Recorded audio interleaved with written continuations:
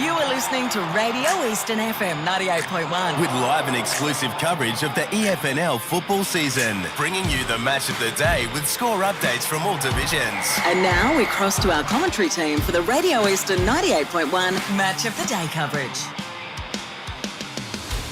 Eastland match of the round, live from Templestowe Reserve, an 8-point Division 2 contest out here between the Templestowe Dockers and the Croydon Blues. The Dockers looking to boost their chances of playing Division 2 finals once again this season, whilst Croydon look to move a step further from the pack and jump up into second with a victory here.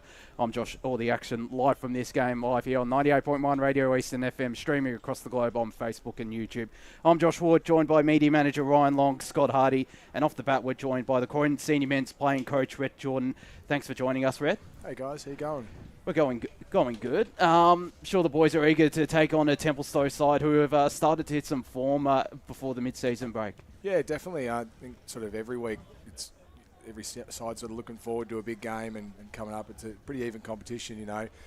There's no sort of easy game week in, week out. You look at the results and sort of some people go, oh, you're a bit surprised with that one. It's like, no, not really. You never know what could sort of happen. Weather comes into it as well and all that stuff. So, yeah, always eager. I'm sure those boys are going to be the same with us as well, both coming off the week off. Yeah, and how is the last couple of weeks go? Obviously, the last time we saw you guys was when you defeated Baronia, but there's been a couple of bit up and down for the last couple of weeks. What have you made of it? Yeah, it can be frustrating, but it's probably been a good learning experience for a lot of the boys. You know, you sort of can't sort of teach some of the things you get from a loss, I suppose, because you just keep going along, doing all the right stuff and getting the points. People sort of get content and happy with it. So it is frustrating because I think we've had combined 4 losses of totaled 25 points or something. So it's pretty frustrating. But in saying that, we've then on the flip side been able to win a couple of close ones as well. So we have been able to learn from that, do a bit of scenario work at training around, okay, this long left, we're up by this much or down by this much, and look at, you know, those close finish ones and work through that as well. So there has been some positives in it, as much as it'd be good if they weren't, you know, happening with the losses. But, you know, you have to take the positive out of it in some way. For you personally, did the bye come at the right time? Obviously, we didn't have this in Division 2 last year, but with the split round now, is that a good thing for you guys just to be able to reset going into what is a really important 5 weeks of footy before finals? Yeah, it's interesting, like, because we obviously had the Queen's birthday one and then 3 weeks and then the break again. So it's kind of, I suppose it sort of worked out okay in that now that we can now plan and go, okay, there's this long left, we have to focus on doing this. We were sort of breaking games down into blocks of 3 anyway, with obviously the 9 other teams that you're going to play. So it sort of felt all right that we got to play the 3 games and then have the break. Then we look at our next block of 3.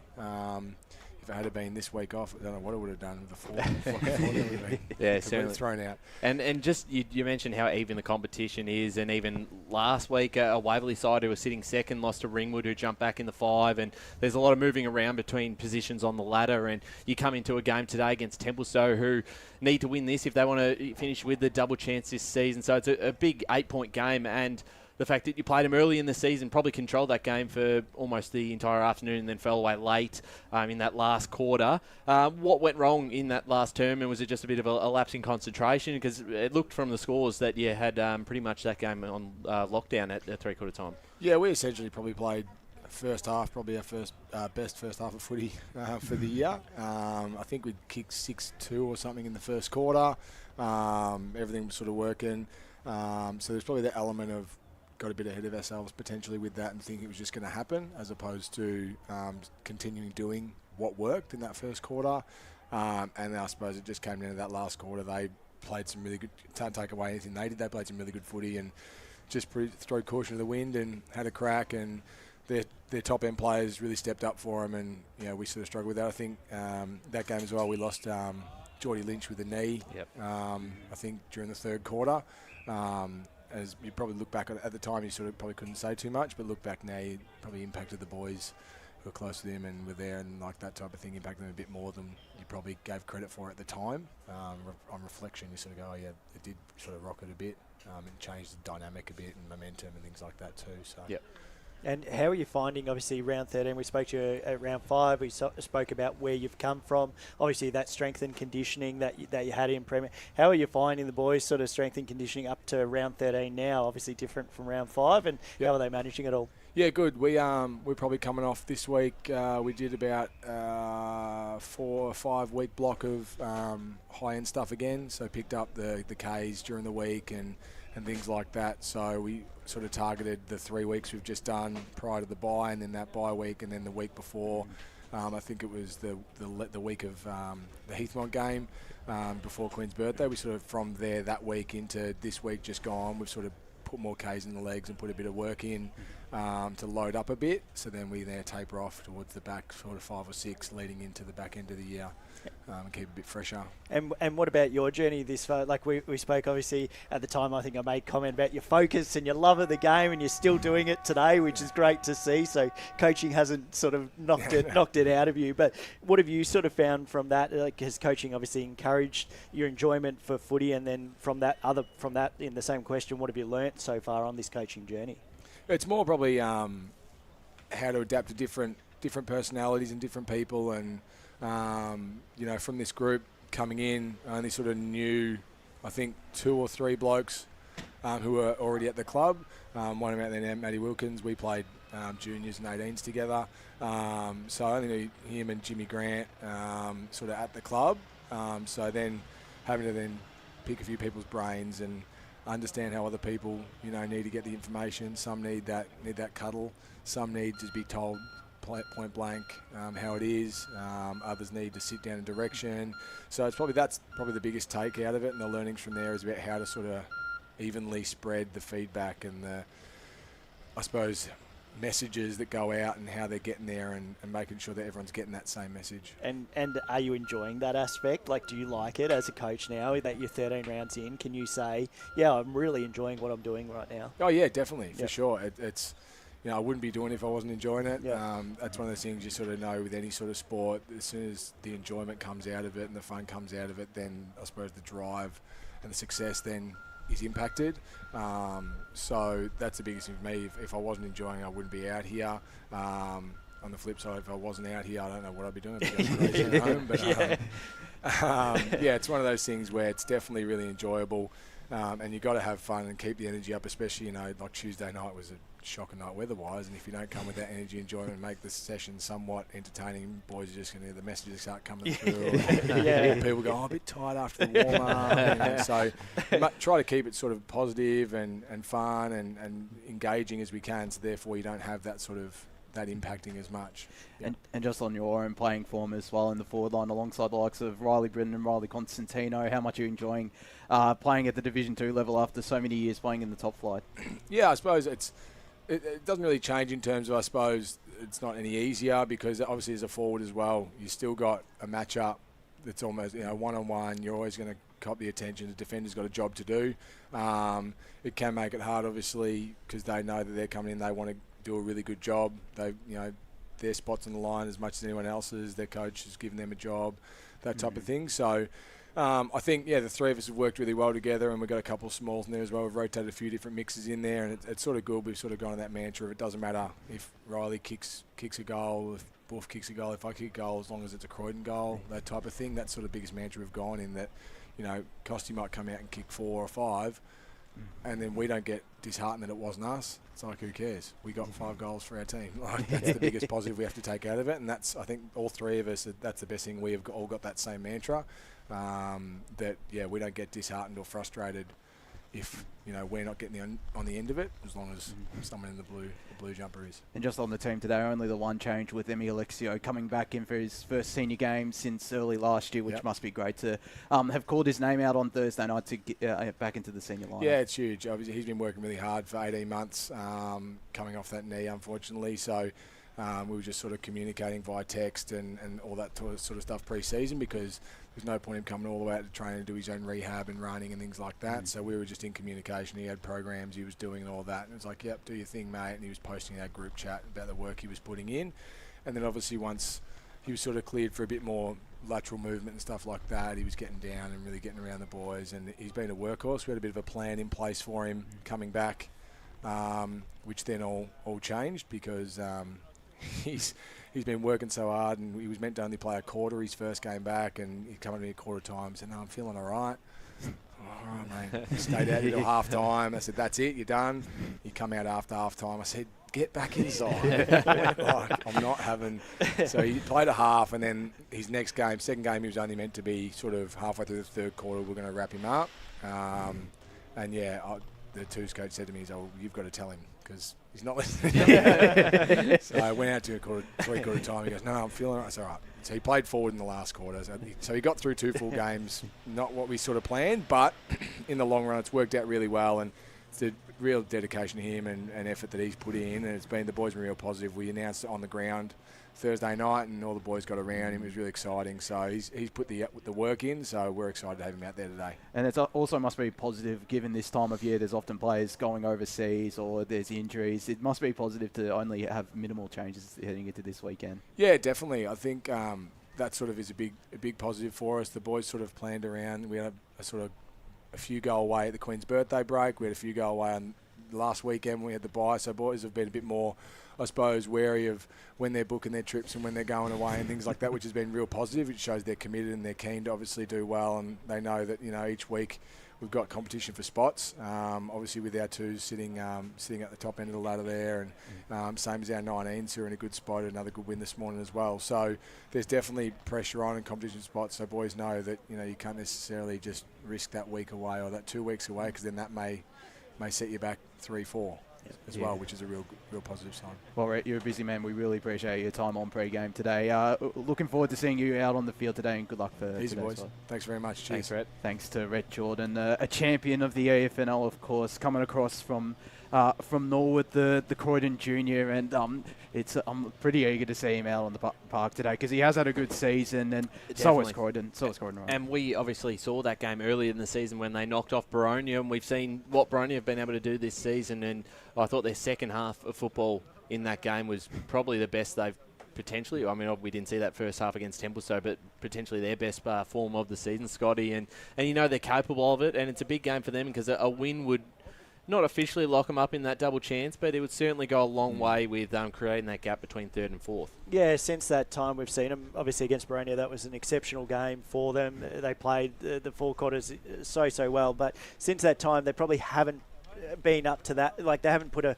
4-quarter performance in. Yeah. They've sort of just had a little bit of inconsistency sort of throughout that space. I think they can do it. We've seen what they can do, and they would be very, very up and about today in a team, I guess, that they would match up well against as sort of records suggest and scoring and stuff. Yeah, certainly, and I feel like Croydon and Templestowe will play slightly different styles as well, just because Templestowe, they obviously like it on the inside with the likes of Carl Giovannini, Josh Warren coming back into the lineup, Bo Mitchener in that midfield, whereas Croydon, they've got, I think they're one of the better marking sides of the division as well, and Fraser Smith leading the division in intercept marks and marks per game as well. And last time these clubs met as well, it was only 4 points. So yeah, that's why, just that closeness in what they deliver, both, offer differences on the park, but I think, matched on the score, it's going to be a very, very competitive game.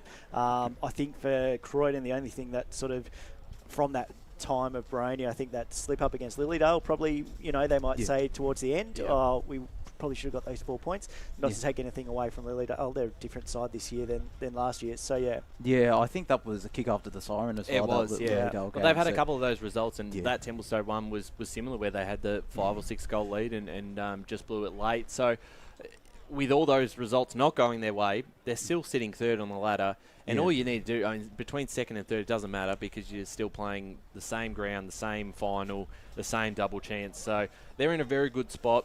Waverley's slip up last week also helps in a way, because their percentage is really poor too. So they're certainly on the right track forward, and one of the sides just to keep an eye on. Both these two clubs, I think, are very, very big threats to Boronia. Yeah, Templestowe at their best. The last game they played, actually, Templestowe, they without the likes of Michael Fogarty, Bo Mitchner, and Josh Warren as well, and they only lost by 28 points, and I think that's what holds them in good stead. They've both got good depth, as good a depth as Baronia have, and they can certainly take it up to the Hawks if they're playing their best footy and have their best side out on the park. But certainly agree. We're going to touch on Templestowe a little bit later on as well, because either Nick Batsanis or one of their assistant coaches will be joining us, because Nick Batsanis was playing the first half in the reserves as well, so he's back out on the park. The Templestowe coach. So yeah, we'll have to ask him. He's only doing the half. Is it just for fitness or to make up, a few numbers drop off? Or, who knows? Because we didn't see him named, did we? In the no, reserves? we didn't. No, he wasn't. Yeah. He wasn't. And there's a couple of players I think that are playing in this reserves lineup as well that could be playing senior footy. Like there's obviously a couple from their last senior game that went out of the side, and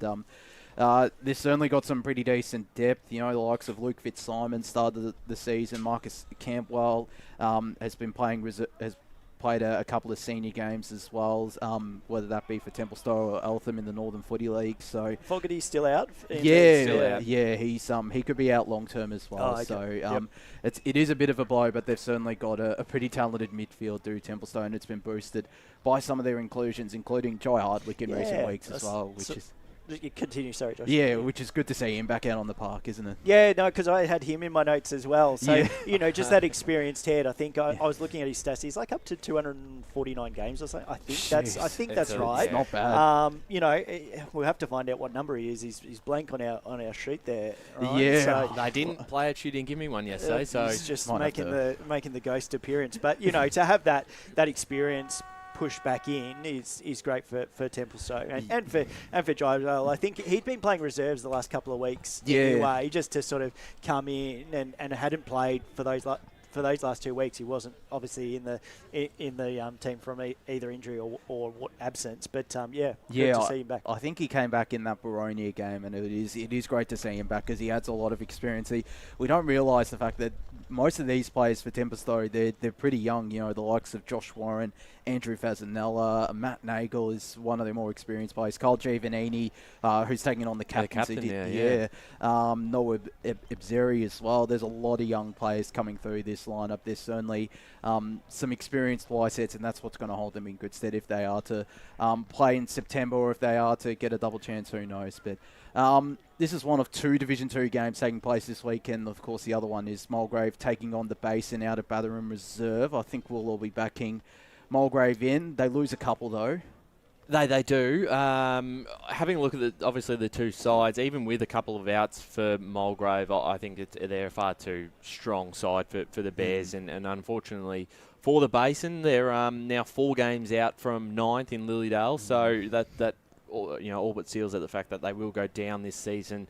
They're a chance to get a win in the next couple of games in the run home. But having a look, it's pretty hard to see Mulgrave dropping. Batterham Reserve's always can sometimes throw a spanner in the works, Scotty. A bit of an interesting ground down there, and there are sides who struggle going down to the Basin. But again, they made 5 or 6 changes themselves. So just looking at the two teams, I think Mulgrave, and looking at where they are on the ladder, they can't afford a slip up to a side below them. No, they can't, and it probably is slightly danger game for Mulgrave, because we've seen just again that consistency from them. That when they played in round 4, Mulgrave only just won, and that was at Mulgrave's home. They were 78 to 61, and Basin weren't in any crash form at that stage. So I'm picking Mulgrave, but I think that they can't rest on their laurels on that regard. I think need to come out firing and sort of put it away quickly. Certainly right. And Josh, also the fact that their percentage is so low compared to the other sides in the top 5. 85%. That's 30% behind Ringwood, 35% against behind Templestowe, and particularly if they lose this game, I think they've got to play Ringwood again at some stage, and that would be at Jubilee. I think off the top of my head. Where if they lose that one then as well, then you're not going to play finals. So again, just a must-win game for them. Yeah, it absolutely is, and great to see them giving a senior debut as well to Nathan Dill, another one from the Glen Waverley Rovers juniors, which is great to see. Matt Richards giving him a chance to play at the senior level, but yeah, they can't afford to slip up here. The Basin do play better out at Battery Reserve. For 3 quarters, often against the likes of Heathmont, even the Waverley Blues, they took it right up to them in those games, but just faded away in the final quarter. So certainly going to be interesting if they do get a bit of an advantage and if they are able to hold it. But tipping the Lions in this one, we'll move up into Division One. Of course, the split round starting this weekend in the division. We've got Bayswater up against Moorbark out of Bayswater Oval. Much like Mulgrave, this is a game they cannot afford to slip up Moorbark, I should say, if they are to play finals, not with the other game, which we'll touch on later, taking place out at Home Park Reserve. I expect them to get the job done. They have had some close games in recent memory, though. Yeah, and it's you don't dare say sort of what we thought probably earlier in the season as to where Moorbark was going to be sort of through the year. I think some of us had written them off, and probably to their response, it's been exceptional to sort of be in that contention. They probably felt that was unfair, and obviously are showing it in their points. It's a huge game for them. They definitely need the win, and then obviously with that, we're speaking about there with the result with Beaconsfield and Montrose to play out, just that points and keeping in that finals contention, and that's where it sort of sits for that round 13 has that sort of, it's just come at the perfect time. It just really sets up in most divisions where everyone's going to sort of sit and whether they're going to be fighting or whether they're going to be a little bit more comfortable getting into finals positions. Well, I'll tell you one thing, Josh. It takes all the theatre out of the way this the run home if Bayswater get up today, because a Moorbark loss today pretty much essentially rules them out of the running, because they've got South Belgrave next week, which is just such a tough ask, and you can't be expecting to beat them and play final, expecting to rely on that result to play finals, and knowing how well South Belgrave have been going at the moment. And you still look at their midfield is just so strong through, the likes of Aussie Smith, Noonan, Peacock, Mackie on the wing. It's still a very, very strong midfield group, one of the best in the division.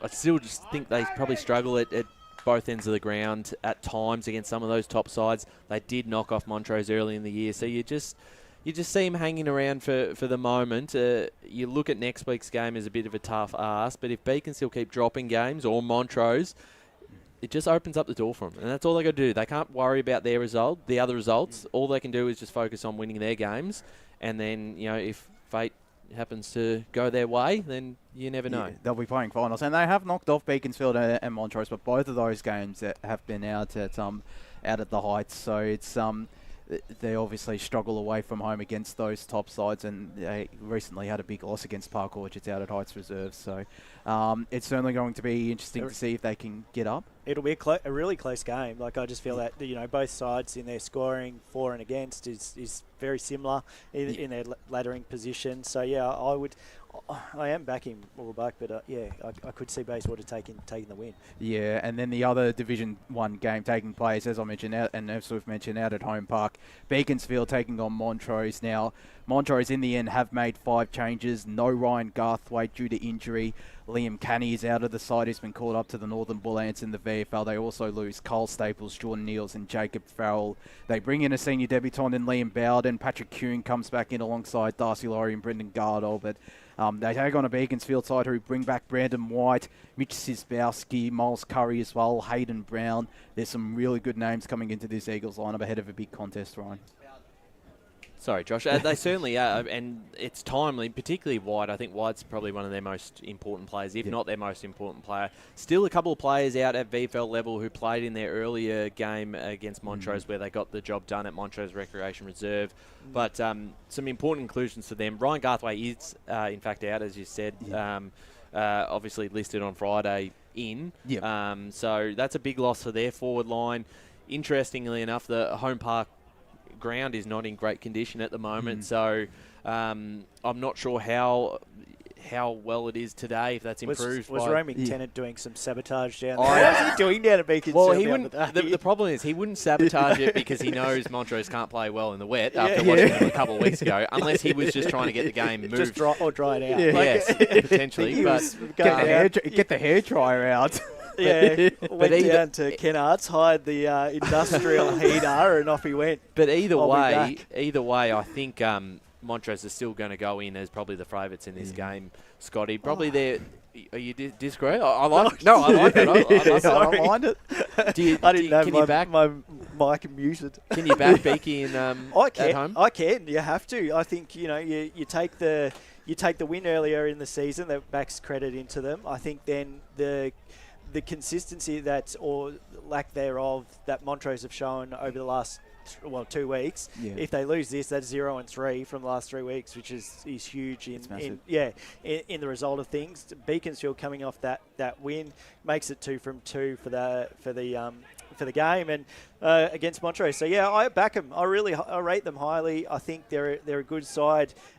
Slightly up and down, but when they started the season, started very strong, and I think Montrose have sort of just have sort of just slipped away a little bit. I still rate them highly as a very good side, but I'd be interested to see how it goes, and if those conditions are very wet still, I'm not too sure. We're seeing sun here. It's beautiful out here, isn't it? Well, Sunny since it is down the coast in Beaconsfield, who knows? It could actually be sunny down there. But Josh, for Montrose particularly, a loss here for a side that is pretty keen on their potential premiership credentials. That would put them well behind the double chance if Mitcham win next week. So must-win game for them. Certainly. Do you have the Oracle's tips for Division 1? I do. Beaconsfield, Montrose to defeat Beaconsfield by 21 points, and Bayswater, Muralbark to get across the line by 29.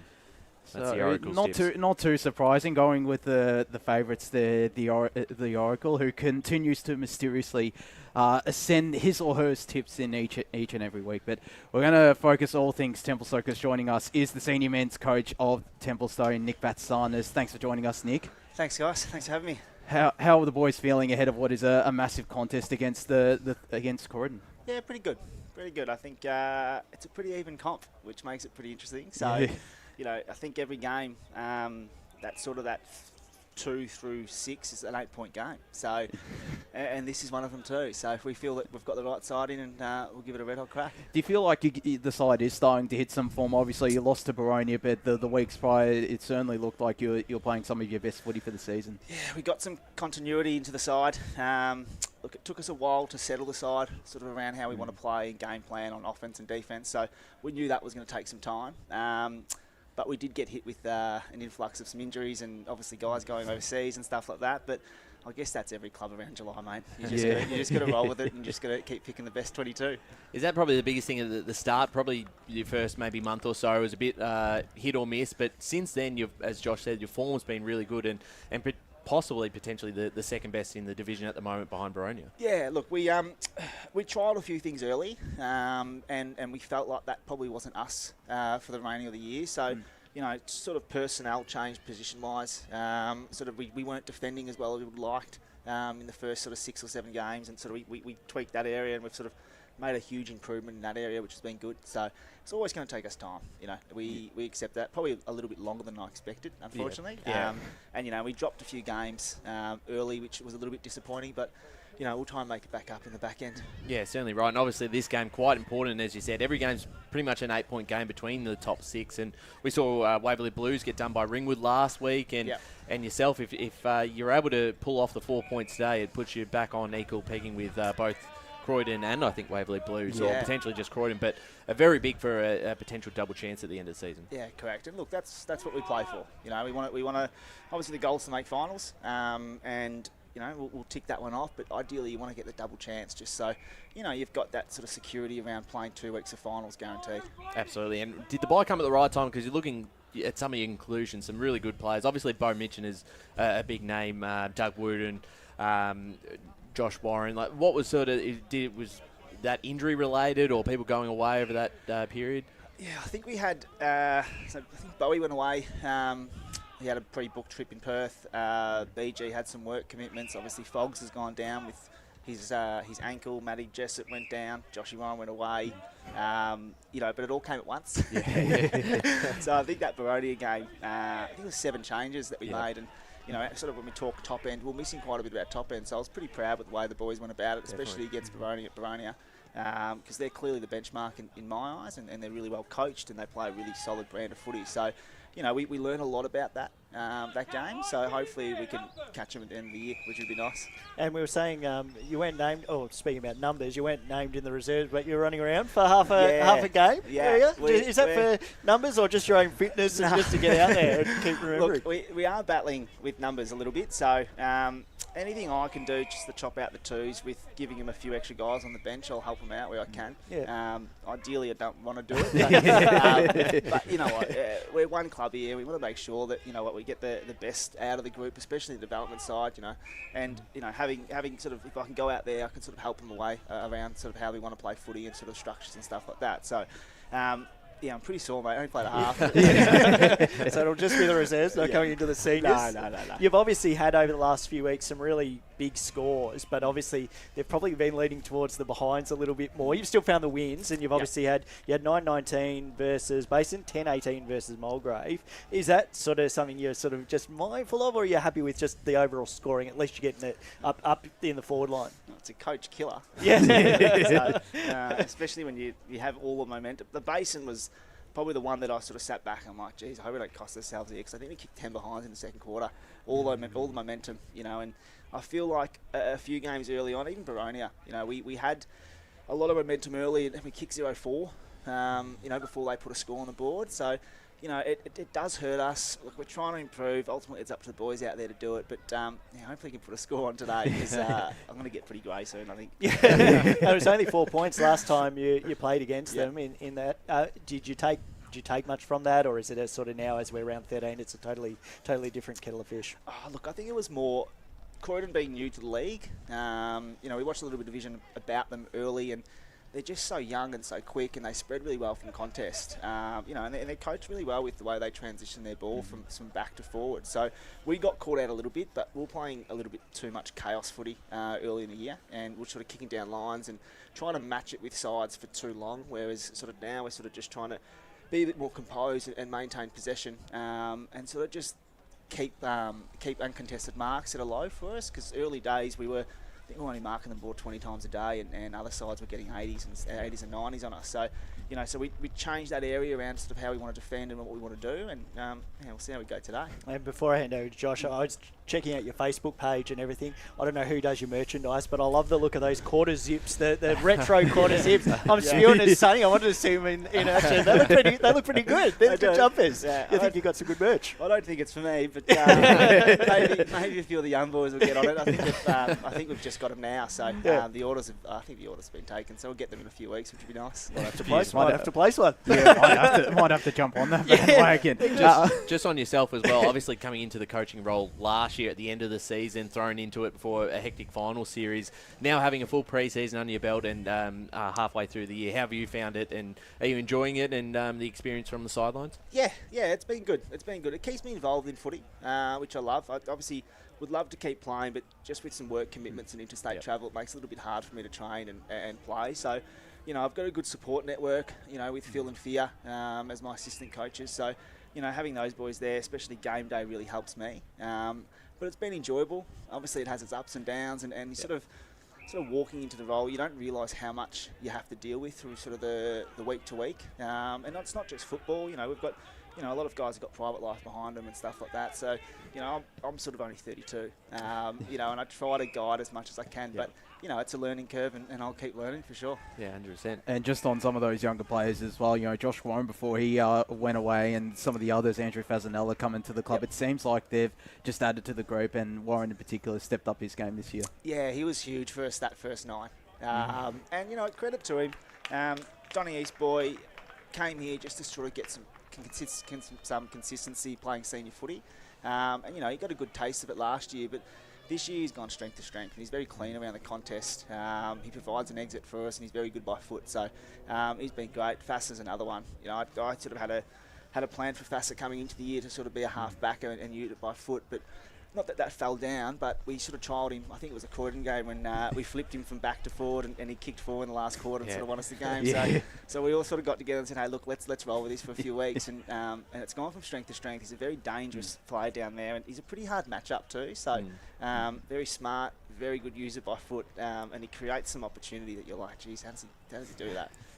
But he's well supported with BG at full forward. If that ball hits the deck, then he can go to work. He's been huge for us too.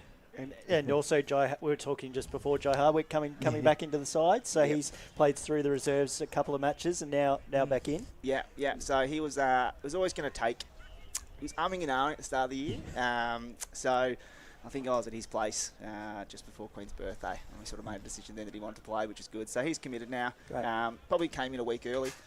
Obviously, with all those injuries going into Bavonia, I would have liked to see him play at least 3 there, but we sort of forced him in because we needed him. But he'll go strength to strength. He's just a big body around the footy, and he'll be pretty good for us towards the back end. Yeah, I'd say so. And how crucial have some of those experienced players, obviously with the likes of Bo Mitchner, Toby Ryan, and Hardwick himself, and Michael Fogarty. How crucial have they been to developing those younger players? Yeah, you need that top end play. Those top end players, especially sort of at the Div 2 mark where we are. Like at times you look at the Basin and what they're going through, they're just so young, and you need that top end talent to just sort of help guys walk a little bit tall on the field. And I think that's what Templestowe's done really well. We haven't gone after massive signings, but we've gone after guys that will stick around the footy club and do the right thing by the footy club and help develop these young kids. And Jai, Bowie, Tobes, I know Fogs is probably gone until finals at this stage, but these guys really add that extra that we need in the midfield and around the ground too. Well, Nick, we really appreciate your time on pre-game. Good luck for this contest today, a massive 8-point contest. Thanks, guys. We'll see you after. Thank you to Nick Batsanis there for joining us in the pre-game ahead of this big contest. We're going to go to our first stat break in the Eastland match of the round. When we return, we'll talk all things Premier Division, and it's a big weekend of the top flight. Today at Eastland, Lucy's trying on jeans for a momentous occasion. Coffee with the ex. She needs jeans she can move in, because she's definitely moved on. Jeans that get a second look, but don't give any second chances. Jeans that say, why yes, I have spent the last 8 months in a post-breakup juice cleansing, kickboxing, personal training frenzy. And it looks as though she's just found the perfect pair. Bravo, Lucy. For all of life's little moments, there's Eastland. Eastland. Live real. Sprained your ankle bursting through the banner? For bumps, breaks or bleeds, be seen sooner, close to home, at Knox Private 24/7 Emergency Department. You'll generally experience shorter wait times. Knox Private 24/7 Emergency, 262 Mountain Highway, Wanturna. Do you feel good about your bank? Because there is a bank you can feel good about. They share their profits to fund big community projects, small community clubs, and vital emergency services. They've given $250 million to help Australian communities thrive. They have all the products and tech you expect from a big bank, with service you don't. It's Bendigo Bank. Feel good about who you bank with. Try Bendigo. Search bendigobank.com.au or search Bendigo Bank near me. Tobin Brothers Funerals wear their heart on their sleeve. Their clear and easy-to-use website and Memory Maker app make it easy for families to make an informed decision. Here's James McLeod, Managing Director of Tobin Brothers Funerals. There's no mystery about our pricing. It is clearly displayed on our website and our app. We have staff standing by 24 hours a day, every day of the year to assist you in your absolute time of need. Visit tobinbrothers.com.au. Tobin Brothers Funerals, celebrating lives. There are only 3 things that should be flushed down your toilet. Pee, poo and paper. Some wet wipes and antibacterial wipes say that you can flush them, but you can't. They clog up the toilet and pipes, causing expensive blockages. Save yourself a truckload of trouble. Put your wet wipes in the bin. To learn more, head to the Yarra Valley Water website, yvw.com.au/wet-wipes. Hi, Dylan Dow from the Boronia Football Netball Club here. When I need to grab a quick coffee or a bite to eat, I'm popping into Eastland. Eastland's more than a shopping centre. They support a range of community organisations and have been a major partner of the EFNL since 2018. Cheers, Eastland.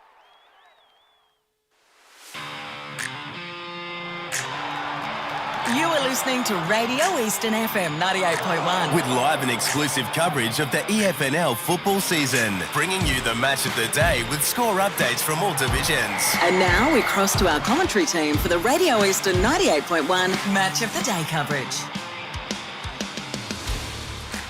Eastland match of the round, live from Templestowe Reserve. A massive Division 2 clash out here. Templestowe taking on Croydon.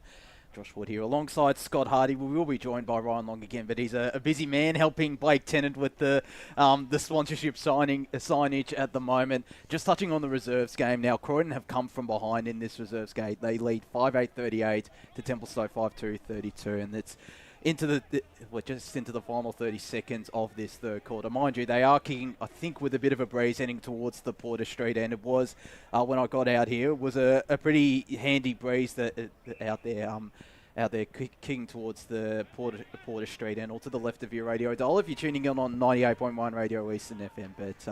But we'll touch on Premier Division. We've already touched on the three other games taking place in Division 1 and 2, of course, with the split round this weekend. And it's a massive weekend in Premier Division as well. We'll save the big games for later. We'll touch on Berwick and Doncaster East first. Berwick, of course, won't be with Clint Evans for next season after he announced he'd be resigning from the position of Berwick senior coach. So, and he's done a terrific job with Berwick for the past 5 years, transitioning them into the EFNL with a extremely young side. They take on a Doncaster East side who don't have Simon White. They do regain Aaron Cherivolo and Lachlan Waddell. So, I'm guessing you're backing Doncaster East in this game, Scott? Not necessarily, no. I think just with obviously that announcement, that news, I think in the position that they are, it's a huge game for them, and it would be a credit to stay up within the Premier Division, sort of, signing out and sort of keeping the hopes alive for next year. But yeah, no, I don't know.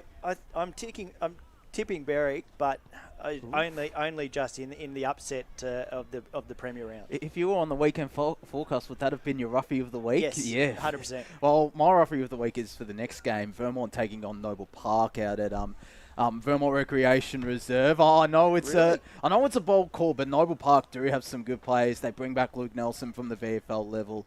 Vermont, they regain their captain James Ross, which is a very handy inclusion. That's that bit of leadership in their defence, which they sort of lacked last weekend against Roval, and they'll want to respond after what was one of their more disappointing performances of the season last weekend on the Sunday match of the round out at Seabeck Oval. They were, for the first 10 or 15 minutes, they were half decent, but it was just one of those performances, or one of those days I reckon Vermont would rather forget. I'm still tipping them in, still backing them in. I've got Noble Park as my roughie though, but I think this is a chance for Noble Park to build on their form that they gained against Berwick last weekend. Jeez, quick to jump off Vermont after a decent loss last week. I can understand, but let's not forget that beat Ball in the week before. So I think, just with the way they're playing footy, also at Vermont's home ground, so I would lead more towards Vermont. But hey, we're all allowed our roughies, and we'll see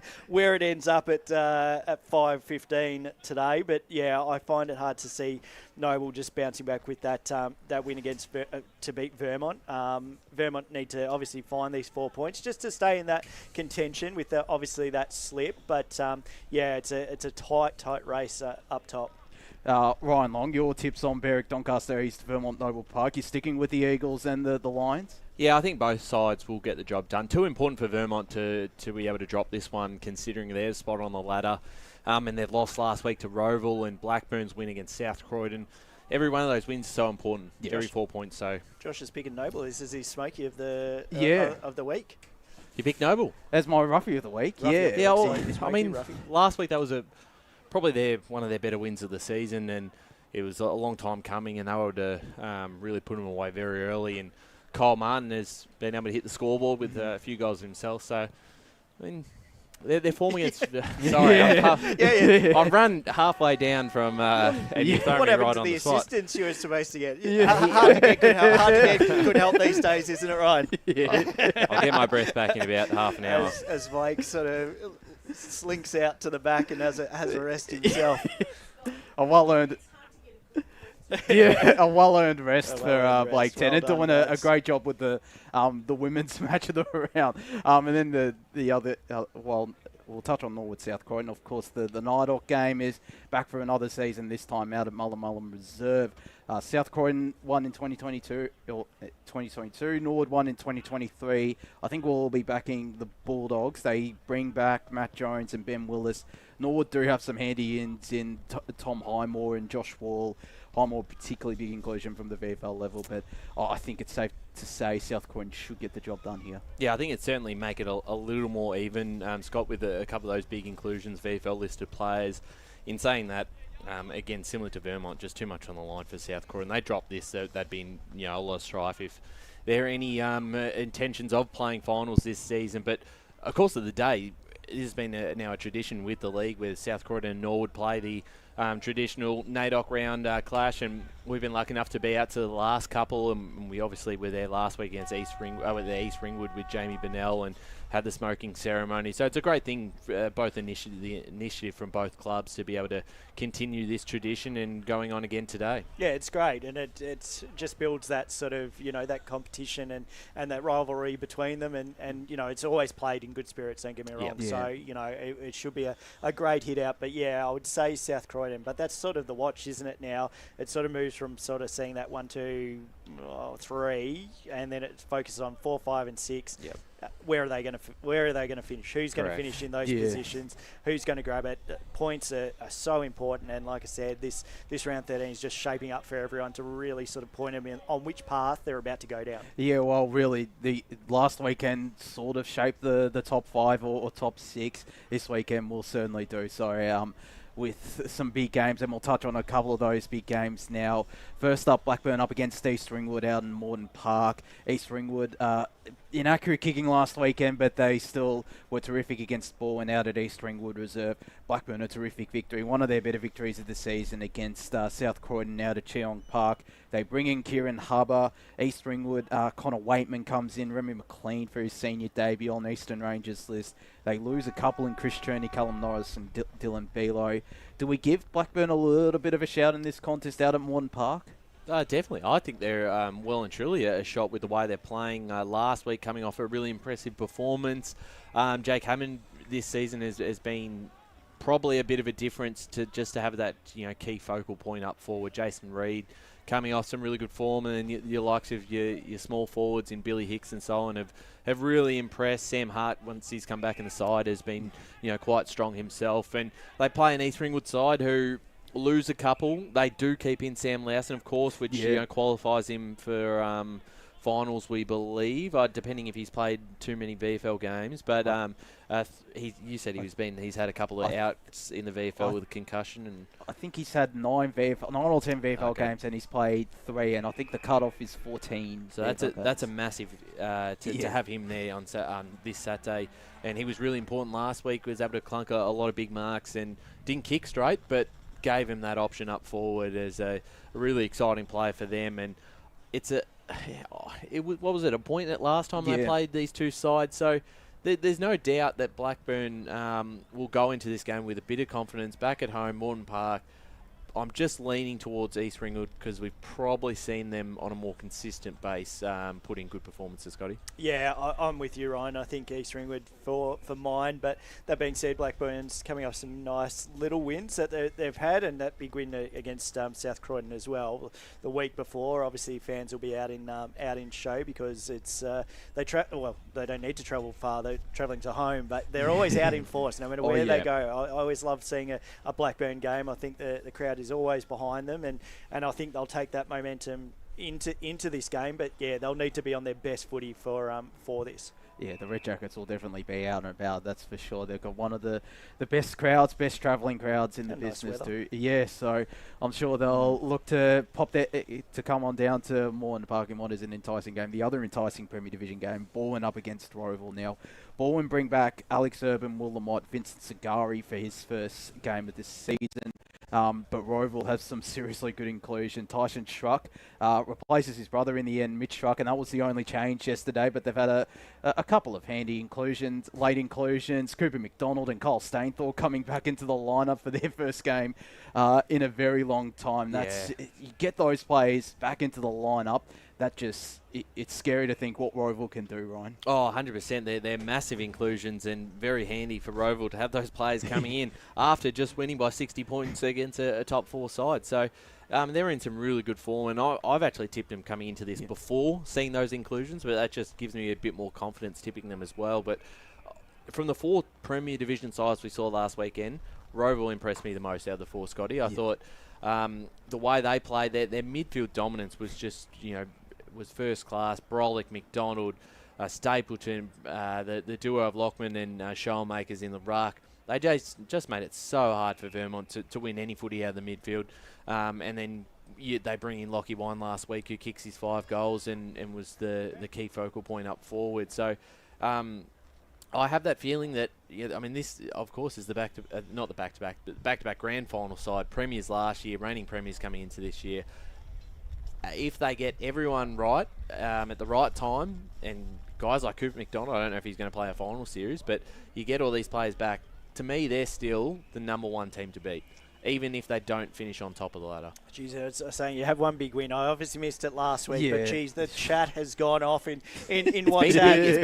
The weekend forecast as well for the first bit was all about Roval, what they're doing. It's been non-stop Roval, and it doesn't help Ray just having him on the side either. And somehow, I was about to say Ray was on the side this weekend, so not too bad. But yeah, look, it was obviously an impressive win for them, and obviously it's building that. That run at the perfect time. It's no point, showing your best footy in round 1. It's a long season, and obviously they're showing that now, and credit to them. And you look at the list and the names, and you read them out, and you go, well, they've just got superstar after superstar on their lineup, and if one's not standing up, it's the other behind them that will take over. I'm not riding off Baldwin in any shape or form. I think it was just probably a blip on the radar for Baldwin. I think they can bounce back. There's no doubt about that. It's going to be a huge contest just to shape up for, I guess, that final sort of, insight as to whether these two sides are going to match it and how they go from there. I think, just at the moment with Baldwin, they're obviously sort of slipping, a little bit, and that's a little bit of a concern. But it's going to be a ripping contest. I will go with Roval just because I've heard everyone talk about it, and I think I may as well. They must be doing something pretty damn good. Yeah, and I think if Baldwin do lose this, it's 3 in a row they've lost as well, and against 3 finals contenders. Yeah, you're right. And I guess probably the other thing, Scott, is it probably doesn't help when the 3 games we've seen them this year have been their 3 best games of the season. We haven't seen them when they lost to Baldwin early in the year and East Ringwood. So maybe we walk away every time because they play so well when we come and watch them and think, well, they are the benchmark, and that's what I've probably done. Where Baldwin and East Ringwood, although both sides had some outs, probably didn't impress me as much as what I saw with Roval on the Sunday. But, I mean, there was a window that knocked people from both sides, like both camps, either in the positive or towards the negative. Yeah, interesting. Yeah, certainly is. Do you want the Oracle, Josh? Yes, wouldn't mind the Oracle. The Oracle has tipped. This would be a big surprise by the margin. Roval 120, Baldwin 46. I don't believe they'll win by 74 points, but you never know. Berwick versus Doncaster East has Berwick winning that game by 10 goals. Blackburn, East Ringwood has Blackburn with the upset, a 5-goal win over East Ringwood. That'd be interesting. Vermont take on Noble Park, has Vermont winning by 4 points, and I think they may have even won by 4 points earlier in the season, going back to round 4 this season. And then Norwood to pull off an upset against South Croydon, 55-53. Jeez, wouldn't that be something? That'd be a massive victory if Norwood were to get up. We always are. We love the Oracle and what they bring each and every week with their tips. Let's touch on Division 3 now. Sylvan up a Ferntree Gully. You had Sylvan as your roughie yesterday. Yep. I give them a shout up the mountain. I'm still backing up a gully because there's a bit on the line here, Scott. Yeah, I like Sylvan. I like what they do. Yeah, I like, that's first class I like them service. at home. I think it's a standout ground for them. But I think their biggest issue is currently their defence and their back line. It's just leaking again. I think I spoke about it last time I was on sort of pre-game. It's at the moment it's standing at 1,290 points against, which is big. Yeah. So when they get done, they get done well. But yeah, if they're up at home, I like the contest, but I am actually going to go Upper Gully on this one. It's a big one for Upper Ferntree Gully because that performance last week would have been, I don't know the word to describe it, but it would be extremely disappointing against another very quality side in Knox. And not to take anything away from Knox because they're obviously going along very nicely themselves. But to lose by over 100 points, I don't know how many goals they kicked in the end, but it wasn't very much. And Two goals, yeah. Two, and you can't be kicking 2 goals if you're going to be in a game, if you're going to be a genuine finals contender, and it's dropped them back to 6. So, without a doubt, it's just a must-win game. I still think Upper Ferntree Gully will finish in the top 5. I think they're, as flaky as their form has been, it's still been a little bit more consistent than Oakley District, who, they fall across the line last week, but other than that, their results haven't been great in the last month or two. So, there's a big result for them because the two sides meet next week. If they can win today, go into that game at home against Oakley, knowing they've already beaten them once this season, they'll probably go in with a lot more confidence, but must-need response today. Yeah, absolutely. And I think they'll want to deliver that, but it's going to be a tricky ask up at Sylvan Recreation Reserve, which is a tricky ground to navigate for sides travelling up there. Touching on Oakley District, they take on Donvale at Donvale Reserve. I think we'll all be backing Donvale here. They lose a couple, but bring in Tommy Tao for his first senior game with Donvale, and I think they'll get the job done here. Yeah, I think so too. I think it's hard to see Donvale losing at the moment. They're just cruising along nicely. And Oakley District without their coach, Blake Pearson, which is a big loss for their midfield and up forward after a 7-goal performance last weekend. So, Vales for me. Your tip in this game, Scott? Donvale, Oakley District? Yeah, Donvale, definitely. We spoke to James earlier today at Donvale after the senior women's games, and everything going along very nicely for him. Very minimal outs. So, ticking along. They're playing their best footy at the moment, I reckon. They're slowly building towards yet another final series. I was going to say, is it better than last year? Yeah, well, I reckon it was this time last year where they started to really hit their straps. The opening couple of rounds, they were half decent, but I think it was that Ferntree Gully game that really clicked them into gear, and it might have been that Surrey Park game that clicked them into gear. Because how many losses did they have last year? One. And that was to Ferntree Gully in round 3 or 4. Round 3, yeah. So they're sitting 0, no losses so far. I think it's 30-odd wins in a row now. I think it's their third. I think it's 33 onto the record books. 30, yeah, he loves that sort of stuff. Loves it. I think it's 33 wins in a row now. For 33. I think it was. No, I think that's too many. They haven't played 5 games in. That's a good point. Couple of weeks. I might have put that post up. So they played 13 this season, and then you're saying round 3. Oh yeah, but finals as well. Yeah, so it could be in the 30s. Yeah, we'll get it's 30.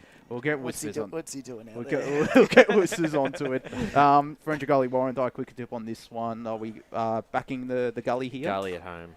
It's a dangerous game though for Ferntree Gully, because last time they met it was round 5. Warrandyte. Yep. They smacked it 120 to 62. So I think Ferntree Gully a different side now than what they were round 5. However, you can't rest on that and sort of just have that belief that at the moment Warrandyte aren't playing great football, haven't played great football for the season. It can turn around and it can turn around quickly. I still am tipping Ferntree Gully, don't get me wrong, but I think this is very much a danger game for them and something that Warrandyte could get the 4 points from. And then finally, Fair Park up against Knox. Surrey Park also take on Coldstream, which we'll touch on shortly. But it's a pretty interesting game. Obviously, some big outs for Coldstream. Just hold tight. Yeah. Fair Park Knox, though. Knox irresistible. I mentioned it once. I mentioned Surrey. I shouldn't have done that. No. Knox in this game against an informed Fair Park side, who, of course, will be without Sean Stan next year. And what a terrific job he's done. Yeah, absolutely. And Chris was lucky enough to speak to him this week.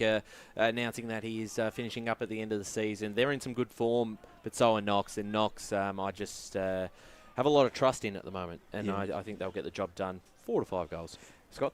Yeah, I have to go Knox as well. They've surprised me. We've spoken about it before. I think you've definitely picked them well for this season, and they continue to go from strength to strength. I think they just, they're not far off the mark. They're really fighting at that second and third position. Just need to get those back-to-back consecutive wins and a bit more consistent footy. Yeah, they need to claim they do need to claim a scalp towards the back end of the season, and with the form that they're in there, certainly putting forward their case to get the double chance. The two sides sitting in at second and third. Surrey Park take on Coldstream now. As I mentioned, some big outs for Coldstream. No Darcy Carrigan, no Brooke Crashtree. Jake Sheriff goes out. Lachlan Craig as well.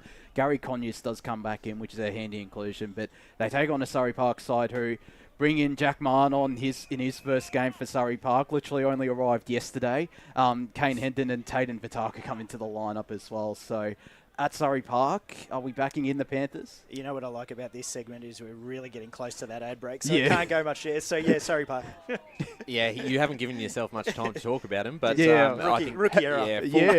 Should have started with him. Josh, full strength, almost full strength. Surrey Park side. Colts are in with too many key outs. Surrey Park have been very good at home, minus that one performance against Donvale. So Surrey Park for me, confidently. Yeah, well, I think we talked about them enough yesterday. Jeez, I'd like to see Coldstream get up.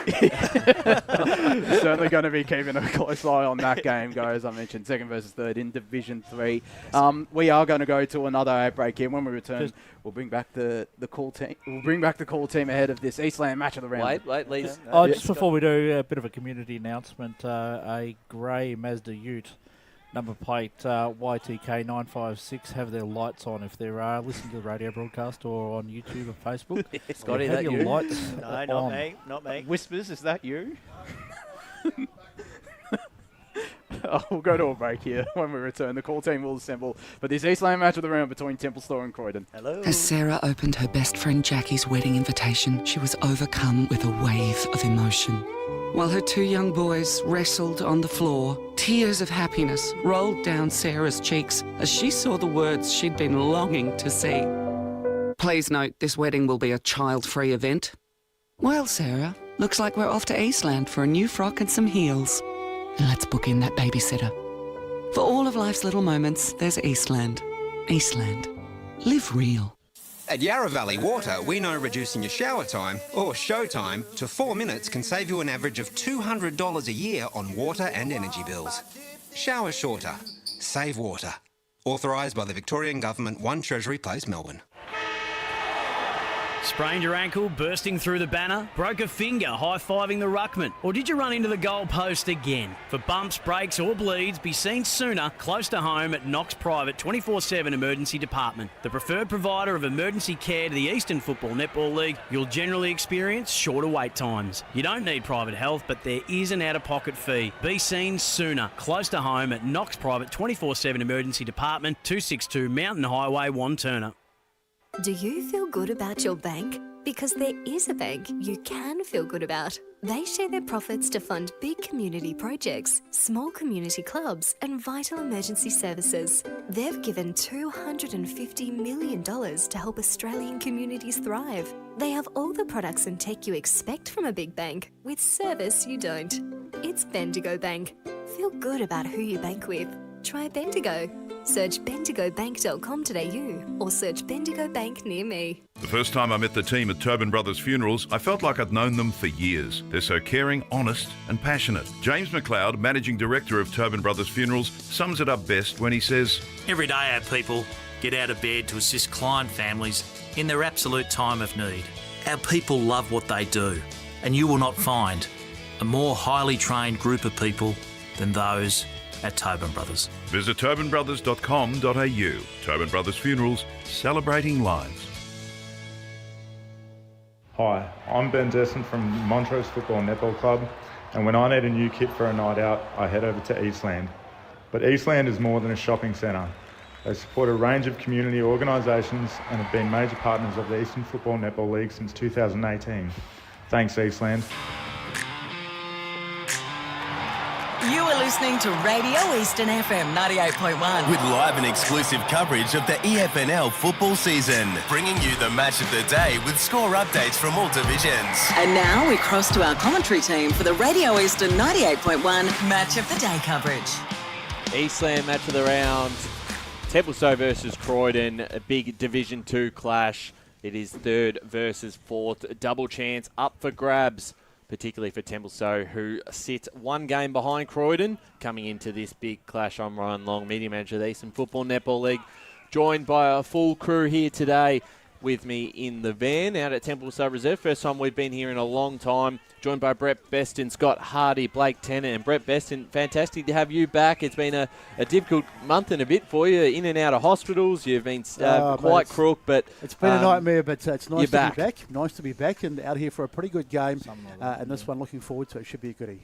Certainly right, and also joining us in the van is Scott Hardy, back this week as well, and on pre-game and doing a fantastic job. Scott, a big game ahead, which I'm sure you're looking forward to getting stuck into. Yeah, we're all coming back. Welcome back, Besto. Good to see you. Thanks, good to mate. see myself down here as well. So looking forward to it. It's nice to be out here. We were saying I haven't actually been down to this ground. I've driven past it many a time and would have no clue that this ground is here, but it's looking in pretty decent nick, especially much better than Beaconsfield there, Blakey. Oh, mate, that ground. I saw videos today, actually, and it's a mud pit down there. I don't know how I know the 19s lost by a kick. That's all I got told early stages. But of who? What 19s? Montrose 19s. Come on, mate.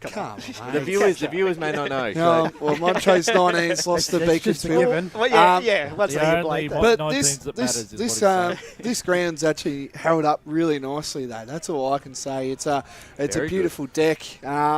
And yeah, looking forward to this great game. Me and you, Ryan, did a wonderful game today down at Donvale Reserve between Park Gorges and Donvale. So it's been a good morning, and we hope we get a good game, as Besto always wants, but he never gets, unfortunately. No.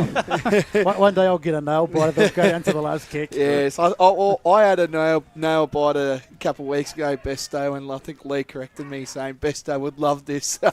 Excellent. But yeah, we want to get a close game for you, Besto. It's your first game back. We've missed you, mate, and it's good to see you. Good to see you back in good spirits, and good to see that you're healthy as well, mate. Thanks. So it's good to see you. You guys did quite well going to Donvale because you're just down the road, nice and close. 12-minute drive from. Oh, that's what I said, just down the road. That's handy. Very handy. Struggled to find a car park here, but that's okay. Well, it's actually no. Well, I had to park out in the street because I didn't know where the entrance was. But yeah, it's a weird place to get into, isn't it? See that white truck down. Looks like a truck, but it's you should have seen me dropping the van off on Friday. I was dropping Uis all over the place. Depends which way you come in. I thought you could enter the ground from this side, but interesting game this evening, boys.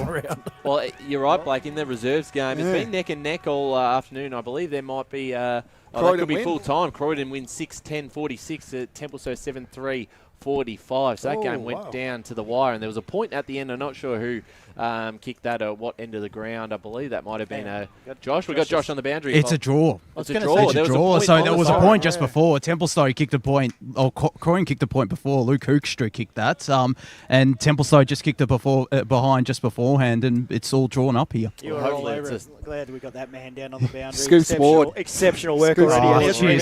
On the boundary, he could, if he waves his hand inside the window. I'll be venturing to the other side. I'll be venturing to the other side soon. I was just waiting for this reserves game to finish. Just interestingly, in this game, the goal umpire and the field umpire are having a very long chat down there at. You know what this reminds me of, Ryan? What's that? 2019 Grand Final. Ringwood Mitcham. Yep, that game brings a. Yeah, don't bring up the wall. I think it was. I still say it's a goal, but it wasn't, mate. Anyway, we play on. So Matt Parker on the line there. He was. It was a goal. I've heard. I can't remember. I heard multiple people say it wasn't a goal, Blake. But I still remember the day. I was. Oh yes, you were in better position than every single other person in the ground. I was on the pocket. I was on the pocket that day, and I still remember. And I. 5 years. He's talking like his old man River down there. Back in my day. Yeah, so he's been when I was a boy. He's been around the league for a long time. Let's move on. A big game ahead, Brett, between the two sides. And we spoke a bit about this on pre-game, but particularly looking at Templestowe, if they lose this one against Croydon, they'll put themselves 2 games behind third. And it almost would be a bit too much work to do in the back half of the season, or the back 4 to 5 rounds, to steal a double chance. And I'm still always a big fan of, you've got to finish with at least a double chance to have a real crack at winning the flag. Yeah, it certainly is tough if you don't get that double chance. It's not impossible, but it's very, very difficult. So Templestowe probably, as you're right, do have a bit more at stake. But I like Croydon in this gun. They've the only side this year that have beaten Boronia, so that's something. And of course, the last time they met earlier in the season, for what it's worth, Tempe got the job done in a close one. But yeah, I just don't know. I think Croydon might get the chocolates today in a close one. Yeah, I'm actually with you on that. I'm tipping Croydon too. I don't think there's going to be much in it, and my mind went back and forth a little bit across the week, and I'm landing on Croydon maybe by a couple of goals. Scott Hardy, we heard from both coaches. Great to have that insight from Rhett Jordan and Nick Vatsanis. But did you come away? Did either of them sort of convince you either side, or going into this contest that favours you towards one end or the other? No, and that's sort of how I'd sort of looked at it earlier on. I think they're just sides that just match up so evenly, and we'd spoken about not necessarily in sort of, position or who they have, similar midfield, similar forward. It's just at the end of the day, their scoring options, their defence is holding up, and it's just sort of a mirror image at times. And we said they played earlier this year. It's only a 4-point game at that stage. So my sort of heart feels that Croydon will get the win, but it's probably being unfair that obviously it's Templestowe's home deck. I think they obviously play it maybe a little bit better, but yeah, I just think Croydon's youth, they're run and gun, and when they're on fire and when they're playing their best footy, they are hard to stop, and we've seen that before. Blake, your thoughts on this game? Having a look at both sides, their form coming into this game, both having the bye last week with the split round. Yep. Templestowe, I thought, before that Boronia game, and they lost a lot of plays and didn't lose by a whole lot. I think it was 5 to 6 goals. But before that, their form was really, really strong, and potentially the second best in the division. Going into this game, you obviously having a week off and you get some players back. How do you see the Dockers? Can you make the case for them today at home on their home deck? Oh, it's a hard one. It's honestly a hard one to tip for both teams. Just judging off the bye, you lose a bit of momentum, that sort of thing.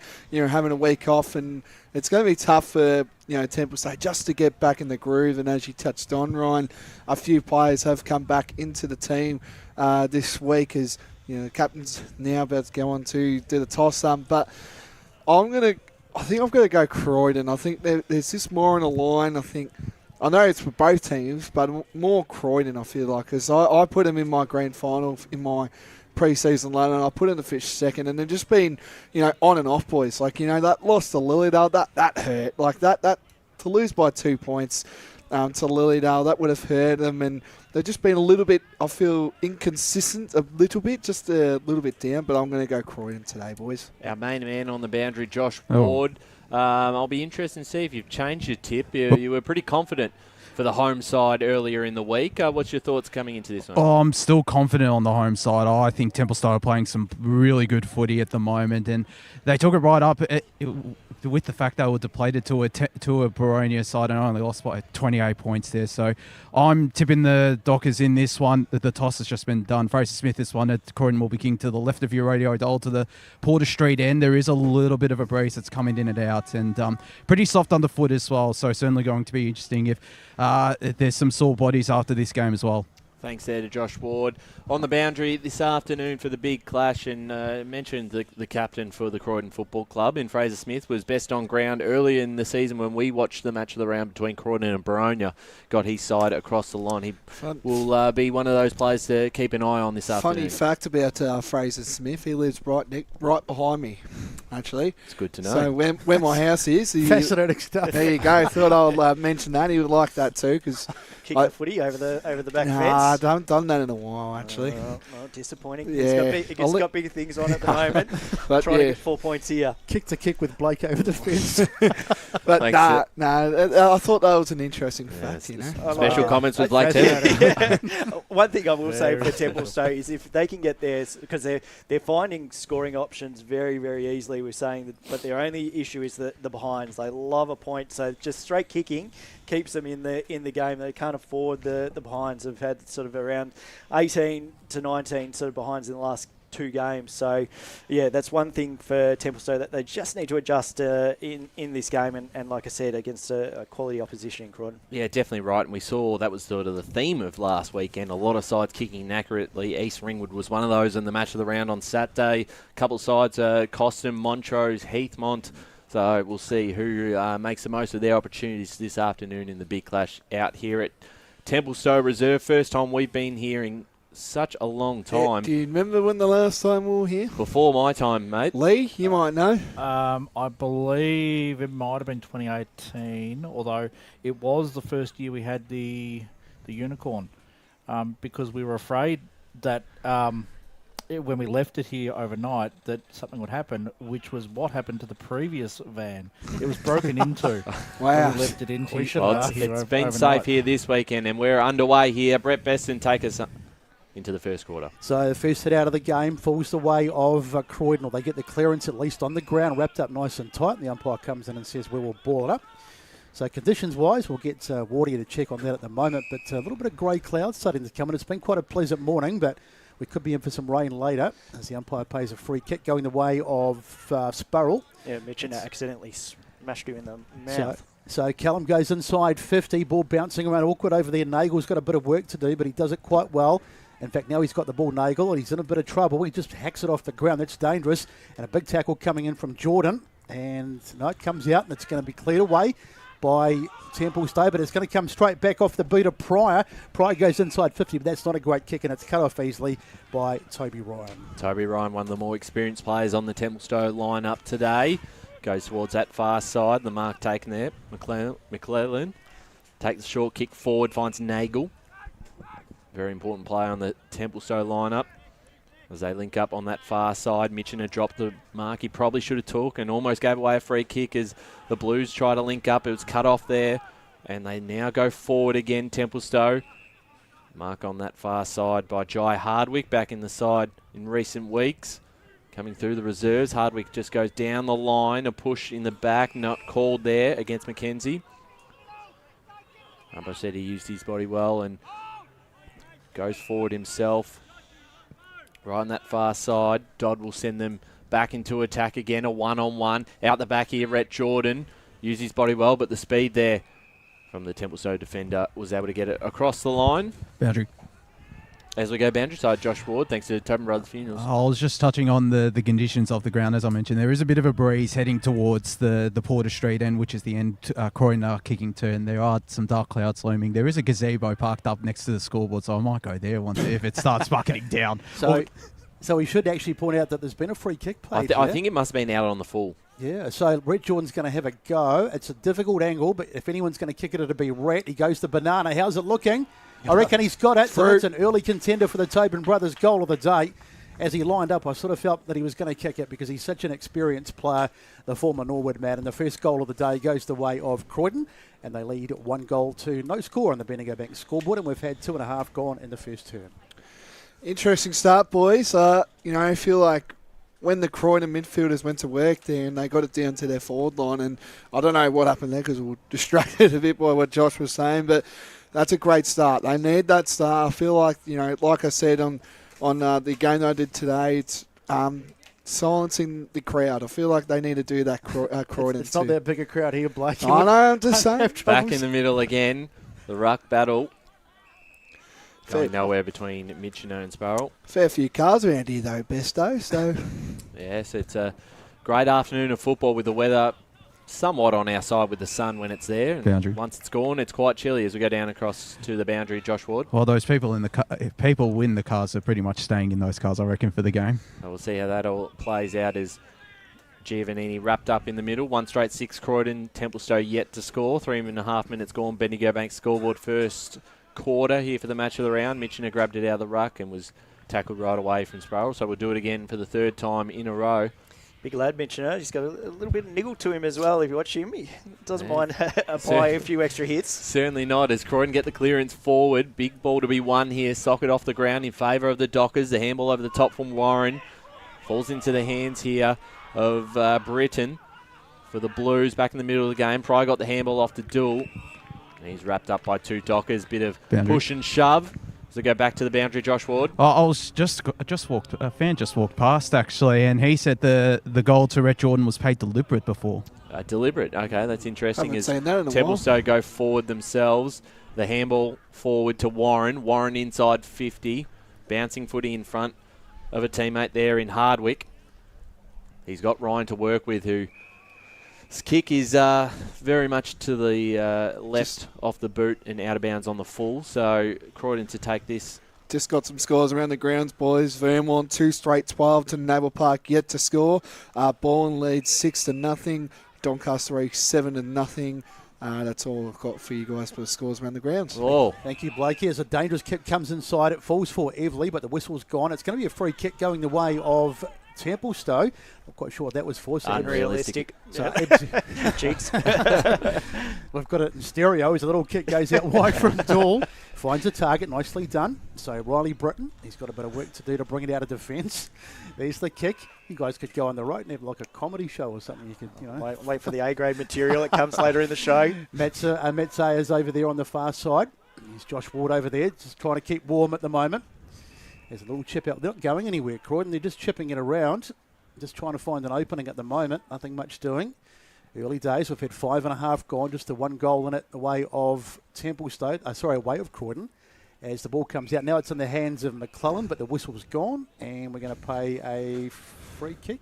No, throw in over there on the far side. More scores around the grounds, boys. Bayswater lead 9-0. Beaconsfield lead 12-0 as well, boys. Who are they playing, Blake, for those listening at home? Montrose, mate. And the other side? Bayswater over Mirrabach, sorry. Thank you, Blake. As Templestowe look to clear this out, Ryan's there trying to get a foot to it. They link up nicely. Warren got it back to Ryan. Ryan on that far wing just sends it as far as he can. Trying to keep this one in is Smith. But the boundary line beats him, and we'll get a boundary throw on far side. 6 minutes gone first term. Croydon 1 straight 6. Templestowe yet to score. I like that excitement in calling that score. Blakey can take note there. Once a little bit flat on that first one, but that's all right. We'll work. Mulgrave also lead the Basin 13-0 boys. Sorry about that before. So interesting to see some car boot parties up the back. There's about 3 cars all nicely lined up over there as Croydon take possession of the football, and it's wrapped up in the contest. How's Well, sorry, Bess. I was just saying, look, we've got the camera just on that white one. The rug is really rugged up there. Good pick out. So Mitchell gets a little tap out, and they had socketed forward by Warren out towards the boundary. Warren goes in, great second effort, and it's going to be a ball up. I was just thinking before, imagine Mitchell going up against Big Riley Monkhurst. So that'd be a contest I'd like to see. Yep. So he's a big boy, all right. So they'll go inside 50 here, Templestowe. Kick goes forward. There's plenty of Croydon defenders back, and they do really well in the end. They get it out, nicely marked over there by Matt McKenzie. Far side of the ground. Got a little bit of ink happening. Both legs, in fact, as he goes in board. It's a dangerous kick, but Everley did really well, actually. He was under a lot of pressure there, and he takes the mark. So slow, methodical build-up. You can see the ground starting to cut up over there, so maybe it's not quite as good a nick as it looks. As he goes back out wide, so they're going, this is like kick-to-kick stuff. Back inside, there's Mitchin, had dropped the mark he should have taken. Now it's a chance for Templestowe to go inside 50 again. There's the kick, dropped over there, but Croydon have managed to extricate themselves. They do pretty well in the end. Well done. And they spread it across, and they're out here off half-back. Absolutely, through Fraser Smith. He'll kick it into space on the broadcast side, looking for Jordan. He's got an opponent to beat, and we're going to get a ball up right in front of us. Centre wing. Just really well done there by the Croydon defensive line there. Well done by Fraser Smith. Just get that run and carry. I think that's the first we've seen from Croydon today. They opened up the game. Mitchell got the tap down to Giovannini, got it forward. A free kick here is going to be paid to Warren. It's coming back. And a bit of push and shove again. Plenty of feeling in this in the early stages of this game. I like the use of the body. I thought he thought the player was going to get it. Well, he definitely wanted to make him earn it and was going to give away a free kick even if he got it. But still. McKenzie, but it is Warren's free kick, who comes back in the side this week, as well as the player he's just hit up on the chest in Bo Mitchiner. Mitchiner short kick looking to Giovannini. His jumper already ripped. Just saw that too. Took him 8.5 minutes. He'll go inside 50. Can they get a mark forward? Smith's out the back. Read it very nicely, and he'll take the intercept mark. So good work by Smith. Now Croydon to bring it out. Fraser Smith, as we mentioned, he played well on the last time we saw Croydon play. Bit of a star as he goes down the line. Ball gets right over the back. Now it's in the hands of Templestowe, and they'll go inside 50 again, so they've had much the better of the early stages. Ball gets right over the back. This is dangerous. Snap on the boot of one of the players. It was Schwarzer. Now it's bouncing around. Can someone get a mark over there? Croydon will be happy to see this over the boundary, I think. Diving on the footy over there. It's probably going to get wrapped up, I'd say. And coming in and making the tackle just in the nick of time was Mortimer. And the umpire says we'll ball it up. Croydon setting up really nicely behind the ball. Templestowe probably needs to just lower the eyes a little bit more, bombing it in, but setting up well. So up it goes. One there by Griffith in the ruck that time. And it's going to be a secondary ball up as it's taken and just wrapped up once again. Those clouds don't look good at all, boys. Just looking around right now. They're not looking good. Up it goes again. So we're determined to get the rain coming, especially for Josh, as the ball is taken on the ground there once again. Another wrap up as we go down to the boundary with Josh Ford. I did have a look at the radar before, and I hope I'm not jinxing myself in the players. It did look like it's all clear, no rain to come. Well, let's see here for Templestowe as they get a chance going forward. Schwarzer was in and under, but wrapped up in a tackle, but a dangerous spot for the Dockers. 10 minutes in, they haven't scored. Croydon 1 straight 6, but they probably had most of the territory in this last 10 minutes, and they've been awarded a free kick here. Potentially, and in fact, it will go to Griffiths. Giovannini tried to steal that one off him, but the big man will take the set shot. Not far out, probably 25 metres out, directly in front, and a big chance for Templestowe's first of the quarter. Bailey Griffiths has come to the club this season, and one of the players Nick Batsan has talked about to watch out for up forward. As we said, not far out. Comes in about 25 metres out. Kick on the way. It is to the right, and it's a minor score. A missed opportunity for the Dockers. But they are on the scoreboard, one behind. To Croydon 1 straight 6 on the Bendigo Bank scoreboard. 10.5 minutes played. We spoke about that, just the behinds that have cost them games sort of throughout the season. That one straight in front, you need to score that. So Fraser Smith almost ran himself into trouble, but he manages to thump it down the ground. Good mark taken there. So Templestowe be a bit disappointed. They're missing some chances. They really should be probably 2 or 3 goals ahead in this game. As the ball goes to centre half forward, dropped on the ground there, but they go in and get it again. And that's going to be a ball up. If it's not a free kick, let's wait and see. Just a ball up, I think. No, free kick. No, it is a free kick. Yep, on the ball. So going the way of Mackenzie, who's going to send it across the other side of the ground, where a lot of the play's been. Finds a target, nicely done. And the back there is Nicholas. So Nicholas goes out wide, goes over the head there of Sparks, out towards the boundary, but they get it again. Nice work by Dool. So Kane Dool goes down the line. That's good play. And Brett Jordan over there, far side of the ground. This is a promising play by Croydon. Can they get to the next stage? They can. Great mark taken over there by Britton. So big wide. That was a great period of play, and well worth the effort at the end. Let's hope they can convert. Just the experience that we've seen early days, boys, is Brett Jordan. How good has he been, the last couple of minutes of this game? He's already kicked one. He's already lined up already, and hopefully another goal coming up. He's been prominent as Riley comes in, just effortless, just pops it through.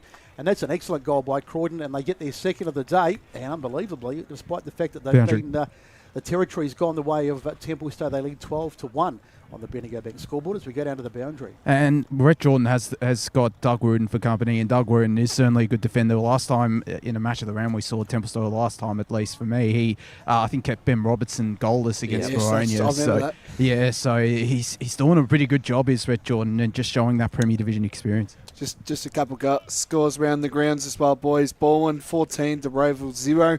Doncaster East 13-0. Blackburn leads 6-2 over East Ringwood. Vermont 26 to Naval Park 6. Thanks there to Blake Tennant. All the scores around the grounds this afternoon is deflated. Well, they're struggling, Brett. Noble. They are, yes, they're not going well. Beaconsfield 18, Montrose yet to score. Mirrabah 2 goals straight 12 to Bayswater 1-5-11. Thanks there, Blake Tennant. All the scores around the grounds. We'll keep you updated. Radio Eastern 98.1 FM or Facebook and YouTube. Thanks for joining us. Let us know where you're tuning in from today. Beautiful Saturday out here at Templestowe Reserve. The tap down from Mitchener going nowhere. We'll do it all again. 12-1. Leading is Croydon. 13.5 minutes gone first quarter. Mitchener back in the ruck again. And he's well tackled by his opposition ruckman in Sparrow. Going nowhere. Really good tackle. And Croydon doing really good tackling pressure around these clearances around the centre. Well, this might work out. He tapped it right in front of Giovannini. He was able to run onto it, kicking it forward. Running onto this one now. Hardwick The Blues do well to get out of this. It's a turnover and right into the hands of Nagel. Nagel will switch inbound and find Carl Giovannini once again, having his influence on this contest so far. Hits up his brother in Ryan Giovannini. Both have had jumper number changes since we've saw them last season. Last time we had Templestowe for a match of the round. A free kick here has been awarded to Templestowe. Play on advantage. The shot from Berzi all the way towards the top of the square, and standing underneath that is Griffin Evely to take the instep mark for the Blues. So Evely finds a target out wide. So promising play again by Templestowe, but they go unrewarded. Still, they do have the lead on this one by 11 points. Out towards the far side, and the mark is taken. So Croydon to bring it out. Nice little short kick marked over there by Ficcarelli. So Adrian, he'll be a key player today. I haven't seen a lot of him early, but no doubt he'll work his way into the game. Ficcarelli finds a target. Nicely done. Taken there by Pettinella. Far side of the ground. Gives it back to Fraser Smith, who goes down the line. Up they fly. Mitchener it was who went up, but he didn't get the ball. Ball on the ground. There's Rhett Jordan in there, but he couldn't get it. It was in the hands of Pryor.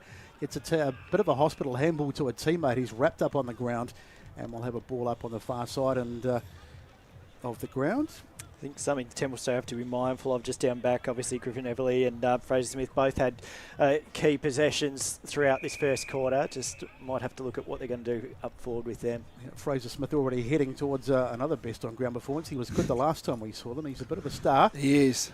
He's been a star for a couple of years now for the Blues. Of course, played for Lilydale before merging over to Croydon. So he's been an absolute star for him. Definitely right. Mitchener again with the hit out. But going nowhere. Croydon's pressure around the football has been fantastic in the early stages of this game. 3v4 today in Division 2. Just the 2 games of Division 2 footy this afternoon. Mulgrave also play the Bears as Croydon go forward again, looking for Jordan. Was in front position over Giovannini, took the mark on the chest and will go forward again, right and towards the pocket. Had a teammate there, but the Dockers have been able to work through this nicely. The mark taken by Toby Ryan in the back pocket. And they're just slowing things down. 16.5 minutes gone first quarter. Haven't hit the goals just yet. Switch it towards the far side again. Just maintaining possession at the moment. Almost slipped over. Corralled there by Jordan, but didn't enough. Great pressure by Croydon. Like I said, not just the tackles, but keeping them trapped in here. Yeah, giving them no options, just to go long down the line in the direction of Mitchener. He's got Britton to beat, and Britton probably wins that battle as the Blues go forward again towards the top of the square. Push. And a free kick has been paid, and it's going in favour of the Blues. Yeah, it was there. I think it was Doug Wooten pushed in the back. I didn't see who the player was that got the free kick though. So just having a look on the replay at the moment. Well, definitely there.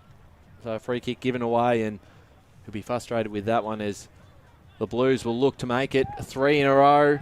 Kick on the way. It's right through the middle. Boundary. Croydon have got the jump start. 3 straight, 18 to 1 behind. Let's go down the boundary, Josh Ward. It was Josh Sayers with the goal for Croydon there and the free kick as well. Josh Sayers. Yep. Yeah, just a nice little build-up at the moment. They're just not giving no space needed at all for the Templestowe backs, and it's great to see Croydon's usage of the ball as well. But the thing is that from a coaching point of view, I would say is they're kicking a lot of their goals from the pockets, boys. Usually you want to go straight in front sort of thing, but a lot of their goals are coming from the pockets, impossible angles too, boys. So up she goes. Croydon ahead by 18 to 1. As the ball is on the ground, and that'll be a secondary ball. Yeah, it's a high free kick. No, it's high. Free kick, no high tackle. Sorry, best David, that was a high. Going to go the way of Ebziri. Thank you, umpire. Umpire Tennant as they go forward again. He's a good mark taken over there. So now Templestowe to go inside 50. There's the kick. Can they find a target? There's plenty of flyers, but it goes right over the back. Still in over there, and eventually it's across the boundary line. Don't want to mention about me umpiring too yet, best day. It's too early to tell, mate.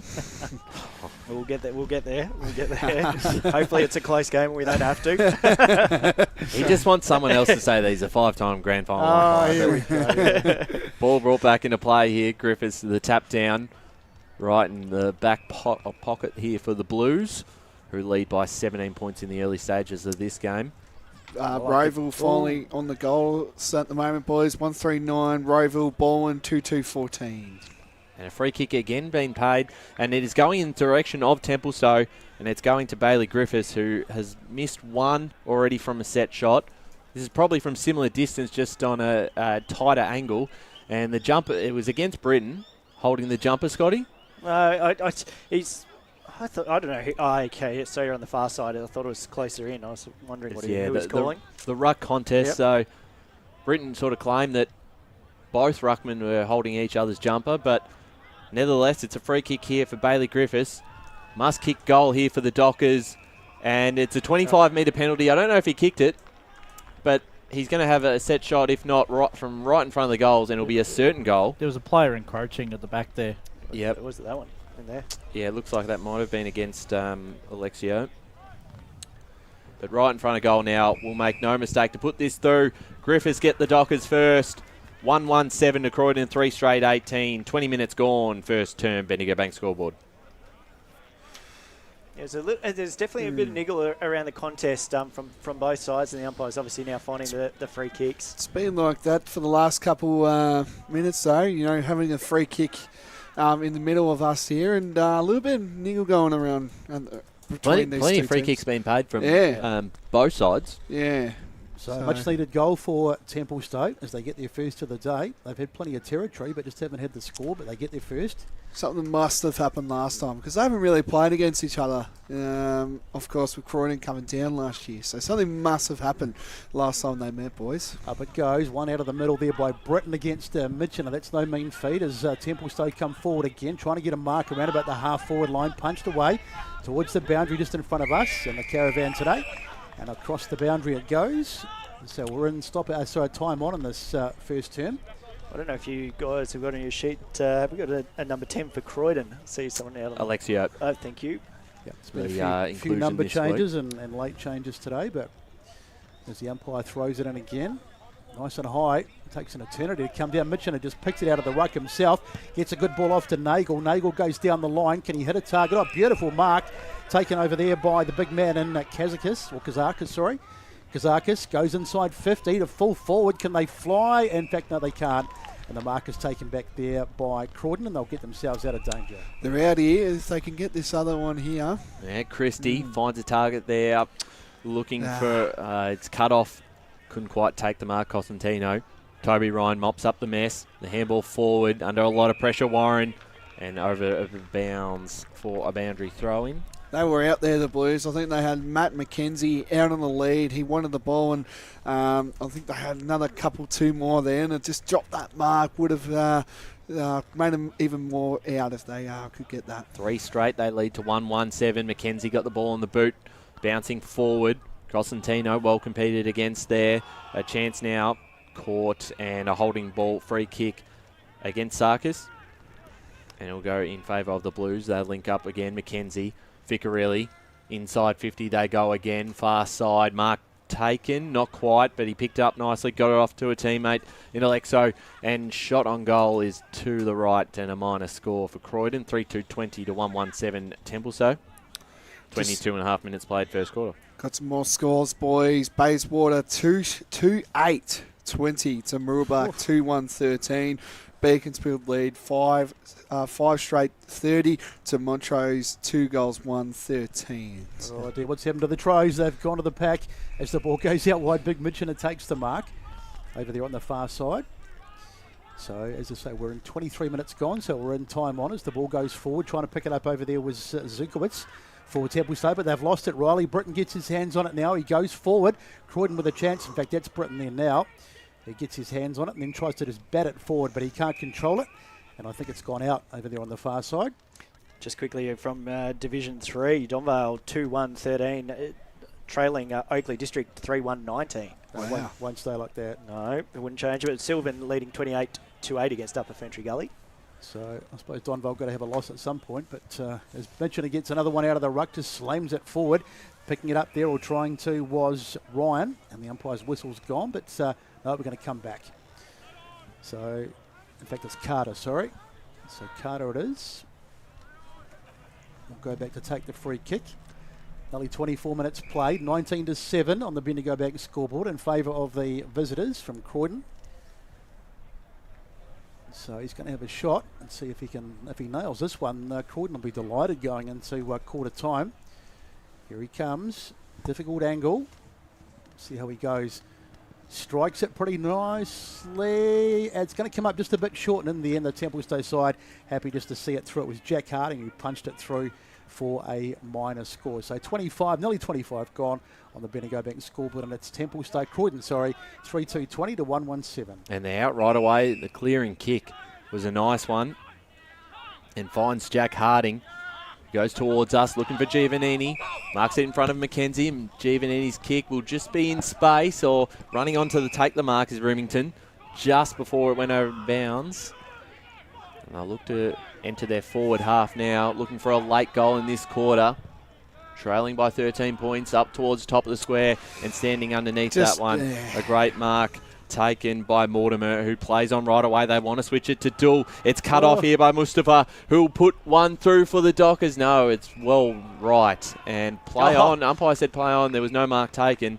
So he blew the whistle too quick. He thought he was going to mark that. He just dropped it. That's right. So still a chance here for Templestowe. 25 minutes gone, trailing by 13 points. Their kicks inside 50, boys, have just been a little bit not great. They're not hitting their targets at the moment. You know, that second one, especially with Remington, the one that he did before, wasn't a great kick. Yeah, well, they're well set up behind the football, Croydon, at the moment. They'll bring this one out of bounds again. But that was Templestowe's best passage of play from that kick in from the behind. So absolutely. They just need to link a few more like that, and just to end it in the forward line, like Blake was saying, just not finding that forward target. So you're going to have a throw in. Just waiting for the umpire to send it in. There it goes. Knocked our way there by Big Spurrell onto the grounds. Trying to wrestle his way in there was, I think that's, can't see that is at the bottom of that, but it's going to be another ball up anyway. So crucial opportunity for Templestowe maybe to grab a late one, but they won't, because there's the siren. And quarter time out here at Templestowe, and it's the visitors who have got their noses in front. 3-2-20 Croydon lead, 1-1-7 on the Bendigo Bank scoreboard. Here's Ryan with the goal kickers. For the goal kickers for Croydon, Rhett Jordan got the show started with the first one. Riley Britton and Josh Mustasayers also with a single goal kicker. As for Templestowe, just the one goal kicker in Bailey Griffiths. It's quarter time here for the Eastland match of the round, in Croydon go into the first break. 3-2-20 leading Templestowe 1-1-7. As Sarah opened her best friend Jackie's wedding invitation, she was overcome with a wave of emotion. While her two young boys wrestled on the floor, tears of happiness rolled down Sarah's cheeks as she saw the words she'd been longing to see. Please note, this wedding will be a child-free event. Well, Sarah, looks like we're off to Eastland for a new frock and some heels. And let's book in that babysitter. For all of life's little moments, there's Eastland. Eastland. Live real.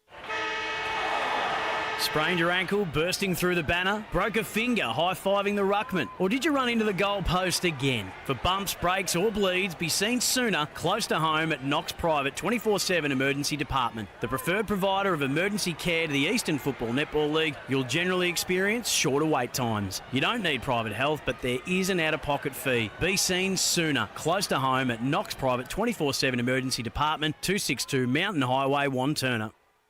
Do you feel good about your bank? Because there is a bank you can feel good about. They share their profits to fund big community projects, small community clubs, and vital emergency services. They've given $250 million to help Australian communities thrive. They have all the products and tech you expect from a big bank, with service you don't.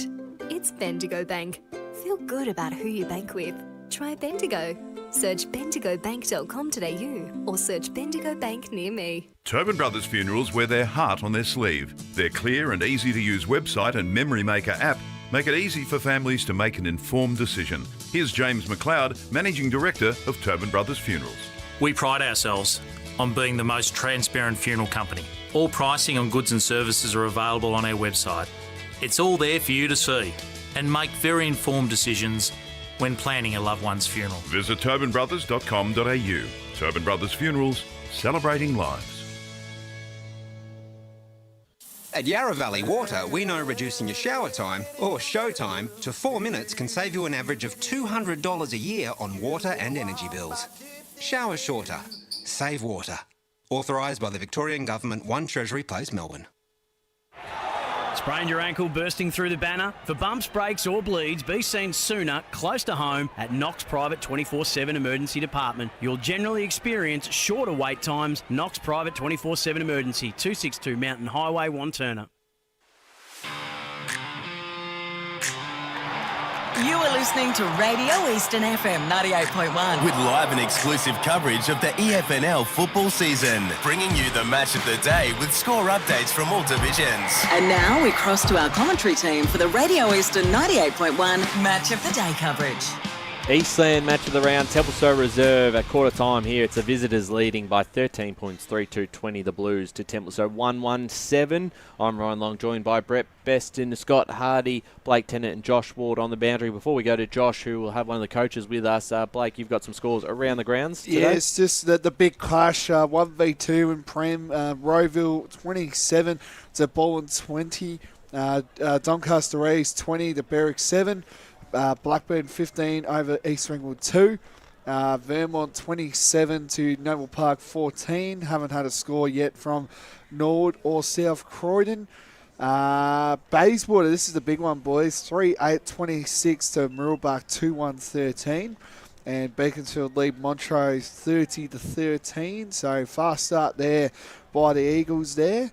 We're closing in on Division 2. Obviously, we've got this game, but Mulgrave lead 27 to the Basin 19. We go to 3rd Division now. Donbell and Oakley District 19 apiece. Fair Park Knox haven't got any scores. Ferntree Gully at quarter time 31 to Warrandyte 0. Sylvan lead 29 to Upper Ferntree Gully 9. Surrey Park lead 35 to North of Coldstream. Scoresby lead, another warning, 21 to 18. Haven't had a score at Forest Hill or Whitehorse. Thanks there to Blake Tennant with the all the scores around the grounds. Back here, Scott, it was interesting first quarter. Croydon made the most of their opportunities. Templestowe spent a lot of time up forward, but their ball use inside 50 wasn't overly as strong as what Croydon's was. No, it wasn't, and we'd sort of spoken about that transition towards the end was probably their best play for the first quarter. So they'll make adjustments. They've got plenty of room on it, and obviously Croydon haven't put anything sort of away this early, so still plenty of fight in it. I like the contest. I like a little bit of the niggle on around the ball. It's got a bit to it, and I think there'll be much more if it stays within this close proximity. Yeah. Let's go down the boundary, Josh Ward. Yeah, I've got Nick Batsanis alongside me. Nick, what you make of the first quarter? It was pretty good. I thought Croydon sort of brought it early. We matched it.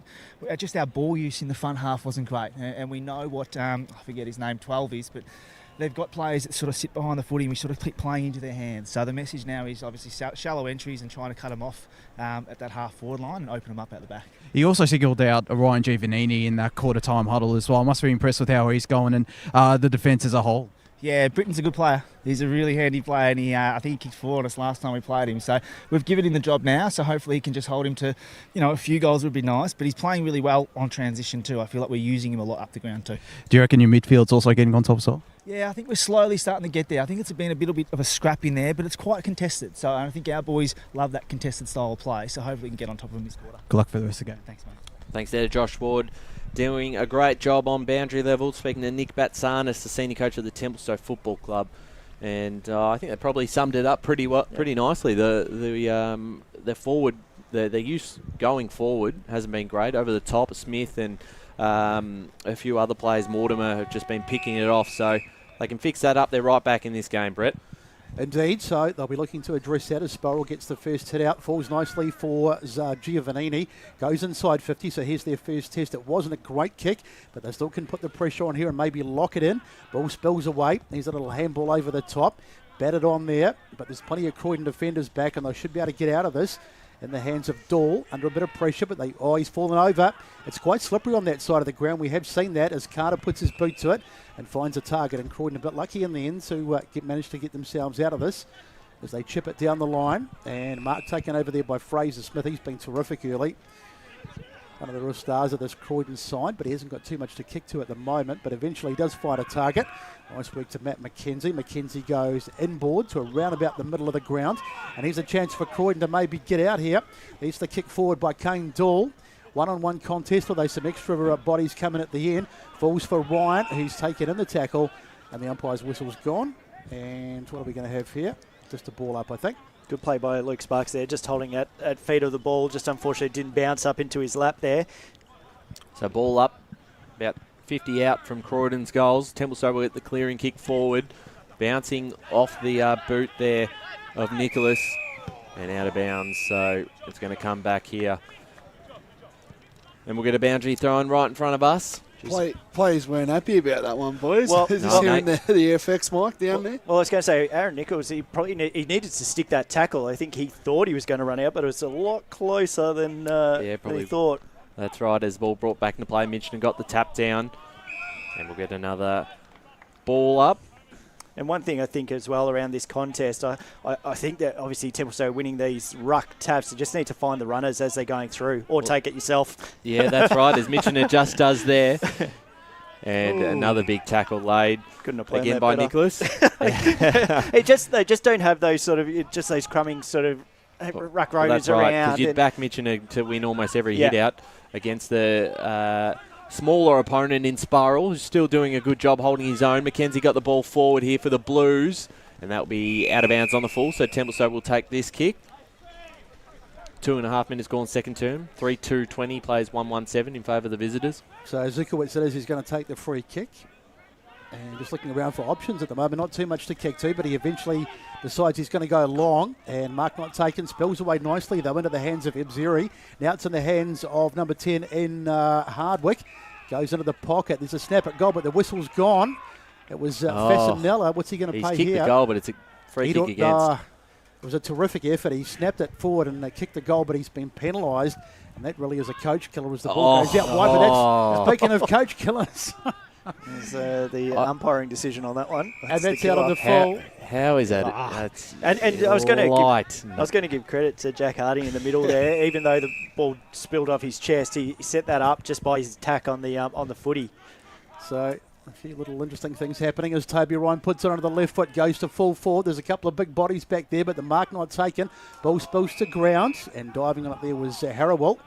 And the umpire says we'll have a ball up, but it's an attacking chance, an opportunity for Templestowe to get themselves a much-needed goal. Yeah, that's certainly right. Had one there, but taken away from him as they try and get something going forward through Fasanella, who did kick that goal. And chance is coming back again. Zukowicz got it off to a teammate, and Harding shot around the corner. That's a great kick, and that's a Tobin Brothers goal of the day contender. Nicely done by Jack Harding. And Templestowe get their second, 2-1-13 to 3-2-20, the Blues. I told you, he set that one up before. That should have been a goal if the umpire didn't ruin it. So good on him for getting the goal back on their terms. Yes, it did deserve a goal. Yeah. So that's a fantastic finish from Harding. And a good start for the Dockers in this second term, Brett. Indeed, yep. A bit of poetic justice, the Templestowe supporters will be saying. Just good smart footy by him in two passages of play just to get in the right position on both times. So are my eyes deceiving me? I think there's a little bit of sun poking through out here as the ball goes into the ruck. It's Mitchell who wins the head out, but once again the Croydon side win the clearance, and that's what we were talking about before. They just don't seem to have any crummers, and there's a free kick being paid here. And it's gone the way of Riley Britton, much to the annoyance of the crowd. 25. And at 25 metres, so this will make it almost certain. That is an absolute disaster for Templestowe, having just got the goal to get themselves back. There was a hold on Tippett. Yeah, it was just a hold around the neck possibly, but yeah, both fighting for it. So Riley will go forward and kick this one. It's a pretty straightforward kick, but we won't say anything just yet. There he goes and he pops it. I'll tell you what, he's missed it. I knew Lucky that you was... didn't say anything. I'd say I really am becoming the master of the moz. Yeah, you are. I reckon that's a few times. I knew that. I was about to write it. As soon as you said, I was like, I'll get that one back off. Delete. So I reckon if Besto had have said anything, if he had have said anything, he would have kicked it back into the caravan. Is that what you're saying? Ryan, take it away. So 3-3-21. The Dockers, it's going to come right back here through the hands of Costantino. 3-3-21 to 2-1-13. Cosentino will be probably in range from here if he wants to have a shot. Looks for an option, and that's a smart kick and has Dodd by himself. Poor marking from the Templestowe defence. Got a man up on those ones. Just too easy for Croydon, especially getting out of jail on that last one. So well and truly a gettable goal here. Trent Dodd. Probably about 30 out on a slide angle, 25 maybe. He comes in on the lineup. And this time, Dodd salutes with a goal. And Croydon have their fourth, 4-3-27 to the Dockers, 2-1-13. 6.5 minutes played, second term. Benny Getbank scoreboard. Exceptional goal there for them. And obviously, Besto just kept very quiet on that one. That was a hard kick on that angle. A much tougher kick than the Britton one, wasn't it? Yeah, and really nice off the boot there. And that's probably the thing with Croydon. They're just finding those options once they are forward, finding goals that probably they, not necessarily could kick, but are kicking. And Templestowe, on the other hand, missing those easy ones. Yeah, just... It's and probably Blake. Poor marking. Sorry, Blake. Scores around the grounds. Yeah, Roval leads 28-21. Doncaster East 28-19. Blackburn 15-2. That score hasn't changed. Vermont 45 to Neville Park 21. Not talking about that game. So the goal by Trent Dodd was a good one. It says 13th of the season, by the way, too, as it's a little bit of pressure on the Croydon side here. Can they get themselves out of trouble? It's a dangerous handball, but they spin out nicely. And they may be able to get it out of trouble. In fact, they do. Handball over the top. Looking for a target in McKenzie. He's got a bit of work to do. Gets a handball over the top. They're sort of just slinging it around, hoping that someone will get their hands on it. And on the ground is Pettinella. Josh is going to be happy to force a stoppage. So every time Templestowe score, Croydon seem to strike back. They just can't get... they're getting themselves close, but not quite close enough. Good work by Warren as he hooks it forward. Almost inside 50. Punched away there by Croydon defender. On the ground, and we'll have another stoppage. All sorts of appeals, but nothing doing.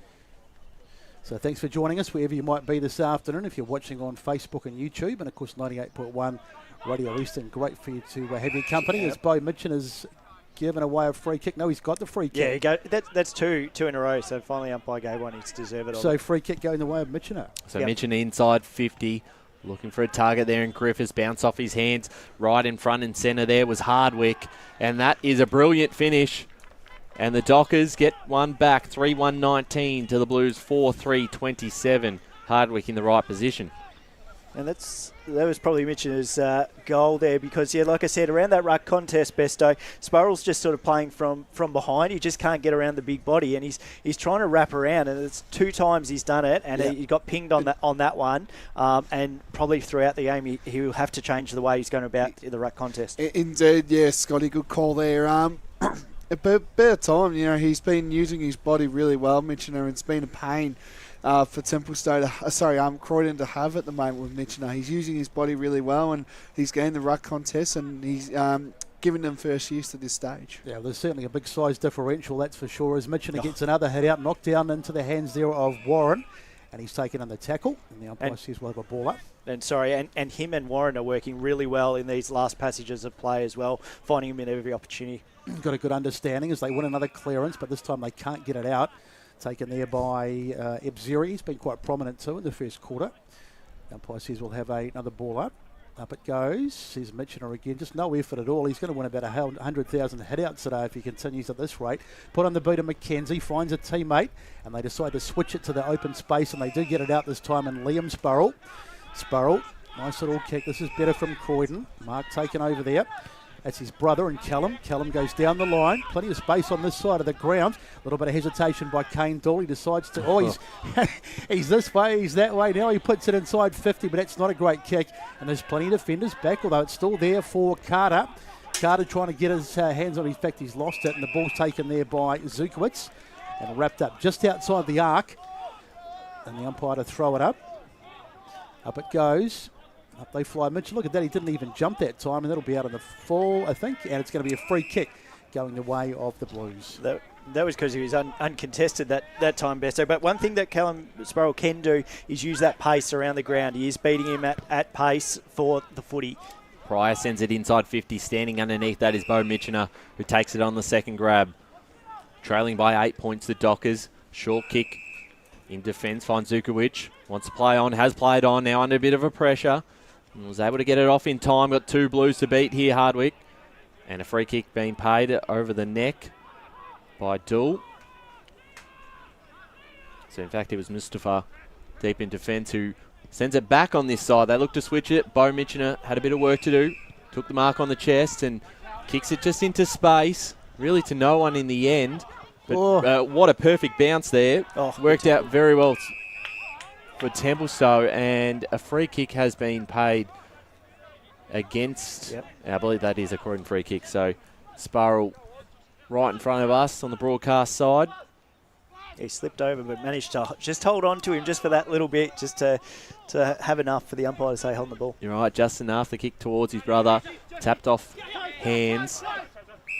And a free kick here being paid to Templestowe. They've been pretty happy with the whistle. I think that one was there. That was right in front of us, and he erased his arm straight away. And Toby Ryan here for the Dockers has options to go back or can just go down the line, and he does. It's probably a 1-on-2, and all the Blues with the numbers, and Sparrow will take the instep mark. So probably a low percentage kick there, and Callum Sparrow with a good mark. Knocks it back to Fraser Smith, who was very good in the first quarter. Such a good player. He just knows all his teammates are. Great ball user. Chips it across to his teammate in the back pocket. There's nothing to kick to at the moment, though, Croydon, as they try and look to go forward, taking forever. Now they decide to come back out to this broadcast side. Nice mark taken over there. But it's not going anywhere, just going from one side to the other. That's a better kick. Finds a teammate in Remington. Sorry, not Remington, it's Mortimer. So, little short kick again. Oh, it's been dropped over there for Carilli. You would have expected him to take that. Won't be happy with that one. And it's been blocked, or smothered, should I say. And it goes out of bounds. Just not too far away from us in the broadcast position. So 8-point lead for Croydon. They lead 4-3-27 to 3-1-19. And we've had 12.5 gone in the second term. Thank you, Brett. Thanks for joining us this afternoon. Big clash, 3v4 in Division 2. Radio Eastern 98.1 FM or our Facebook and YouTube streams. Tap down from Mitchener. Went straight to a teammate who was wrapped up in a tackle. Hardwick caught by Pryor, and we'll get another ball up. Great run there by Mark Pelosi there through that centre. Yeah, and there he is again, straight to him. He goes inside 50. Mark almost taken, but did well enough. Got it back to Giovannini, who sends a long kick from the arc, and it is too far right for a minor score. That brings Templestowe to 3-2-20. Trailing Croydon 4-3-27. 13.5 minutes gone. Second term. Bendigo Bank scoreboard, Brett. Just had a bit of time there, didn't he? A little bit of time. Snuffed around the corner there, I reckon. Pelosi, really, really good runs. That's what they've got to find and work on. So you hear one or two people say that ruckmen aren't that important on the game, but I think we're seeing today how important they are, because Mitchener's dominance in the ruck is really quite significant as the ball goes out towards the boundary. Actually, I think Motormouth Brian Taylor might have said that last night, and I sat there and thought, what is he talking about? But nonetheless... You get questions sometimes what he says, mate. He's got verbal diarrhea as the ball is in the hands of Croydon. They go right across the far side of the ground. Oh, great mark. Yeah, great mark taken over there. I'm a big... and that's when the bloody Cats were winning, wasn't it? Yeah, probably. So Giovannini puts it onto the boot, goes long, as it could have been a free kick there, but the umpire says play on, but the danger, it's just bouncing around here. They need to pick this ball up. Croydon eventually they do, but then they've given it away. It's all over the place at the moment. A handball comes back inside. No one wants it. Diving on the ground there, trying to pick it up was Hardwick. No, the umpire says, in fact, it was, no, it's still there.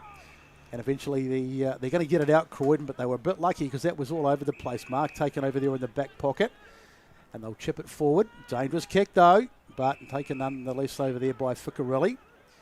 Turns around. Not too much to kick to at the moment, though. Got Fraser Smith on this side of the box if they can switch it. So he's not looking this side, though. He decides just to go short. They're making it really hard for themselves, bringing the ball out of defence, but they're lucky on this occasion because they get a free kick. I think that's right. They're going to play on straight away. Ficcarelli steaming through the middle of the ground, has the players out, and they've hit up another target here in Sparrow. At half forward, inside 50, bouncing footy's a bad one, and it's going to be cut off here by Zukovic for the Dockers. Will end up with it, trying to get it off. Couldn't quite kick it as he was tackled. Ficcarelli picks it up, caught by a Docker there, and Giovannini And we'll get a stoppage inside 50 for the Blues. I think you're right, Besto, that obviously doing those little kicks, but they've got the confidence and they've got the skills. I think efficiency-wise, they're definitely doing much better than Templestowe in those smaller sort of 10-metre, 15-metre kicks. They are tapping it forward again. They're gaining some ground. Almost didn't have it there. Did Carter, and the ball comes out of defence. Could be an intercept mark. Not quite. Handballing it backwards was Nicholas. They link up again. He'll find the footy. He'll go back to his teammate. And they'll go forward. They're moving the ball nicely here through Ficcarelli. Bouncing footy finds Britton. Britton will send it deep into attack. Dockers have got some numbers underneath it. That's a great mark by Riley Costantino. Great mark. And he'll have a chance to put through Croydon's 5th of the day. Just nice running pressure through by Croydon just to keep Templestowe on the back foot there. Certainly right, and that's a very impressive mark. It was able to push aside his opponent and hold on to it. And this will be an important kick. Right? Just great. We have a Ringwood Mazda mark of the week. Just great body work there by Costantino. He's been a very good player for Croydon over the years. Certainly has. Looking for his first of the afternoon, his first real look at it. Set shot coming in from about 25 metres out, only a slight angle. And he eases it through for Croydon's 5th. He's first of the afternoon, and Croydon moved to 5-3-33 to Templestowe 3-2-20, coming up to 17-minute mark of the second term. Well, Croydon, just finding those scoring options so much easier than Templestowe at the moment. Like I said, the centre and the ruck clearance, obviously Templestowe's way, but it's just getting that getting it forward, and then Croydon's pressure once they do get it forward is exceptional. They're really locking it down. More scores around the ground. Sorry, Besto. Roval lead 30 to Baldwin 21. Oof. Doncaster East lead 28 to 25 over Berwick. Blackburn lead 15 to 9. That score hasn't changed all day. Vermont lead 50 to Naval Park 27. And South Croydon lead 32 to 7 over Norwood.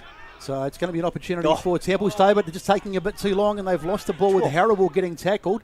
Umpire said play on, and eventually we'll have a stoppage, I think. Does tunnelling not exist in this league? I thought he took his legs well and truly out there. Obviously not. So Mitchener takes it out of the ruck, manages to get one forward, and there's a whistle here. Was there? No, it was just he thought it was going to be a mark again. Thought it was going to be a mark, so he's a bit quick on the whistle there. The ball falls into the hands there of Warren, who snaps it goalward, and it's going to bounce towards the goals. It's a goal, I think. Yep, it's gone through. So there was a bit of hesitation there, but I think it was Josh Warren that got the kick. It was. Yep. And a good goal from him, so that's his first of the day. And Templestowe just get another one just to keep themselves in touch, but they trail by 7, 5-3-33 to 4-2-26, and we've had, this quarter's gone quick, almost 19 minutes gone in the second quarter.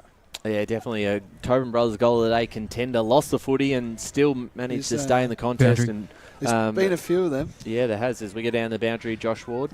Emmy Alexio just came hobbling off the ground, so I'll keep a close eye on that one. Thanks, Josh Ward. Thanks to Tobin Brothers Funerals, celebrating lives. Looking resplendent in his beanie over there. Right in front of the Templestowe Dockers purple sign on that far wing. Great to be out here at Templestowe Reserve. First time in a while we've been here.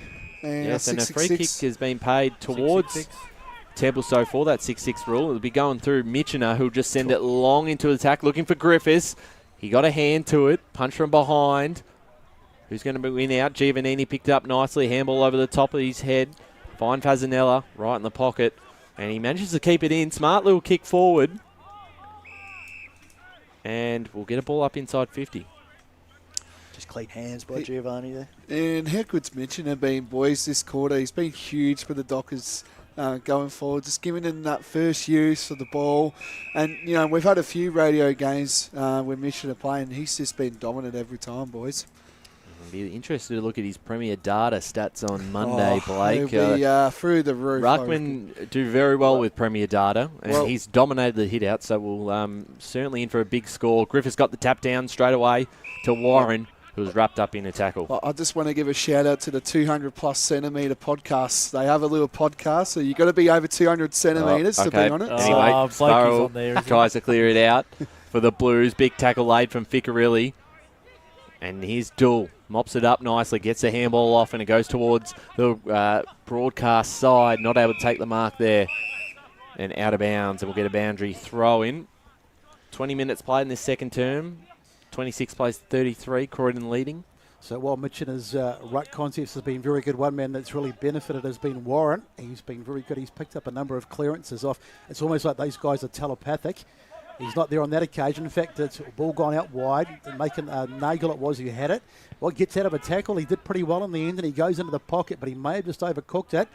It's been taken over there in the back pocket, and I think it was out of bounds, was it? No, the umpire's paid the mark. So free kick going, a mark. So Croydon, they need to be sure by foot here as they go straight down the middle, but a good mark taken over there. So Corey McKenzie, good game this one, just the 7 points in it. We're in time one in the second term.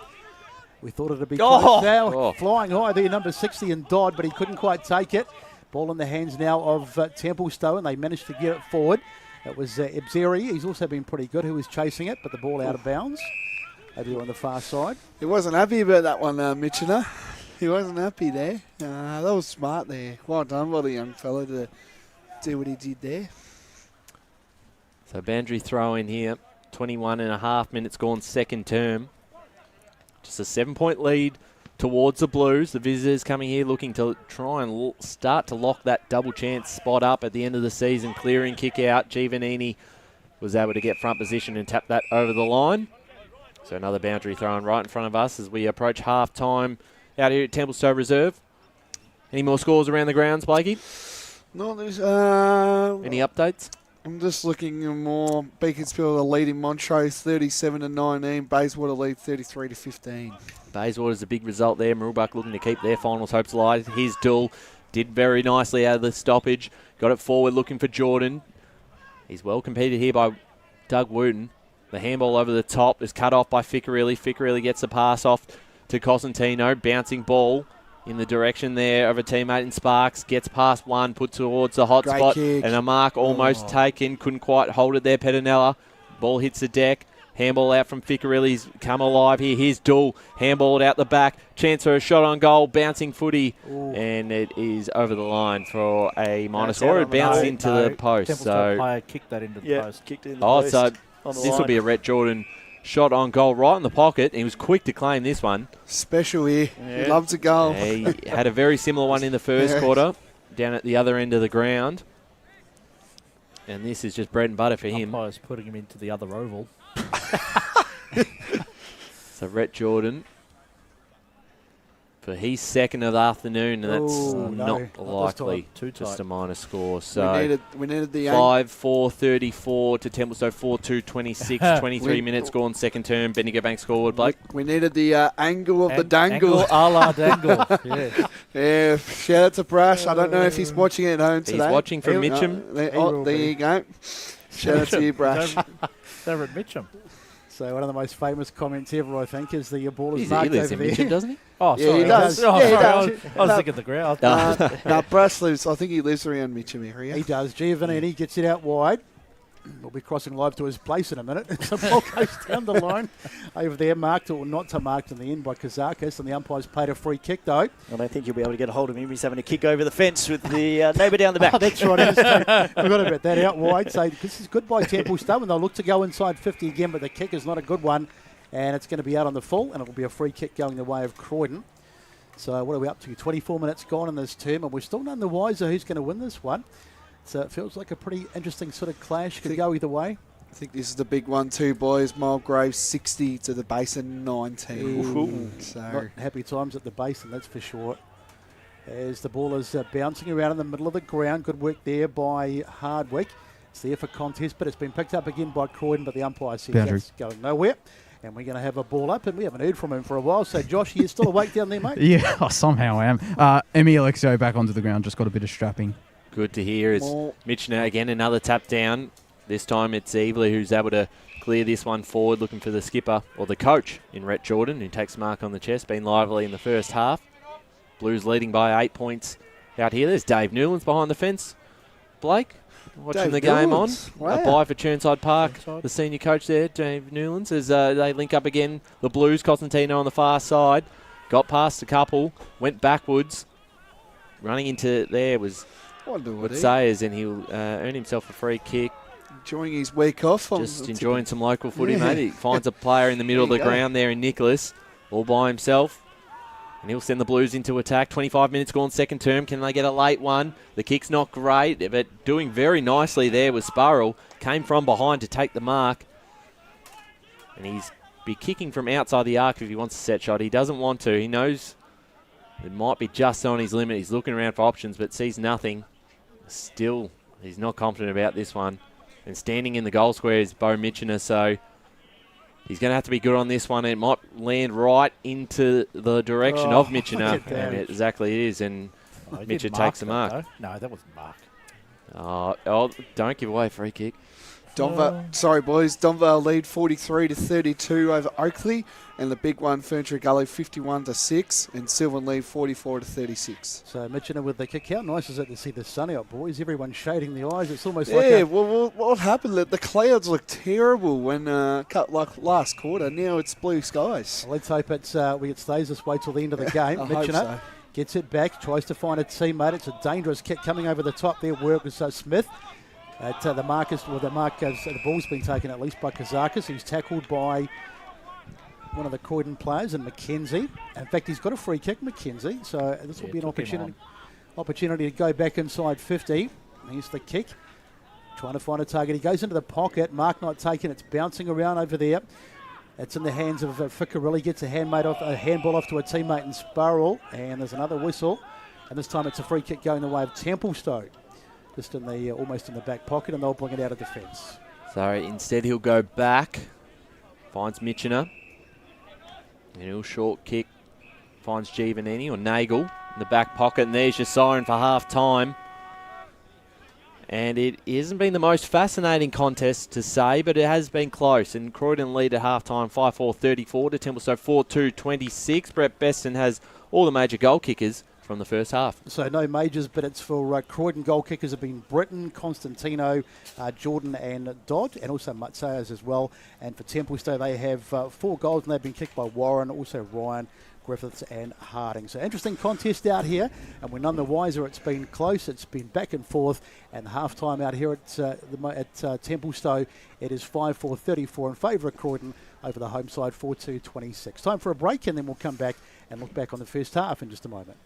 As Sarah opened her best friend Jackie's wedding invitation, she was overcome with a wave of emotion.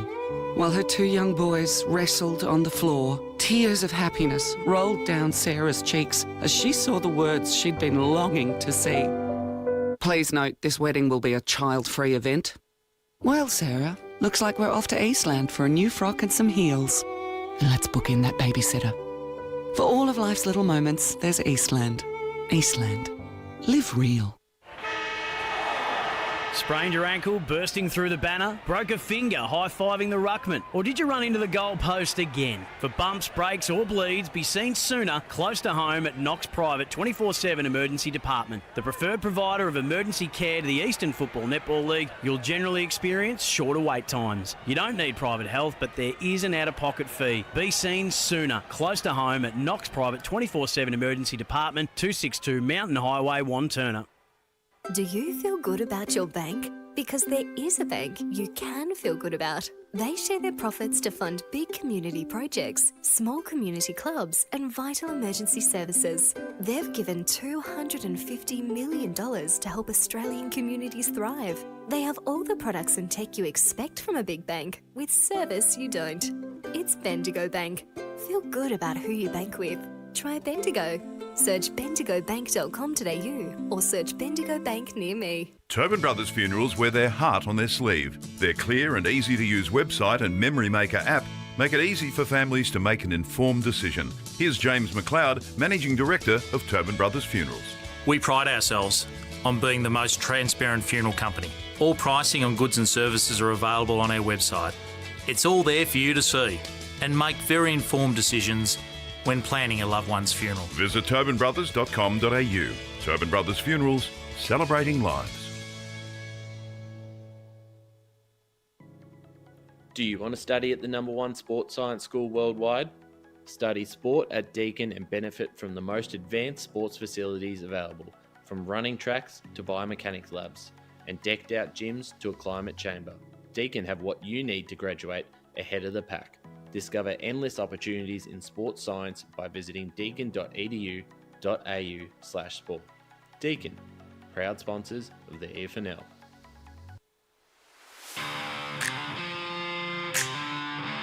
You are listening to Radio Eastern FM 98.1. With live and exclusive coverage of the EFNL football season, bringing you the match of the day with score updates from all divisions. And now we cross to our commentary team for the Radio Eastern 98.1 Match of the Day coverage. So welcome back to Templestowe Reserve, and a pretty interesting clash out here in the second division. The big one between Croydon and Templestowe. It is 4th v 3rd. And you just feel that Templestowe would be a little bit unhappy at half-time because they've had the opportunities. They've gone inside forward 50 a number of times, but they just haven't had the efficiency. But 34 playing 26. Joining us on the half-time show, Josh Ward, who's been roaming around the boundary, hoping for the weather to stay away, which it is at the moment. And, of course, also Blake Tennant. Josh, what have you made of the first half? Well, I feel like it's two very contrasting styles. Obviously, Templestowe have been really good on the turnover, but equally they've been much better on the stoppage with Bo Mitchner absolutely dominating and getting it down to the likes of Josh Warren. All three of their 4 goals actually have come from stoppages of Templestowe. I think it was at the start of the second quarter where their only goal from turnover was kicked. Whereas you look on the flip side, Croydon's defence, that slingshot from defence, their attacking pressure, it's led to goals off turnovers, and all their goals have come off turnover. 5 goals, 2 in fact off turnover for Croydon. So it's been contrasting styles, and it's been a bit up and down. I feel like Templestowe will be a little bit disappointed heading into this main break down by, it's still only 8 points. So if they have a period of dominance, then maybe they might get on top. But I think they'll feel hard done by. Yeah, well, it's only just over a kick. But as you say, they really should be in front. Blake, how do you see it? Well, what I'm saying is Croydon's just got the ball. They're using the ball a bit more. And the thing about with Templestowe, with how it's keeping it in the game, is their midfield. Mitchell is getting a hold pretty well during that whole game, as I've been alluding to. But Croydon have just been using the ball a bit more, Besto.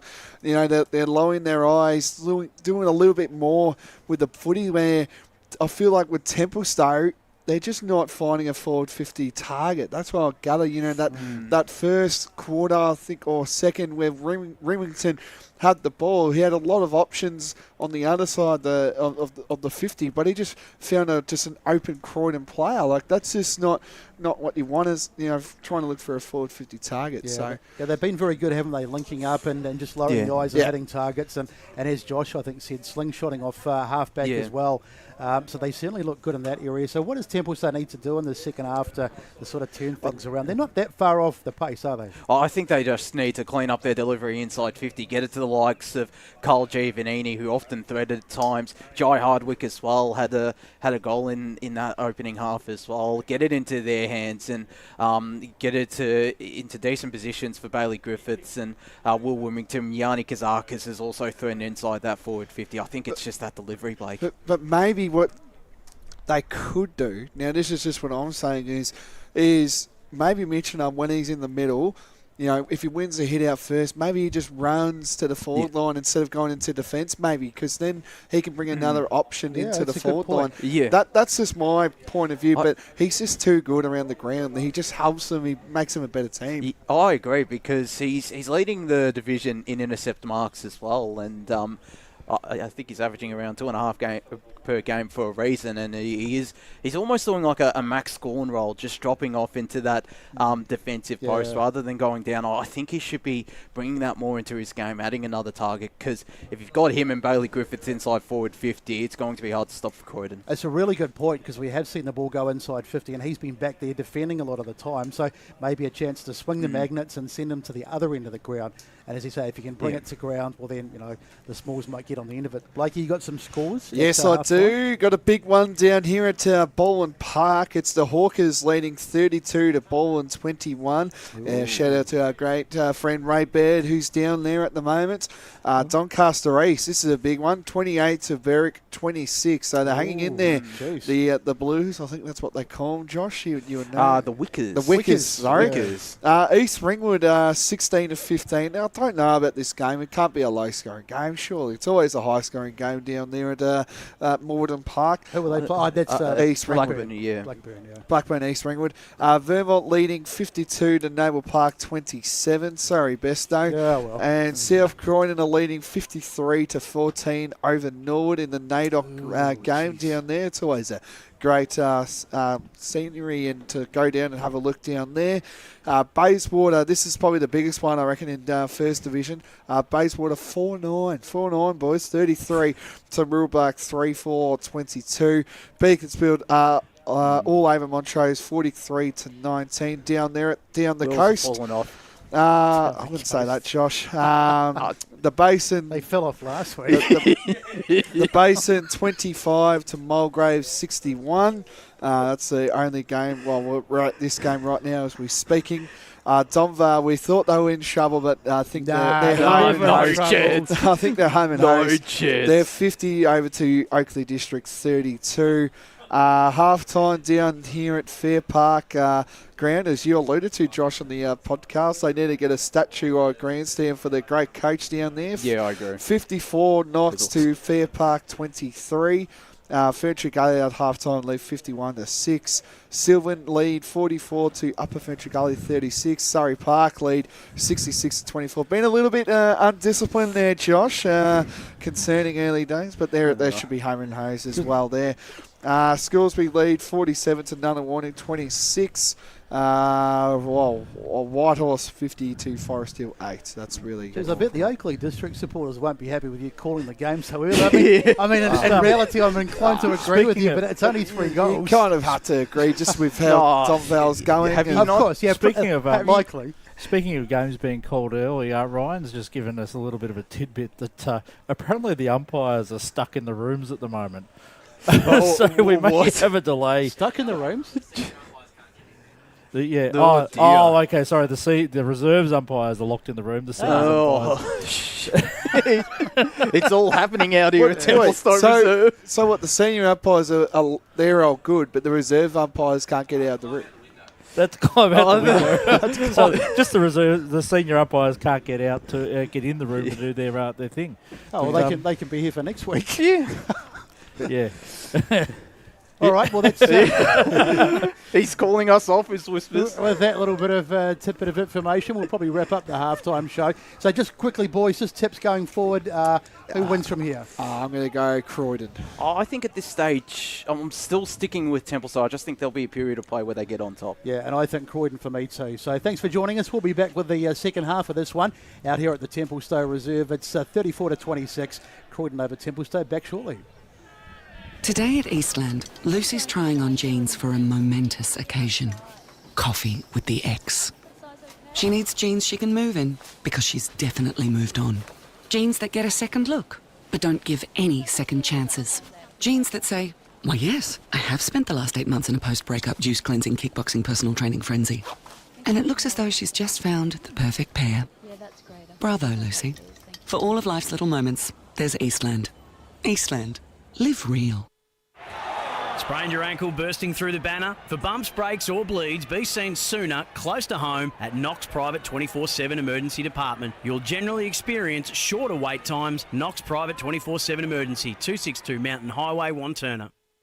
Do you feel good about your bank? Because there is a bank you can feel good about. They share their profits to fund big community projects, small community clubs, and vital emergency services. They've given $250 million to help Australian communities thrive. They have all the products and tech you expect from a big bank, with service you don't. It's Bendigo Bank. Feel good about who you bank with. Try Bendigo. Search bendigobank.com.au or search Bendigo Bank near me. Tobin Brothers Funerals wear their heart on their sleeve. Their clear and easy-to-use website and Memory Maker app make it easy for families to make an informed decision. Here's James McLeod, Managing Director of Tobin Brothers Funerals. There's no mystery about our pricing. It is clearly displayed on our website and our app. We have staff standing by 24 hours a day, every day of the year to assist you in your absolute time of need. Visit tobinbrothers.com.au. Tobin Brothers Funerals, celebrating lives. There are only 3 things that should be flushed down your toilet: pee, poo, and paper. Some wet wipes and antibacterial wipes say that you can flush them, but you can't. They clog up the toilet and pipes, causing expensive blockages. Save yourself a truckload of trouble. Put your wet wipes in the bin. To learn more, head to the Yarra Valley Water website, yvw.com.au/wet-wipes. Hi, Dylan Dow from the Baroni Football Netball Club here. When I need to grab a quick coffee or a bite to eat, I'm popping into Eastland. Eastland's more than a shopping centre. They support a range of community organisations and have been a major partner of the EFNL since 2018. Cheers, Eastland.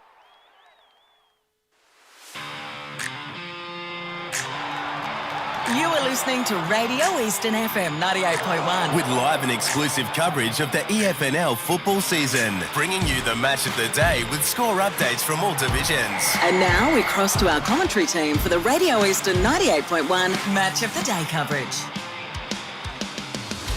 Welcome back to Templestowe Reserve here for the Eastland match of the round. Templestowe taking on Croydon, a Division 2 3v4 clash, and at half-time it is the Blues 5-4-34 leading Templestowe 4-2-26. And Templestowe just running out onto the field now, ready to get started for this second half of action. A lot to play for with the double chance well and truly in the minds of both sides heading into the final 5 rounds of the season. And they were quite late coming back, weren't they, Templestowe? They were, and they... either that or Croydon were early, one of the two. Well, potentially locked in their rooms as well, as we heard at halftime. The umpires from the reserves game couldn't get out. They only just got out, climbing through windows. Goodness gracious. So it's great to be back for the second half action. Brett Besson, take us into the second half. Thanks. So as we get the OH&S team out here to check out the locks, I think, as the ball goes into the contest. And it's hurried forward, so the first chance goes the way of Templestowe. A little handball over the top. Bit of pressure on Fraser Smith back there, but he can't get it. It's been pulled in on the ground. Now it comes out. Fraser Smith now gets his hands on the ball, but he's wrapped up by two Templestowe players. And an early opportunity for the Dockers. They could do with the first goal, even though it's only 8 points. They just want to stay in touch. So the umpire to throw it up. Up it goes. Won that time by Griffith. It's might have been a throw, but called by Scotty as the snap for goal, but it's off target and it goes through for a point. So Templestowe get the first score of the second term. Margin is back to 7, but it's Croydon in front 5-4-34 to 4-3-27, and we're just only up to a minute in this third term. Well, I thought Besto, since we were missing umpire Blake, I better call that one. I thought it was a throw. It did look like but it, yeah. Anyway, they continued to call play on. That's right, as the ball comes out. Ryan, first one to grab it, wrapped up in the tackle. Also, might I say, like in that forward line, it looks like a soft 7 underfoot there, and amazing. Tap amazing down there delivery. from Mitchiner, got the handball off, and they look to go forward again.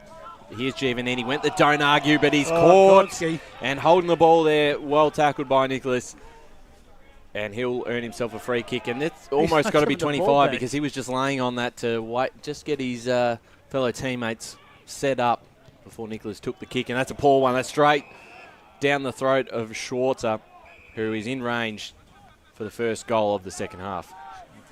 Exceptional delivery of food down here. Shout out to Templestowe. Right, I saw the Schwarzer just turns it over right back to Smith. Scotty, I was going to say you need to save your credit card. Didn't need to go down and purchase, which you Yeah, did. Well cool. done. Money into the club. So comedy of errors as the ball is in the hands of Christie over there on that far side, and Christie goes in and dives on it again, but there was a whistle from the umpire. Love to look after our club, Scotty. Going the free kick going the way of the Blues. They go down the line on that far side. Nice mark taken over there. So first goal in this term will be quite important. They go down the line. That's a nice mark taken over there too by Spurrell of the Liam variety.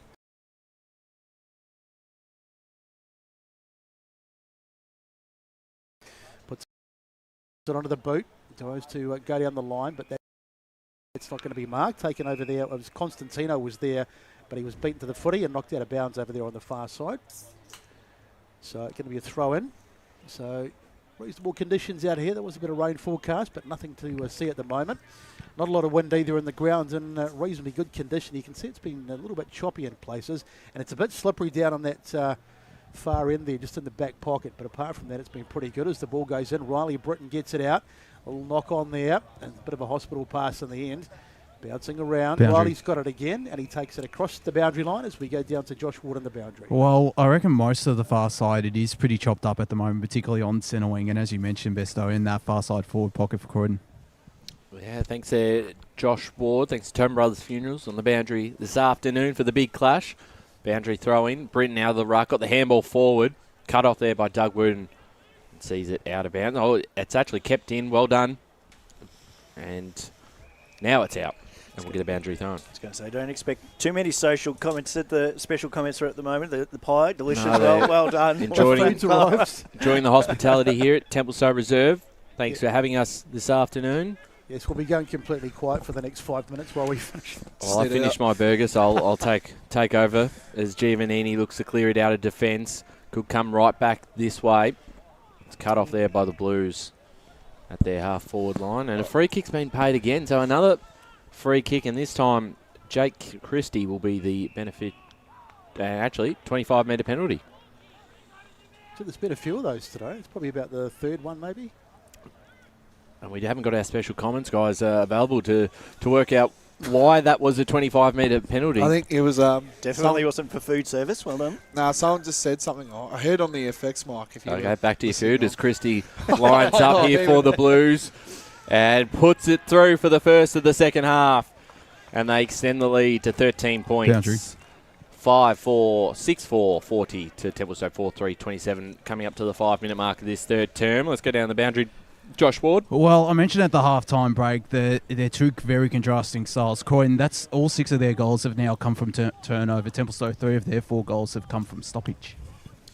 Very nice stat there, Josh. I like it. Those of us down the other end of the van aren't getting any food at all, so that's all right. We'll just sit That's here. a cue. No, we were passing the plate. Lunch. He couldn't see it because it wasn't on the screen, so it came from the left. He wasn't aware of it, so he's looking to the right. That's my blind side as the ball goes out. Mitchell gets the head out. Ficcarelli was in there. He goes in and gets a great second effort by Ficcarelli. Gets the handball off to a teammate in Spurrell. Now it's out towards the boundary. Trying to get his hands on it there was Zukowicz. Did pretty well in the end. Gets it forward. Up they fly. Mark not taken. And Templestowe going to go inside 50 again. Hooked forward, but Fraser Smith is there. Well, he does well. He evades. Everything he does is just so classy, Fraser Smith. As the ball goes, it comes to ground. Templestowe. Opportunity with Rugia Vanini. And they'll go in again here. Little handball across to a teammate in Pozzoli. This is good. Toby Ryan across the half-back line. As the sun pokes its head through again, there's Toby going to find a teammate over there on the far side. Gave his teammate a bit to do, but it's Nagel who does pretty well. There's the slippery ground that we're talking about, and they've turned it over here.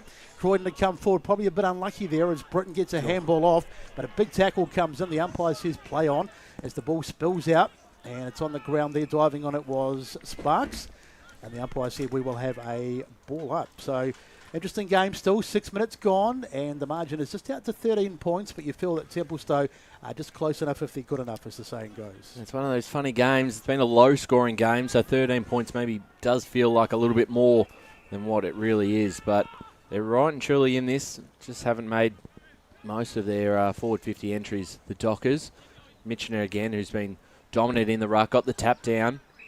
It's going nowhere, so we'll get another ball up. 6.5 minutes gone, third term. Blues leading 6-4-40 to Templestowe 4-3-27. Mitchner down again with the tap out. McKenzie was there first, went backwards, and they go forward now through Corey McKenzie. Rhett Jordan, tackled here by Doug Wooten. And we'll get a ball up inside 50 here for the Blues. Thanks for joining us this afternoon. Radio Eastern 98.1 FM or our Facebook and YouTube streams. Mitchin again with the tap down, and they look to link forward. Pelosi, and now Nagel towards centre half forward. It's cut off by Fraser Smith once again. The captain goes forward, bouncing footy, did very nicely there, and wrapped up in a tackle. But Sayers is caught, and well done by Jack Harding, who can take this ball in defence. So good work by Harding. But Sayers just caught in position there, and that's not a great kick though. Warren, he might be able to make something of it. Under a fair bit of pressure, and in the end he's taken in a tackle. Didn't do him a lot of favours there. Bourne and Roval all tied up at the moment, 33 apiece. Goodness me, big one. So Mitchell is who gets the tap down, finds a teammate as it's been spilled away there. McKenzie puts it onto the boot. This is all a really untidy piece of play, but now Temple's taking a chance to go through the middle of the ground. There's the kick forward to a one-on-one. It bounces awkwardly, And in fact, it's gone right out of bounds, almost cleaned up a couple of birds over there too on the far side. No, it was Fraser Smith with the fist there to get it pushed over that far side. He has to be starring in the votes so far again. Just terrific, isn't he? Everything he does, as we said, is just total class.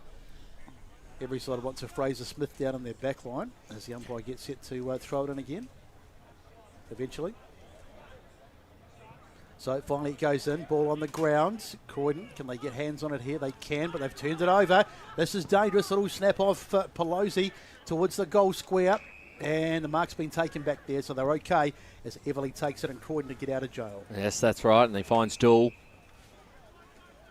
Takes the mark just right on the boundary, Scott. No, I was just going to say, back to your point, Ryan, about the score.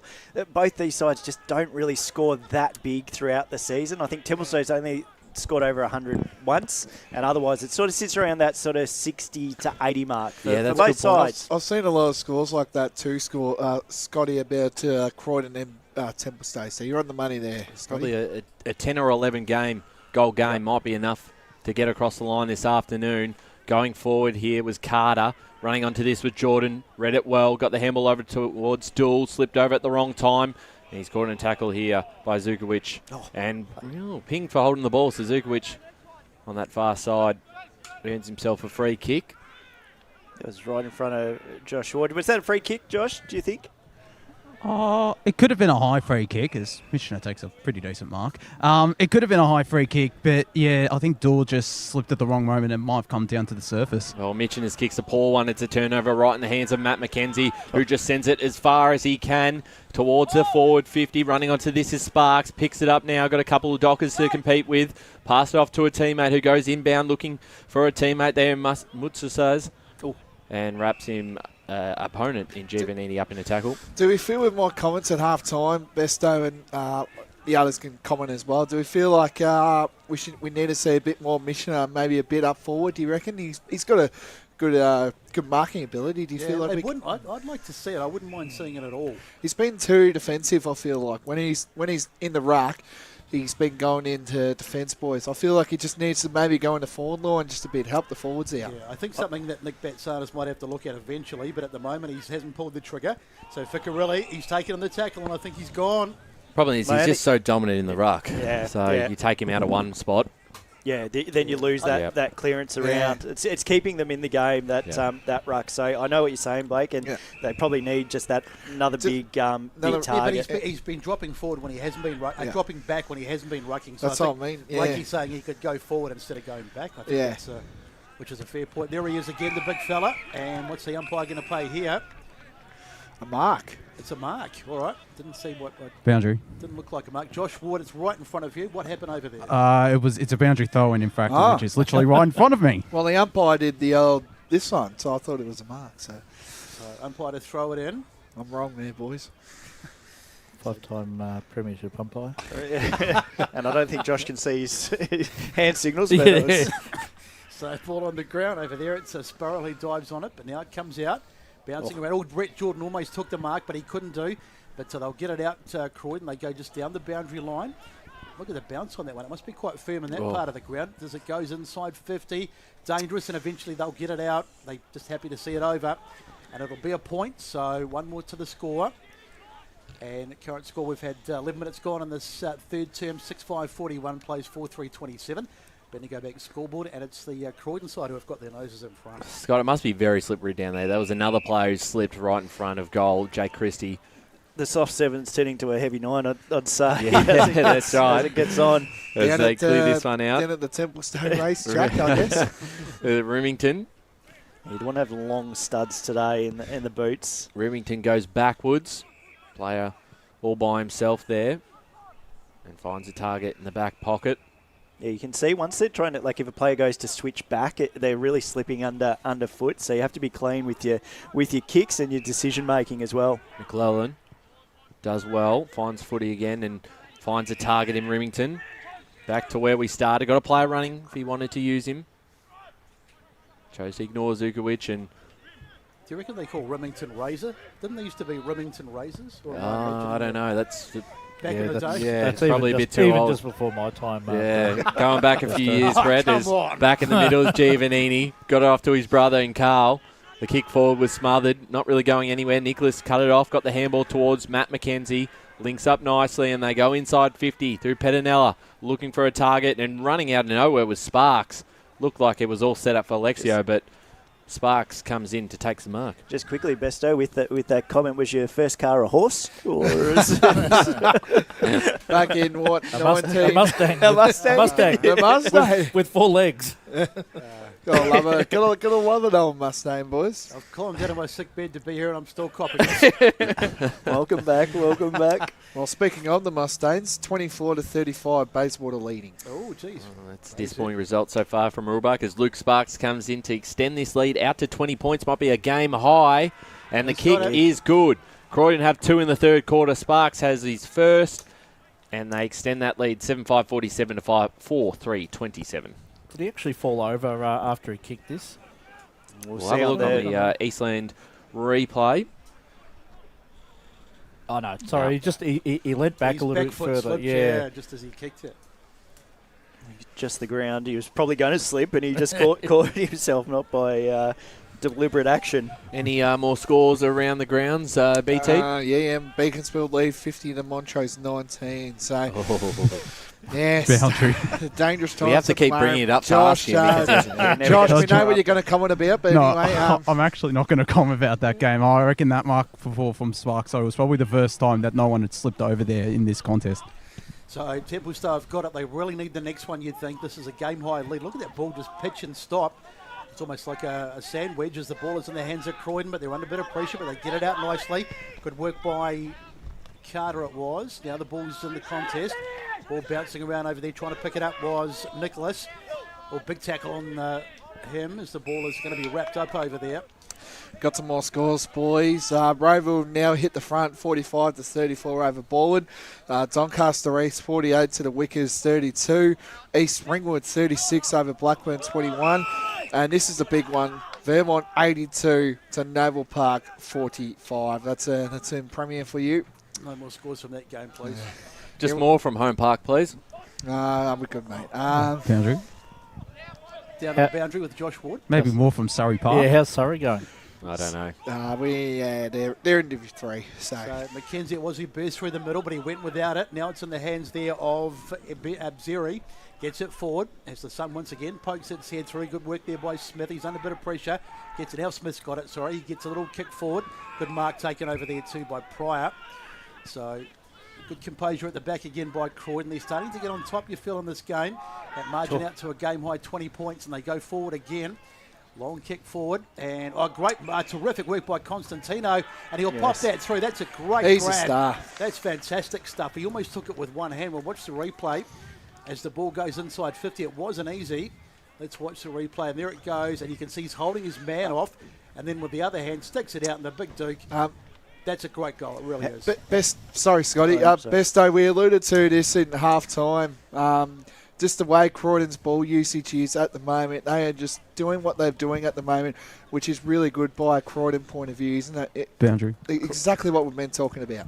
Boundary side, Josh Ward. And I think it's been led by Fraser Smith as well. It's often him in that first quarter especially, and in this third quarter, he's often the one that's kick-started the attacks. It's just that run around the ground. You can now see it in their legs. That run through by Jake Christie through the middle, basically set up that goal for them. Absolutely. And Josh, since you talked, your boys, Surrey Park 71 to Coldstream 42. Thanks there, Blake, as Croydon go inside 50 once again. They're linking up again and then finds a target there in Christie. Christie has a bit of time and space and can nail it for the Blues. Goal number 9. And they move to 9-5-59 to Templestowe 4-3-27. 17 minutes gone third term. And suddenly that margin now out to a 32-point lead. And when Templestowe only kick 4 goals to the game, it makes it very difficult. So not just that run through the middle, though. Ryan, he can find it up forward and score himself, which is a nice little purple patch for him. We haven't sort of called him a lot, but at the moment he's hitting it hard. I think also Croydon's hands just have turned on in this third quarter a lot cleaner, finding that spare even around the close contest. Absolutely. So you feel this has happened really quickly because it just not that long ago it was quite a close game, and suddenly Just a little burst from Croydon. They're up by 32 points, and they'll be hard to stop from here. Just got some third division scores. Dunvale 58 to Oakley District 38. They're hanging in there. I did say the game was over, but they're hanging in there. And Furniture Gully 74 to Warrandyte 6. So it goes without saying that Templestowe need the next one to get themselves back in this game. They've been good for so long, but maybe Croydon's starting to just get themselves into the box seat. Bit of pushing and shoving over there now. Some frustration from the Templestowe players. Understandable, I guess, as they just sense this game slipping away from them. What's the umpire going to do here? He's going to throw it up. I think eventually just giving a bit of a chat and says, telling the boys to settle down. Up they go. Mitchener wins another head out. But it may be all in vain at the way it's going at the moment. Now they ball on the grounds. Over there on the far side, and there's a whistle. It'll be a free kick. Holding the ball. All right, so it goes the way of Templestowe. And they'll have a chance to go forward to get something happening. So 32-point lead as they go down the line. Over there on the far side is the big man Mitchener. He's tried his heart out today, but as I say, it looks like it might be in vain at the moment. And he's turned it over, so Croydon to come forward again. Just making too many mistakes. Long kick forward, but there's no one there bouncing around. Trying to get hands on it there. It sits nicely as well. Here's an opportunity for, is that Ficcarelli? I couldn't quite say it's a goal. It was a brilliant goal by Ficcarelli. Just an opportunist goal on the ground, and he's picked it up. Let's watch the replay. It was there in the contest, and you can see Ficcarelli was almost held. In fact, it was the other player that was held, and Ficcarelli just came in and picked it up and said, let's just get on with this, and slams it through for a goal. Back to what I was saying before, boys. They definitely have to move him up forward. He's done 2 turnovers now, boys, exactly at the same spot. Mitchener, he's marked the ball, done really good, but his kicking has just been atrocious. I'm sorry. You know, Blake, but if you move him up forward, they're getting... they're not getting any forward 50 entries this quarter, so I think he's wasted up forward if he moves in there. Horse might have bolted on that one. Might have to move maybe a few different magnets. I do agree that they do need to move some magnets around, but I don't think at the moment him going forward would be the answer. And I think his kicking throughout most of the match has been good. He's just had a few clangers in the last little bit, but which may be fatigue. But yeah, boundary. There we go, boundary side with Josh Hort. I reckon throw Bailey Griffiths into ruck. He has played ruck in the Sandfall in recent history, and I think he was a ruck for Wodonga in the Ovens and Murray League last year. So, and that might free up Mitchener to get inside 50. I just wouldn't change Mitchener. He's just been so dominant in the hit-outs. As Croydon go forward again through Nicholas. Nicholas sends the ball into a one-on-one contest. Doing well there was Giovannini of the Ryan variety, but couldn't claim the mark. As we're going to get a stoppage here because that ball's not coming out. Got some more scores, Mike. Still in third division as well. I think Sylvan 64 to 49 over Upper Gully. Not much scores happening. Big five from Dodd who takes the mark. A Ringwood Mazda Mark of the Week contender. Sorry, boys. As Dodd will have a chance to put through Croydon's 11th. Blake, your score? And I've got Whitehorse 89 to Forest Hill 30. This hasn't been the year of Forest Hill this year. Certainly hasn't. No. Trent Dodd well and truly in range to kick another. Kicked one in the first term and got him started. And this kick, on the second term in fact it was. They've been on top in this contest. He'll be kicking from about 45 metres out. Good looking kick. And that's a beautiful kick from Trent Dodd. And the Blues are almost home now, 11-5-71 to 4-3-27, 21 coming out to 22 minutes gone third term Bendigo Bank scoreboard. It's been a real impressive 10 to 15 minutes here from the Blues, just opening it up out of nowhere, really. They've come out firing, and Dodd, he's been very good around the contest. He's sort of kept his man and taken the contest on hard. Good, well-deserved goal, and that's second for the day. I reckon he's a decent shot for Tobin Brothers' goal of the day because he had one in the second term that was pretty good, and that one probably to add to it as well. There's been a few of those goal of the days today, boys, so we've been very fortunate. It's going to be a very tricky at the end of the game, I reckon, today, boys. So Giovannini takes possession of the football. That's Carl, but the umpire says can't clear it, so we'll throw it up. Mitchener again in the ruck as the ball is there for the contest. Trying to get hands on it over there. A bit of a Hail Mary, and they've turned this one over again. The pressure really coming from Croydon. They're forcing the turnovers, making it really hard. Chasing back there is Harding, but he's not going to be able to get it. Ball in the hands there for a moment of... In fact, it's out of bounds over there on the far side. And What's the umpire? He He's paid a free paid kick. deliberate. He's paid deliberate. That's the second deliberate of the day. You don't really get that many deliberates in the EFNL. Not on boys. that one. It hit the ground and just went diagonal left. I think that's twice as many as the whole season as Pelosi gets the kick out of half-back. We just don't see them. And coming across in a big spoil coming in there. As I think it's, can't see who that was, but it's gone out of bounds. And we'll have another, I think. Pryor. Yeah, it was Pryor. It was Pryor. So we'll have a throw in. So 71 plays 27, Croydon leading 23 and a half minutes gone, third term. The Hawks all overboard at the moment, boys, 64-41. So a very interesting result there. That will put potentially East Ringwood into top position. Roval might equal points with them. I've got to look at the percentages there. We'll do a bit of calculations later. Well, sorry, speaking of East Ringwood, they're up 36-21. Thank you there. Who are they playing? Blackburn, sorry. Thank you. As Mackenzie goes forward, Doug Wooten in front position, almost beaten by Jordan out the back. Templestowe got to mop this up quickly. Nagel is able to clear this one out. Christie's going to get there for the Blues, or the boundary line might beat him. Manages to keep it in. His kick was smothered, and out of bounds it goes. And well pressured there from Marcus Pilot. Speaking of ladder predicting as well, I think if South Croydon, which they are winning at the moment, with Blackburn and Vermont losing, Vermont's winning, South Croydon will go into the 5, Blackburn will go to 6. It's, constant moving around. Yeah. Well, Vermont are all over Naval Park at the moment. So. We're not talking about that game anymore. Sorry, Best. That's big for the ladder. Big for the bigger picture. So socket off the ground over there by Mackenzie towards the boundary. Picked up over there nicely by Dodd. As we mentioned before, a couple of goal of the day contenders, and the ball is out of bounds in the pocket. So hard to see Templestowe getting back into this one now. They were in the game for so long, but Croydon have just put the hammer down in this third quarter.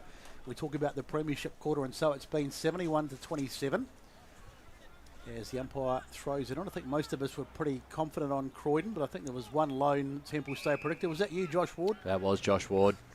Point him out. Yeah, that might be the only time I tip against the Blues for this season. Well, that's a big call. It wasn't unthinkable, but you just sort of felt that Croydon were going to get it done today, which looks like being the case. I'm not talking about the Croydon Blues. I'm talking about the other Blues in the AFL. Cut him off, Lee. Cut him off. We gave you a window. We wanted to talk to you over there. He's excited for his favourite player, probably Patrick Cribb's 200th game today, Josh boys. is just a sucker for the hometown advantage, I reckon. Well, he is out in the field, so I can understand. So Mitchell gets the head out. That might be a high shot. I'll just wait for the umpire's decision. It's a free kick going the way of Warren. So he's also been very good, but looks like his game's going to be in vain as well. So Warren looks down the line to find a target. Good mark taken over there. So Templestowe with an opportunity to come inside 50. Just taking a bit too long. They need to speed the game up as the ball is sent long. Mitchin is over there on the far. It wasn't mature. It was taken on the ground there by one of the other Templestowe players and thrown into the ground. Scotland's third division scores. Ferntree Gully 80 to Warrandyte 6. Donvale leading 64-50. Sylvan, I think they're winners now, 70-49 over Upper Gully and Surrey Park. While Coltrane are coming 51. I'm going to cut you off here. Croydon go right down the corridor and finds Costantino, who sprays it out of bounds on the full, so no score.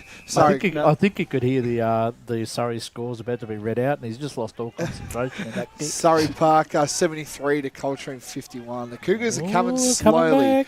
Slowly. It's not too bad from a Coltrane perspective with the amount of outs they've got. That's a very dangerous kick, but doing enough is Pelosi, who kicks it out wide. Mark not taken there by Ryan Giovanini, pushed off the side by Dodd. And we'll get a boundary throw in. Just saying before about him, like just that pressure, just that sort of second, even if he's not involved in it, just that chase, that run. It's been most of today for him. So I think also he would look to be in my votes. Yeah, he might feature in a couple of people's votes today. Mitchin out of ruck again. Nagel got the kick forward, bouncing ball, big tackle laid. And we'll get a ball up inside 50 again for the Blues. 27 minutes gone. And talking the votes, I think Fraser Smith started off, like House on Fire because it was a close contest, and he needs to be thought about, but it just hasn't gone down there enough to sort of see. That's right. As Mackenzie got it off to Matt Mackenzie. Dodd, handball backwards. Nicholas links up again. Carter caught, and that's holding the ball. Throw. It'll be a free kick here towards Templestowe. And play, I missed that. There's the slip. Ground. He slipped over again. Toby Ryan now. And it'll be a ball up. I looked down for a second and he was gone. Is that the fourth we've had today? And siren? Well, there is the siren. There's been a few this afternoon, and what a big third term from the Croydon Football Club. They now move to 11-5-71, leading Templestowe 4-3-27. Brett Beston with the goal kickers in that term. So Christie's got a couple now, as has Constantino and Dodd. Also a couple of contenders for goal of the day and 2 goals for him. Sparks, Britton and Ficcarelli all with 1. And also Jordan's got a goal as well. And for Templestowe, it's going to be a long way back. Warren has 1, Hardwick has 1, Griffith and Harding. It was Croydon's quarter, and they really have kicked away now to make this game just about unassailable. But stranger things have happened. 3-quarter time, 11-5-71, leading 4-3-27 on the Bendigo Bank scoreboard. We'll take a break and come back with the last quarter next. As Sarah opened her best invitation, she was overcome with a wave of emotion.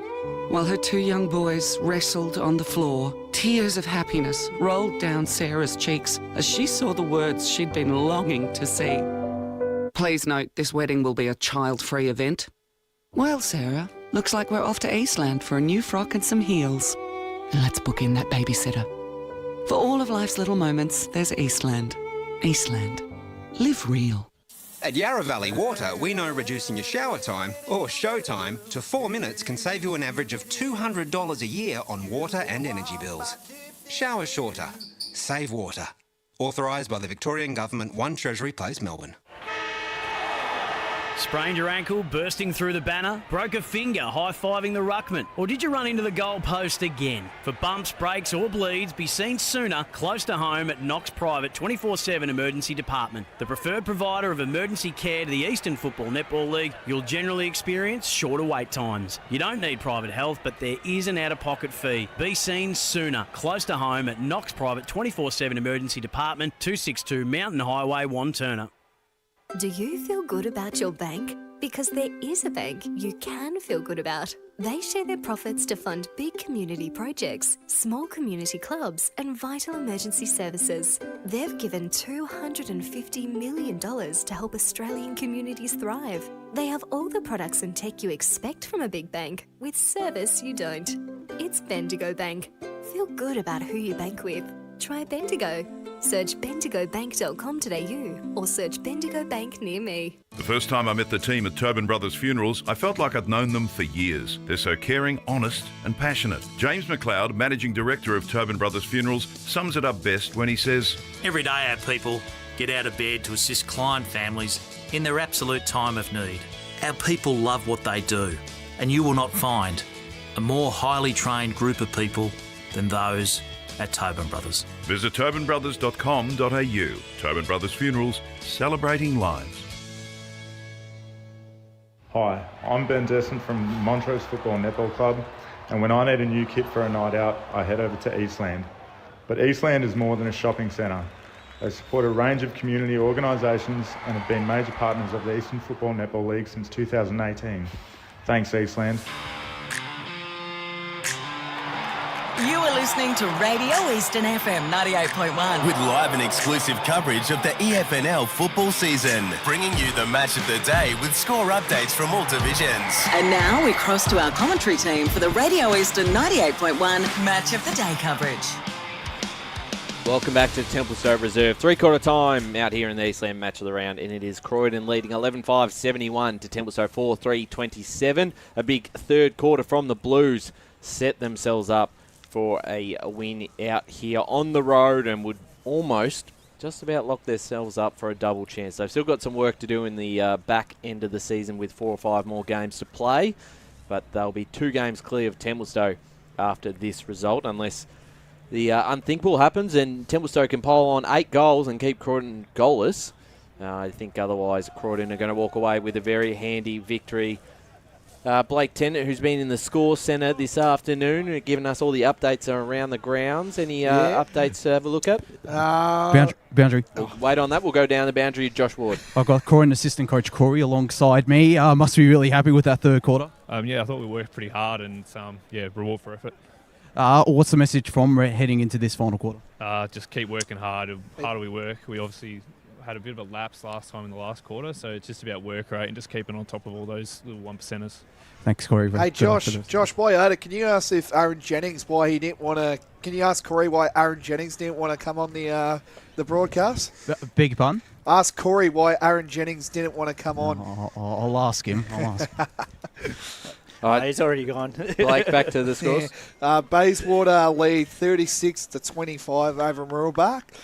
Beaconsfield lead Montrose 51-26. That game was over, unfortunately. Bowen lead 53 to Roeville 65. Berwick 45. Yep. Well, he has a nice message for you, Blake, Aaron. He told you to piss off. I played a lot of cricket with Aaron. That's typical Aaron. Does he live over the back fence as well? So last quarter to get Only underway. for the summer. Apologies for the language as the ball goes up. Mitchener again, or it might have been Britton who got the tap down. Ryan gets a little handball out the back. It's the last chance saloon here for the Templestowe side, and that's gone. Umpire says they will play on. Dahl gets a handball back, but he gave it to a team that has under a fair bit of pressure. Now the ball goes into the pocket. Ficcarelli's chasing. Coming over the top, taking the mark. Is that Constantino? Just can't turn around, my friend. It is. It's Constantino who's taking the mark in the pocket. So they start like they went on in the third quarter, Croydon. This will test him, though. It's a tough kick. This will be not an early contender, but it'll definitely be a contender for the Tobin Brothers goal of the day if he nails this. Here he comes. He's right up against the boundary, but he decides in the end. In fact, I'll tell you what. Oh, it was close. Close. Very close. And in the end, it's just gone through for a point. Hit the post, I think, did it? Yeah, it did. But it was a great effort. Fantastic effort. So one more to the score. 72 plays 27. First minute of the last term. Nagel looks to clear it out and finds Mitchener, who passes it off to a teammate running past, and they'll just go down the wing. No real ball to be won here. Yeah, that was there. Free kick. That was there, boys. Schwartz up, pushing the back. His short kick just reaches his target there, but he's called to play on. And here's Ryan. Toby Ryan tries to break through a couple of tackles, gets past a couple, but turns over on the handball. Mackenzie picks it up here for the Blues and will just go right where it came from, looking for Rhett Jordan. Bouncing footy. It was pretty hard for him to handle. And Kazakis takes it as Jordan wraps him up in the tackle inside 50 here for the Blues. We've got a close game down here, Blues, down at Moreton Park. East Ringwood just kicked a goal as well. Just refresh my screen. East Ringwood 42 to Blackburn 35. Vermont lead 90-46. Mackenzie inside 50. Ficcarelli almost took the mark right. Tucked away in that pocket. But we'll get another ball up. 2 minutes gone. Final term.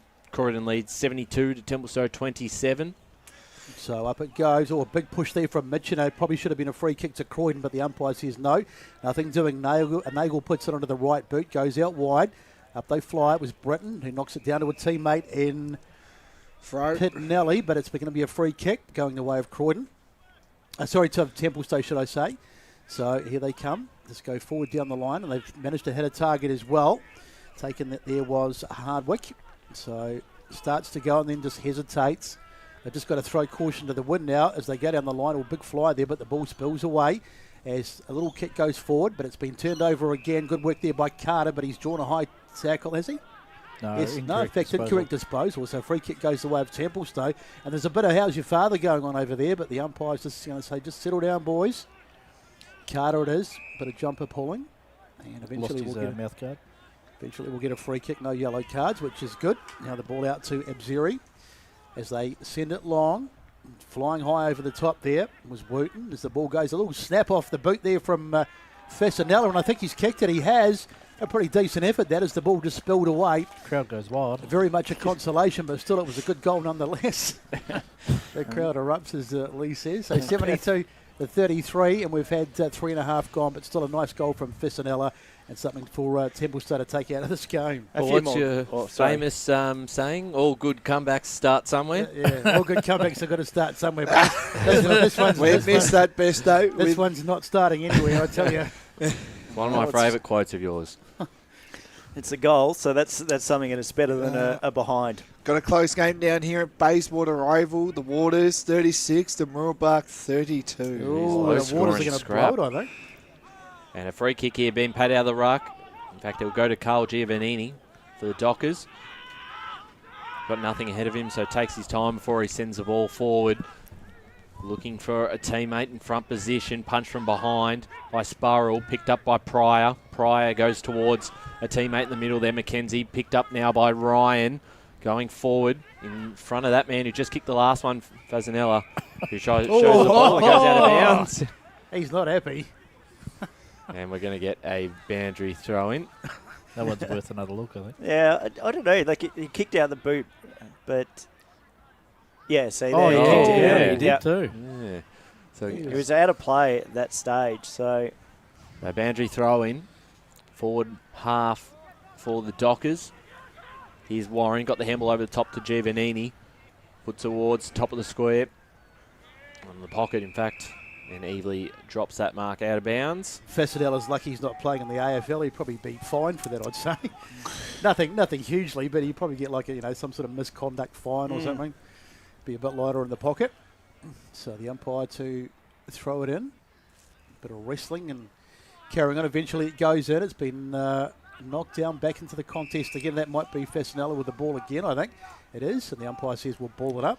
It is one of the quieter grounds we've come to. I have to say that. Not just through the score, but throughout the whole day. It's been very, very chilled out here. Yeah, not a lot of people. Not a lot of people here. It's a bit of a. It's like a piggyback raid. Riding him like Boundary. Seabiscuit then. Let's go to Josh Ward on the boundary. Well, most of the people there in the cast pretty much sitting behind me. Okay. The high def version just sitting in there. The old car boots as Griffith gets it forward and the mark's been taken. So this will be a goal for Templestowe. 100%. They can't miss from here. Don't do this again. Quick. Harrow will please kick it.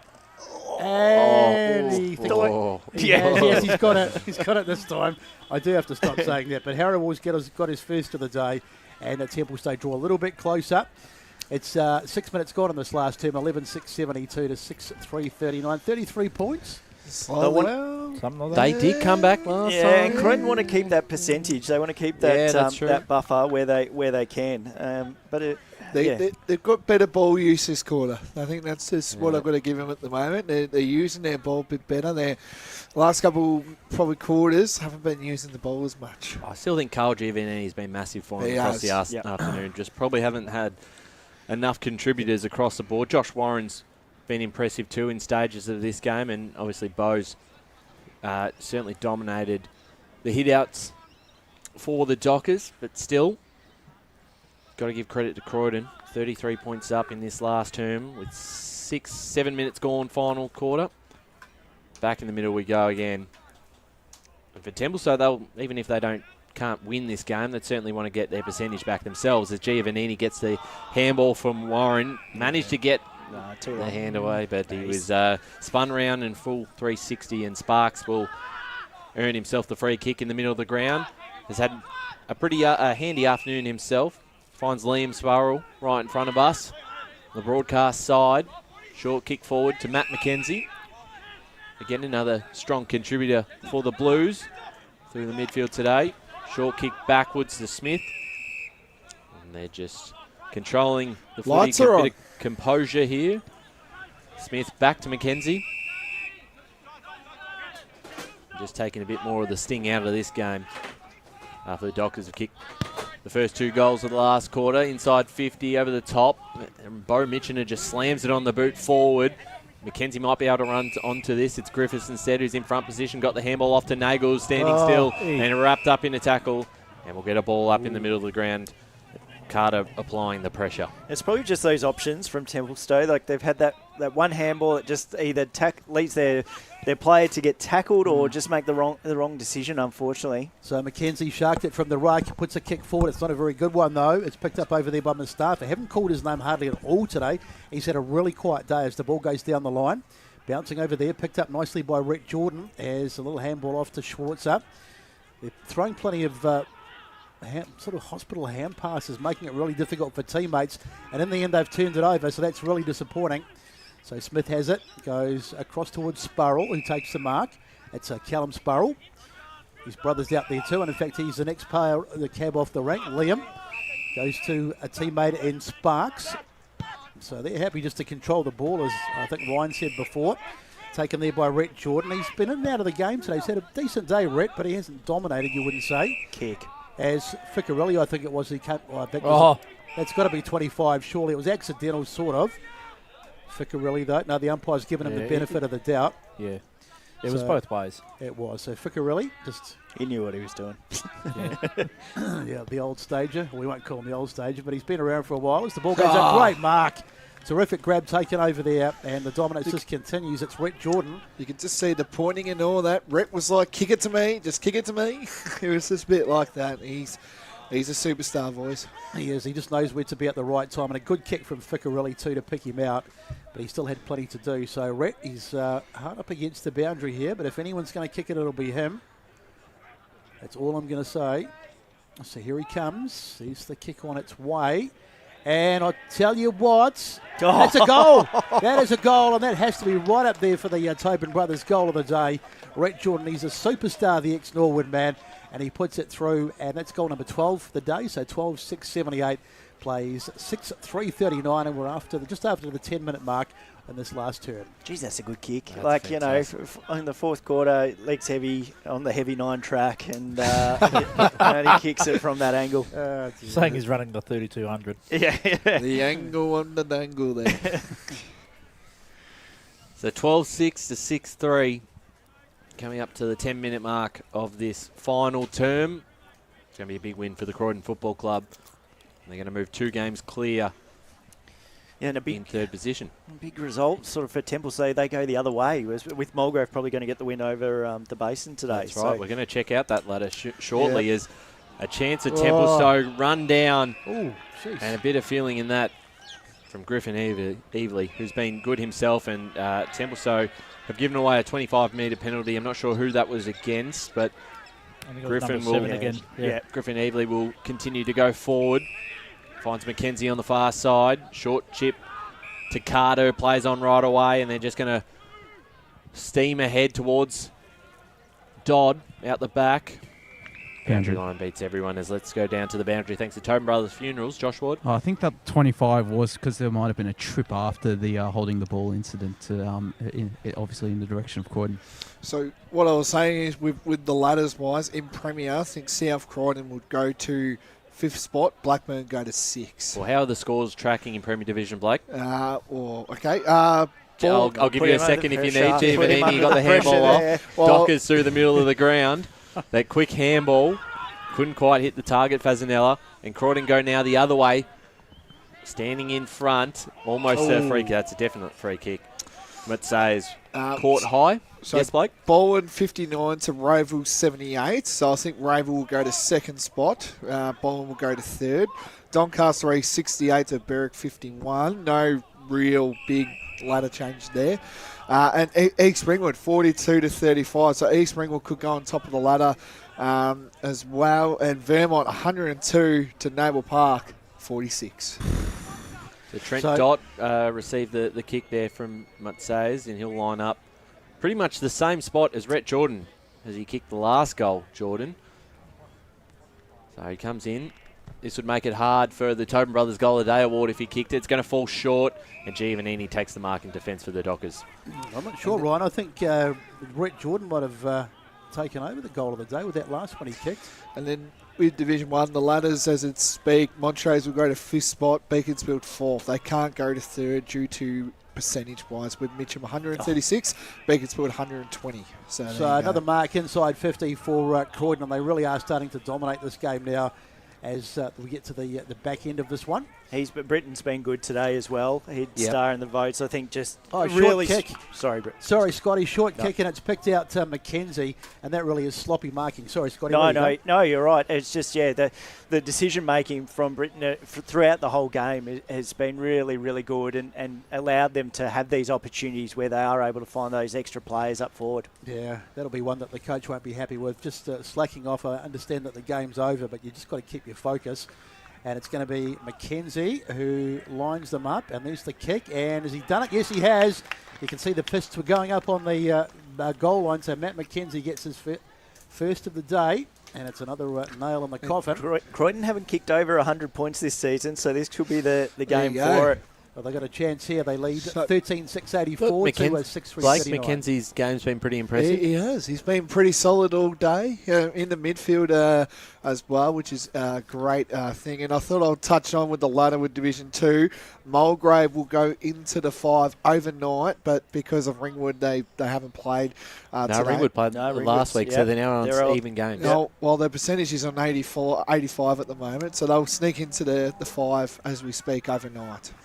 Yes, but Ringwood don't play this weekend, so that'd be the official spot after the rounds are a nightmare, right? And Croydon will go to second spot due to percentage as well with 36 points. So there you go. Mitchener with the tap down, looking for Mustafa, who runs onto this one. Well pressured by Ficcarelli, but gets the kick away. Deep in the boundary line there, Harrowell walks it over it. Right in front of the Blues box. There'll be a happy footy club this evening.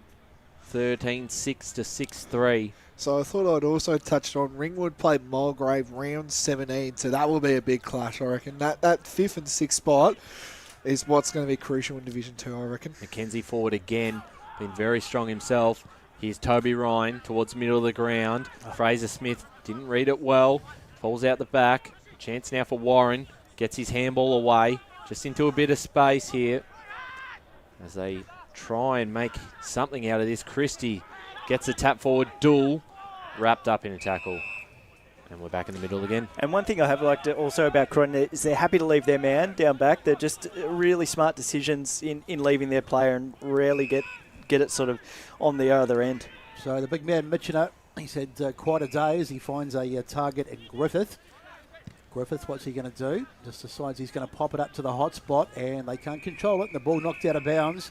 Was an opportunity there to go for goal, but Doug Wooten, it was, who was trying to get his hands on it, couldn't do so, and we'll have a throw in. So we've had nearly 16 gone, 84 to 39. Certainly at a half-time, you wouldn't have thought it would have been this sort of score, but that third quarter really did kill the Dockers. Just waiting for the ball to be thrown back in. One out of the ruck there. In the contest, bouncing around, it's not going to be cleared, and we'll have another ball up. And more ladder stuff as well. So Surrey Park will go to second, Coltrane will stay third. Knox winning, hasn't been confirmed yet, but Oakley District will stay in the 5 due to Upper Gully losing today. So there you go. Thank you, Pythagoras, as the ball goes. Doing some great work in the math department there as it's taken by Constantino in the middle of the ground. That cricket pitch is really narrow, isn't it? I've been looking at it all day. You wouldn't want to be outside the off stump. You'd probably get called for a wide as the ball goes inside 50. And the mark is taken there by Dodd. Dodd, couple of goals for him today. He goes long into the pocket, and the mark is taken. And it's Rhett Jordan, that man, who's, as we said before, just popped up at the right time today. He's had a solid game, and he's going to just run around and go, thank you very much. Pop it through for his third of the day. He's also got a goal of the day contender for mine. And the margin goes out to 90 to 39, and we've had 17 gone last term. Yeah, for the 3, I just they've shared it around. Hard. They've found even I'm struggling.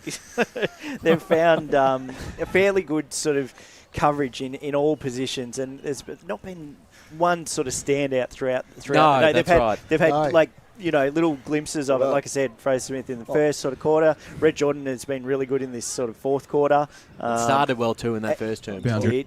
There we go, boundary side with Josh Ward. I reckon the one thing as well about Croydon, they've taken advantage of their opportunities. They kicked 9 goals 2 in this second half. Yeah, certainly right. I've got me 1 and 2, just need me 3 at the moment. Okay, we'll see how we go in this last 10 minutes of play, see if that changes your mind on anything. If Rhett Jordan can kick one more, he'll be my 3 votes. Okay. He's got to kick one more, though.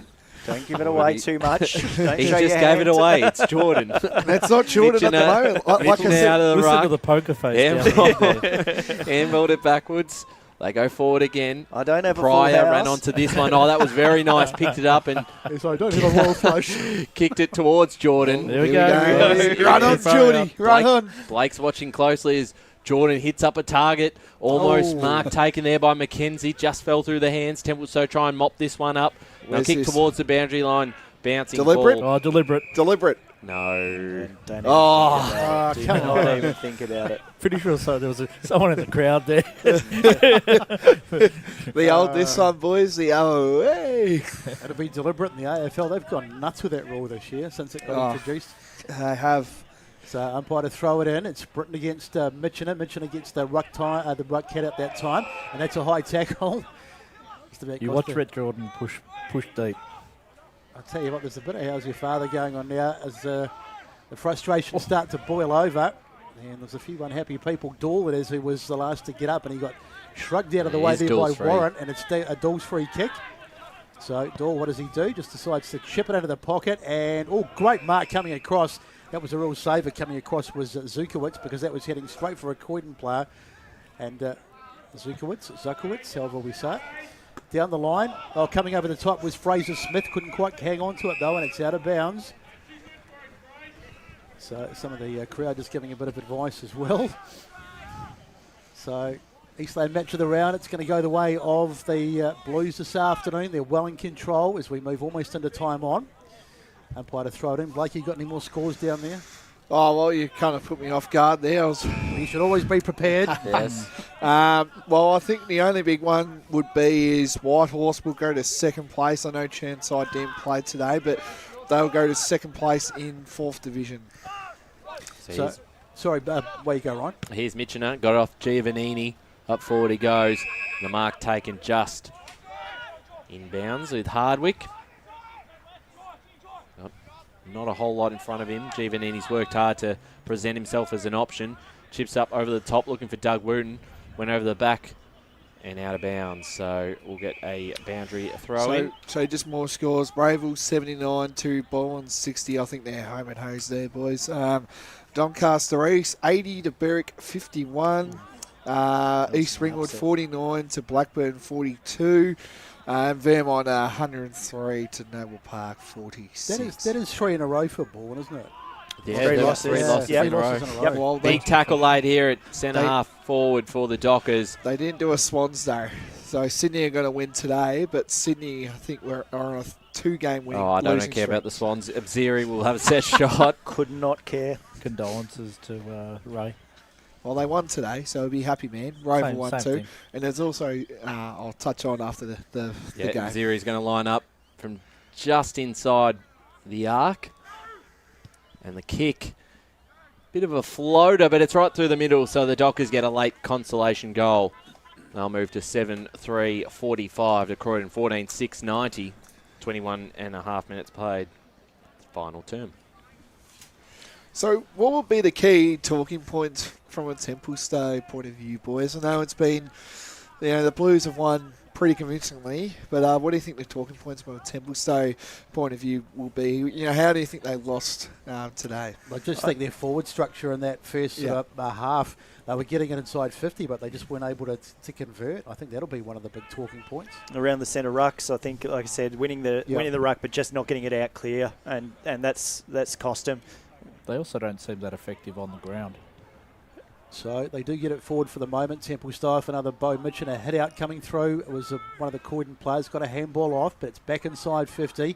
Bouncing, here's a chance for Croydon as they get a handball off, but they're under so much pressure, they just can't do anything. And here's Croydon coming out off the back, Fraser Smith, little handball out. Now they chip it down the line, and they've turned it over, but there was a whistle, I thought, before the mark was taken. Yeah, it'll be a free to Ryan, Giovannini, either way. So Giovannini, umpire says, just play on as the ball goes into the centre of the ground. A couple of Croydon players come in, but in the end they got in each other's way.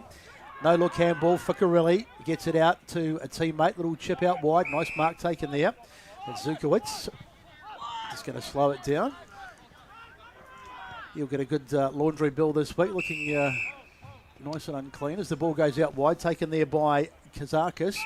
Kazakis goes back. So they're just happy to do this now. Croydon, fair enough too, because this game is won. Well, mark not taken, but it's going to be a free kick anyway, I think, for a chop of the arms. Any update out of Bayswater Oval, Blake? Yeah, good We'll call. get back to him. I was just going to say quickly while he's looking at the scores for that. I think, but so Croydon have done that all day. Like, just found those little kicks when they needed to. Like I said, their efficiency has been really impressive today, and found the spare and on to Dodd. Well, here he is again, Dodd, who gets the handball off to the runner. In Ficcarelli, gets past one, and he can line up and put another one through for the Blues. I don't know about that one, boys. Give it to him. We'll give it to him, but he's one of our favourites, Adrian. And that moves Croydon to Ficko. 15.696 to Templestowe 7.345. Back to what you were saying, Ryan. Bayswater 42, Mooroolbark 41. Oh. So, and I'll just go through it here. Oh, it says it's full time. Full time. Well, that's what's telling me on Play HQ. Do some research, follow it up, see if we can find if it's definitely official. Our game started probably about 10 minutes later. It than did actually, expected. yeah, that's true. So It did. That's a big result. That's What was that one again? Sorry, I wasn't listening. 42-41 Bayswater. Oh, okay. Good old Basie. So back in the middle again. Templestowe go forward, looking for a teammate there. And Harrowell was punched from behind, and the Blues clean this one up. Sparrow takes a mark on the chest. Half back, and they're happy just to run the time off the clock here. They're going to be big winners. They're at Templestowe Reserve, 51 points, the margin at the moment. Their lead over the home side. Templestowe have been quite disappointing in this second half. They were certainly more than competitive in that first quarter and second quarter as well, where margin was never really past that 1 or 2 goal mark. They're just chipping around now, the Blues. Ficcarelli finds Dool, who's also had a good afternoon. Yes, it's full time. Full time. Bayswater win. So I think now Mooroolbark's finals chances. I think that's it. Pryor got the handball over the top, and the Blues are going to run on this outside wing. Sparrow hits up a target in Pettinella. Has players out in Dool. Dool over the top to Carter, to Ficcarelli. He'll go and try and do it again. Instead, he passes it off right to Giovannini. And Giovannini for the Dockers just kicks a wild kick towards the boundary line, kept in by Fraser Smith, and couldn't quite, and out of bounds. So Boundary. Down to the boundary, Josh Ward. And it gets worse for Templestowe. It looks like Jack Harrowell is limping off the ground a little bit, and it's not because of cramp. I think it might be a leg injury. Could just be precautionary. Maybe they're taking him off with the game done, but let's hope for his sake he's going to be okay for next week, because next week suddenly becomes very important. I'm not sure who they're playing, but he's Hardwick bursting through, but he loses the footing. Now the ball has been, in fact, it's been marked over there by one of the Croydon defenders. Split round Besto, so they won't play. Oh, well, yeah, when I say next week, I mean next the round. Split round is, is the second part of it. Oopsie daisy. Oopsie daisy. So in the meantime, it's like being in a nursery rhyme as the ball goes into the middle of the ground. I've lost sight of the ball. There it is. Yeah, It's in the hands now. So it's in the hands of Pitnella. Goes forward. And what's the umpire paid here? Yeah, Mark for 28. So Cosentino. So Templestowe's next game was against Heathmont Besto. There you go, at H.E. Parker. Okay. Well, that's possibly winnable. Heathmont aren't exactly flying, are they, at the moment? But Yeah. So Constantino is going to go back and line up. How many has he got for today? He's kicked 2 by my reckoning, so this will be his 3rd if he gets it. Take a bit of kicking though. It's quite a long kick. He'll be about probably 42 by the time he gets it. Here he comes, runs out, and then gets contest as the siren goes, and Big Mitchell just punches it through. It's not going to be a goal. We'll just wait for the umpire to confirm. They're not confirming it. At your own time. I've given up, I think. It should be a behind. No, there was. Yeah, it was kick, definitely it was before the siren. Yeah, absolutely. We're just waiting. In fact, we're not. No.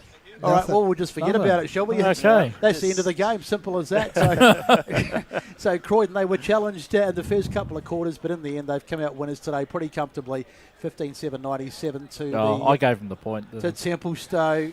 In fact, no, they have taken the point off, so it is going to be 15-6-96 to 7-3-45. Ryan, plenty of goals today. Who kicked them? Yeah, absolutely. Rhett Jordan was the star, kicked the 3 goals, a lot of multiple goal scorers. Ficcarelli kicked a couple, Cosentino kicked a couple, Trent Dodd kicked a couple, also hitting the scoreboard. Sparks, Britton, Mutt Sayers and Mackenzie and Christie for the Blues.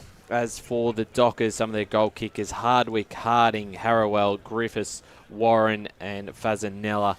But a very commanding win by the Blues, which will put them in a very good spot.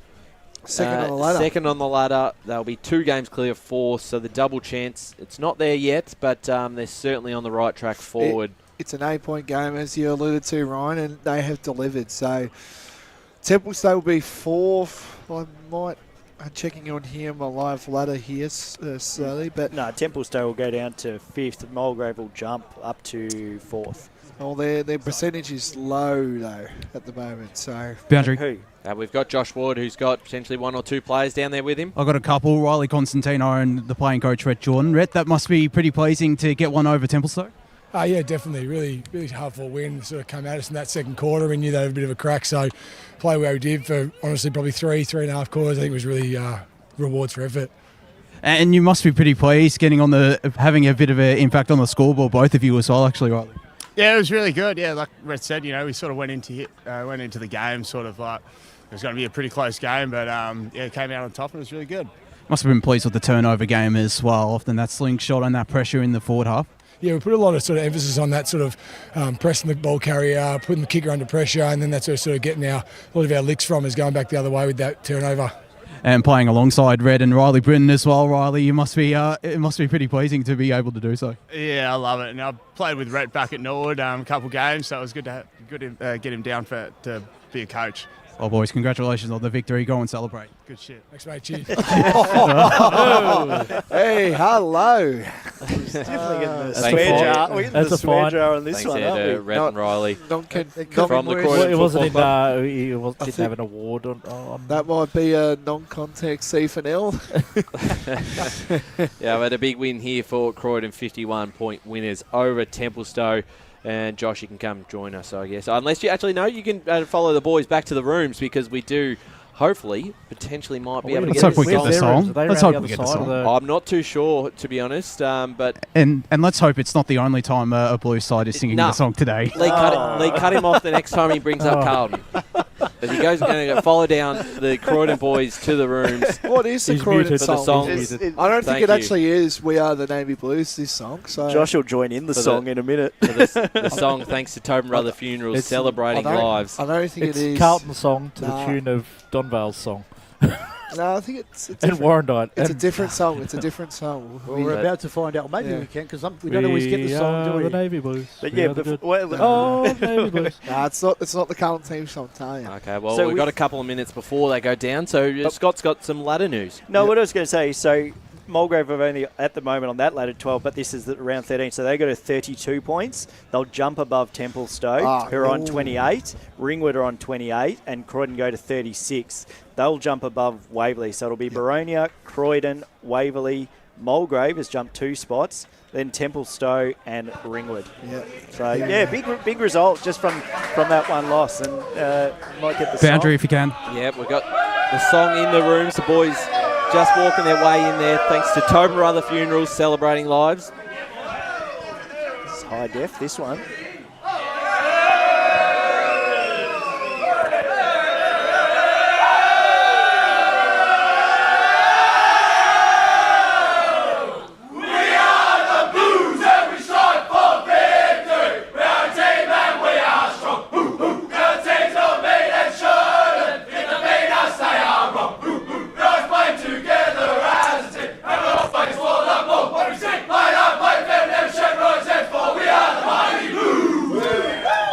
The Tobin Brother Funerals celebrating lives with the song after the game. From the Croydon Football Club, 51-point winners over Templestowe in a big Division 2 clash. Lee, I think we've got time to go to a break now if we want to. So we're going to go to a quick break there. We're going to come back. We've got the awards to hand out. We've got scores around the grounds to go out. And ladders. And ladders to have a look at. Blake doing all the big work down there at the end in the Special Commons chair. But congratulations to the Croydon Football Club, 15-6-96. Defeating Templestowe 7-3-45.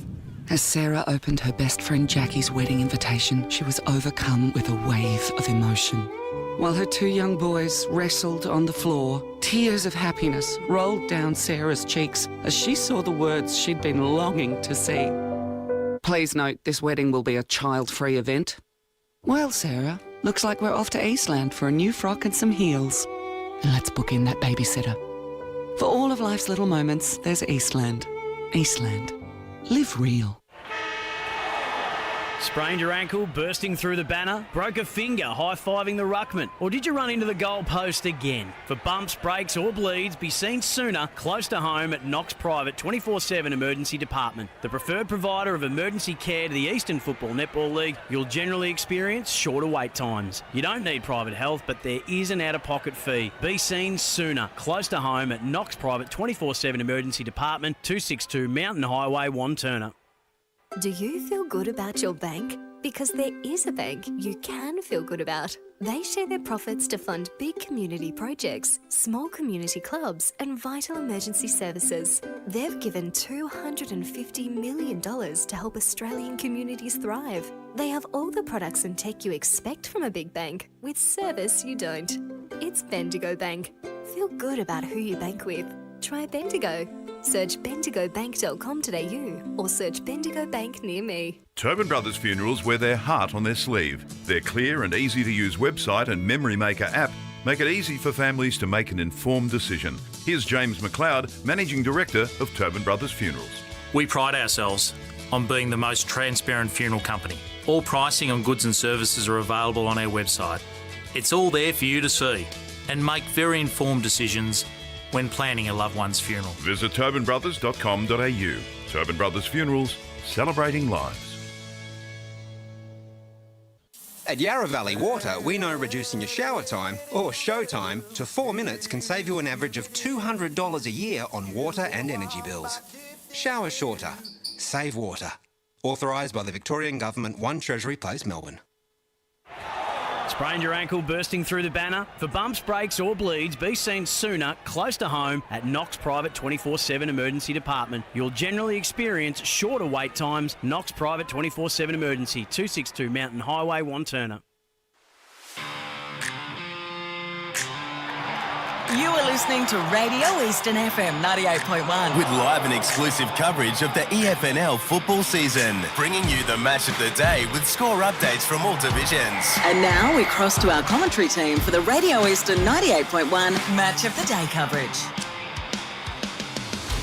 Yes, welcome back to the Eastland match of the round between Templestowe and Croydon. It's the Croydon Blues getting up in a big win over Templestowe. The Blues 15-6-96 to Templestowe 7-3-45. Big winners for the Blues, and we're going to be joined by our boundary reporter in Josh Ward. He's got the captain with him, Fraser Smith. So Fraser's struggling to get his headset on.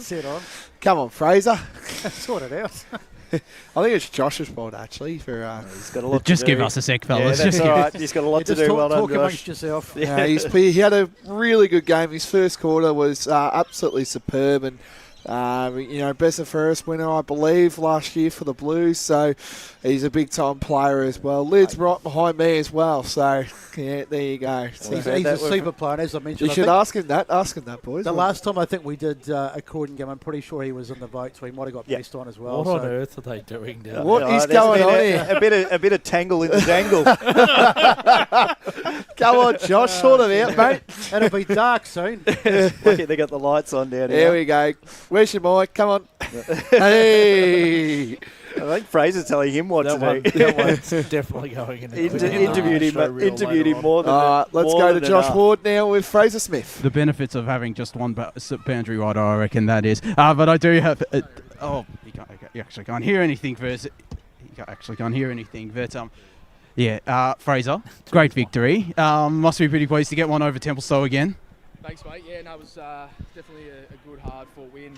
Turn his mic on, Josh. No, give him a mic that works, Josh. Having a hell of a time It's down going here. well. There we It's go. real well. You got me, boys? Yes. Yep. Got your phrase. There we go. I think we're all good now. Yep. I can't hear. Mass confusion. Mass confusion happening out here. Sorry, mate. Jeez, come on, Josh. We're having it now. Oh dear. Oh boy. This is great. Here we go. Okay, there we go. Yeah. Congrats on the win. But can you still hit? No. Do you want us to come back to you, Josh? Can you hear it? Yeah. Maybe we go there. Maybe we go down there? Yeah. Yeah, the radio interview was planned to be good. High quality radio. Yeah, boys. There we go. Unfortunately, at the moment, we're sort of humming and ahhing whether we're going to talk or they're going to talk, and we're trying to work out the best of both. At this stage, he might as well just come in the van and he have a may chat as well with us. get on the mic. So and he can do his votes. He's 3-2-1. Yeah, well, that's it. We'll see where it goes from there. Bring him in the van. Now Lee's run out with a special headset for just the man. So we'll get a chat quickly. I'm going to bring him in. Jeez, hello. Jesus. I'll give him a headset. Off. He's your mate. You can ask him about kicking over the back fence. We've got Fraser Smith joining us in the van at the moment. And Josh has dropped. Josh is having a shocker. He's having a bit of a mess. He's having a mare. Again, the benefits of having one boundary rider, I see. Well, there we go. But we do have the skipper of the Croydon Football Club joining us in the van after a win. Fraser, fantastic win for the club and a big win in the context of your season. Now 2 games clear of 4th. Yeah, thanks, guys. Firstly, thanks for having me in. After all You're going to become a coach now, Fraser, after this now? No, it was a really, really good win. Obviously, we were pretty disappointed when we played them last time. We gave up a pretty good lead, so really big focus when we were up only by a kick at half-time that we were going to continue it through the second half, which was really pleasing that third quarter. Fraser, I asked Redden after the game, just that turnover game, it seemed like it was at its best today. Yeah, no, it was really, really pleasing. I reckon we would have scored a fair bit from the turnovers. I thought we spread really well. We love playing on a big deck, so always lets us sort of spread and win a bit of footy on the outside, which is awesome. Now, Fraser, I think you like these radio games because the last time we did a radio game, you were a bit of a star as well. I think you wait for the big occasions, but congratulations on your own game today. It was up for grabs in that first quarter, but you were really solid down back, and that was where the game was sort of won and lost, and then you got to that sort of half-time, and you kicked away. What changed at half-time? Because we were all saying how it was going to be quite close, and then you guys just kicked away in that third quarter. Yeah, no, it was probably a big focus just on the hard ball in and under. They've obviously got a pretty good ruckman in Mitchener, so we wanted to make sure we were at his feet a lot. And I felt that in that third quarter we won a lot of that hard footy, which was awesome because that allowed us to get on the outside where we played our running game. So yeah, it was really, really helpful with that. He was getting a lot of hit-outs, but not necessarily the clearances. You guys were kind of opportunity to get to that ball first. Yeah, that's right. No, the inside mids played a really, really pivotal role, and like Fico and Petnella and those guys played a really good job for the team. G'day, Fraser. Blake Tennant here. Just want to touch on as well your season. You're having a pretty good season. How have you seen the way you've been playing? Obviously, down back, of course, and you started really well in the first quarter, but how have you seen your season? You must be pretty proud of how it's going. No, it's been good. Obviously, I missed a couple of games with a hammy, but no, I've been pretty pleased. I think players like Jimmy Smith and even Jai Mortimer's had a really good year as well. I think when we're all playing well down there, we sort of thrive off each other. So really helpful with those boys playing some really good footy too. Yeah, and you know, heavily touched on as well. You probably saw it on Facebook when we were announcing that we were coming down here. It's an 8-point game, really. You know, you lock in second place now overnight, so it's a big win for the footy club. And do you feel like this win could lead into a bit of momentum coming into a September push? Yeah, hopefully, mate. We've got a few sort of trickier games coming up, which are really going to define probably a few people's seasons. So yeah, really pleased with today's efforts to get a really good win and hopefully build a bit of momentum in the next sort of 3 or 4 weeks. And what has Rhett brought to the playing group, Fraser? I think just the leadership on field as well. We're a pretty young group, as you've probably seen. So I think to have a senior head out there in that forward line is really helpful for us. So yeah, it's been awesome from that perspective. And just your forward line as well, we noticed certainly today where you just had so many contributors. Obviously, Rhett kicked a few goals, Constantino hit the board, Dodd kicked a couple. That must be pretty pleasing knowing how many options you've got up there when the side really gets going. No, it is. How'd the boys go in the interview as well? How did Rhett and Costi go? Well, who dropped the magic? Or that was? I think that was Riley who dropped the magic. It wasn't too bad. No, they're all right. Rhett certainly is pretty familiar with the media by now. Yeah, no, they've been awesome for us. So it's probably something we've struggled with, to be honest, over the last few years is our forward entries, and when we convert it, it's obviously pretty handy as well. Certainly right. We'll let you go. Fraser Smith, a big game from yourself, the side. It's a big win for Croydon, and enjoy it tonight, and looking forward to seeing the Blues coming towards the finals. Thanks, boys. Appreciate it. See you behind the fence again, Wayne. You live, He's giving away your address as well of where you live during the broadcast. You're still there? You surely you've moved out. Yeah, moved out now, finally. So, yeah, well, it's good to see you. Good to see you playing some good footy, Fraser. Thanks, boys. Thanks for having me. Moved out because of the neighbours. Well, can I say one thing? At least we're not doing the interview now because it is starting to rain a little bit out here. Yeah, well, the conditions have certainly picked up. But Fraser Smith, thanks for joining us. All the best, and we look forward to hopefully seeing you come finals. Thanks, boys. Appreciate it.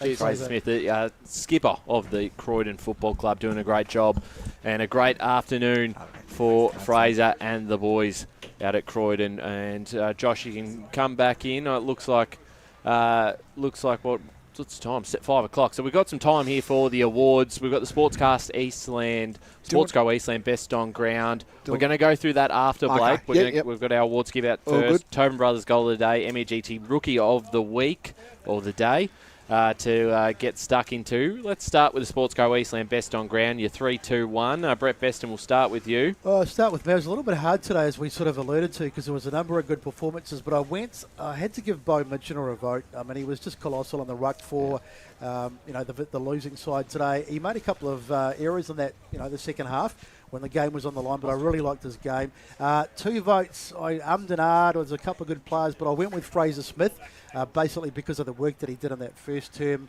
Honourable mention going to Matt McKenzie as well. And 3 votes today, I went with Rhett Jordan. And we'll go now to Blake Tennant. I finally got it, boys. So I'm going to go. This is big. You've been alluding to this. So I'm going to go 1 vote to Bo Mitchener. I think we've got to give him some credit. He was tremendous in the ruck. I thought Josh has made Fraser Smith 2 votes. Terrific all day in defence. And, well, boys, I know I said to him I need you to kick 1 more. He's given. I've got him the 3. Rhett Jordan, 3 votes for me, boys.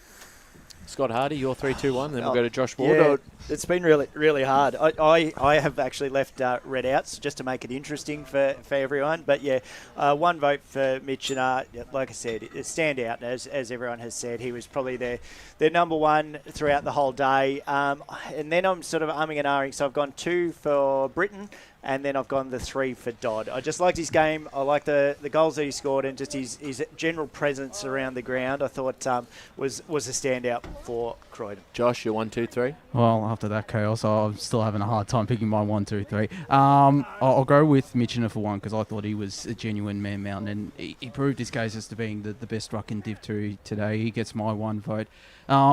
2, I'm going to give to Matt McKenzie. Actually, I thought his work through the midfield and setting up from defence was really good. But Fraser Smith gets my 3 votes. I just thought he set up the attack. He was the key player for Croydon in that first quarter in particular, and often kick-starting their attacks, just doing it all.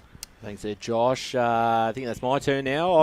I had Mitchener, but I'm going to switch it because I think Carl Giovannini deserves a bit of a shout-out. I thought he fought hard really well through the 4 quarters in the midfield. So 1 to Giovannini.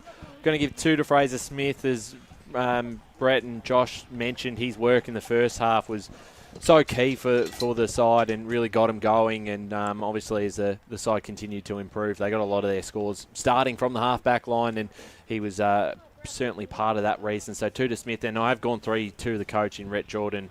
I just thought the big moments he really stood up and was really impressive. So with the 3 goals, I'll give it to Rhett. And what does that make? I think he's got it. I think he's got it. That's it. I think so. Yeah. So I'll put that down. So Rhett Jordan is our Sportsco Eastland Best On Ground award winner. He walks away with a $50 Sportsco Eastland voucher, thanks to our partners in Eastland. What do you think he will get? You reckon new boots, new board, new whiteboard markers, or I don't know. A lot of people go for the boots. Whiteboard markers. Well, you got to get the whiteboard markers to write down on your magnets. I don't know if Sportsco Eastland have those, mate. But, that's our Sportsco Eastland Best On Ground. The Tobin Brothers Goal of the Day. Lights on. Having a look, I think we looked at Rhett Jordan as a potential option. Have we got some others to share got those awards around? I think I had Rhett Jordan down, but in light of the fact that he's won Best On Ground, I think you're probably going to give. There was 2 from Trent Dodd. 1 in the second term and 1 in the third term, so I'd probably go with him. I think we're going to give some love to Templestowe. Have we got nailed any girls from Templestowe today? Josh Warren had a good one in the second quarter. Why don't we just give it to him, maybe? Show him a bit of love. Well, make the case for it. Don't just say give it to him. Yeah. Give it to the man. I thought it was a pretty good goal, was it? Was it? I'm pleased you're not my lawyer. sorry. I think we got to show some love, Tom. You can't just all be a Croydon. Well, we can. We can. It happens. There was a They've 51-point win to Croydon. They've scored 15 goals and Yeah. they've had some damn good opportunities. I think from Templestowe that. might have a chance with the MEGT Rookie of the day. So hold that thought. Who have we given it to? I think Dodd. Dodd. Yeah. Dodd for me, Dodd. yeah. Yep. All Happy right. to give that to Trent Dodd. Here's one for the Templestowe folk. Here we- Blake, well, there's a few eligible award winners for the MEGT Rookie of the Year, or Rookie of the Week, apologies, for players under the age of 21 or 21 or under. Josh Warren, who I thought was pretty impressive from Templestowe, Will Wilmington, and Jack Harding and Josh Pettinella for Croydon. My vote would be for Josh Warren on that one. Yeah, I'm with you, Ryan. There we go. And there's his award break. Hey. Off you go. That was quick. I didn't even get to say Jack. Nice I and was going simple. Jack Harding. Just Well, to go, I Jack think- Harding was yeah, on. I I thought think we gave Josh Pettinella the last time we were at Croydon. So I think so, Yes, yeah. that's true. we gave him the MNG Rookie of the Day. Yep. So. Josh Warren, happy with that? Yep. Very much so, yeah. So Josh Warren does win a $50 Bunnings voucher thanks to MEGT Australia. What do you think he's going to buy at Bunnings?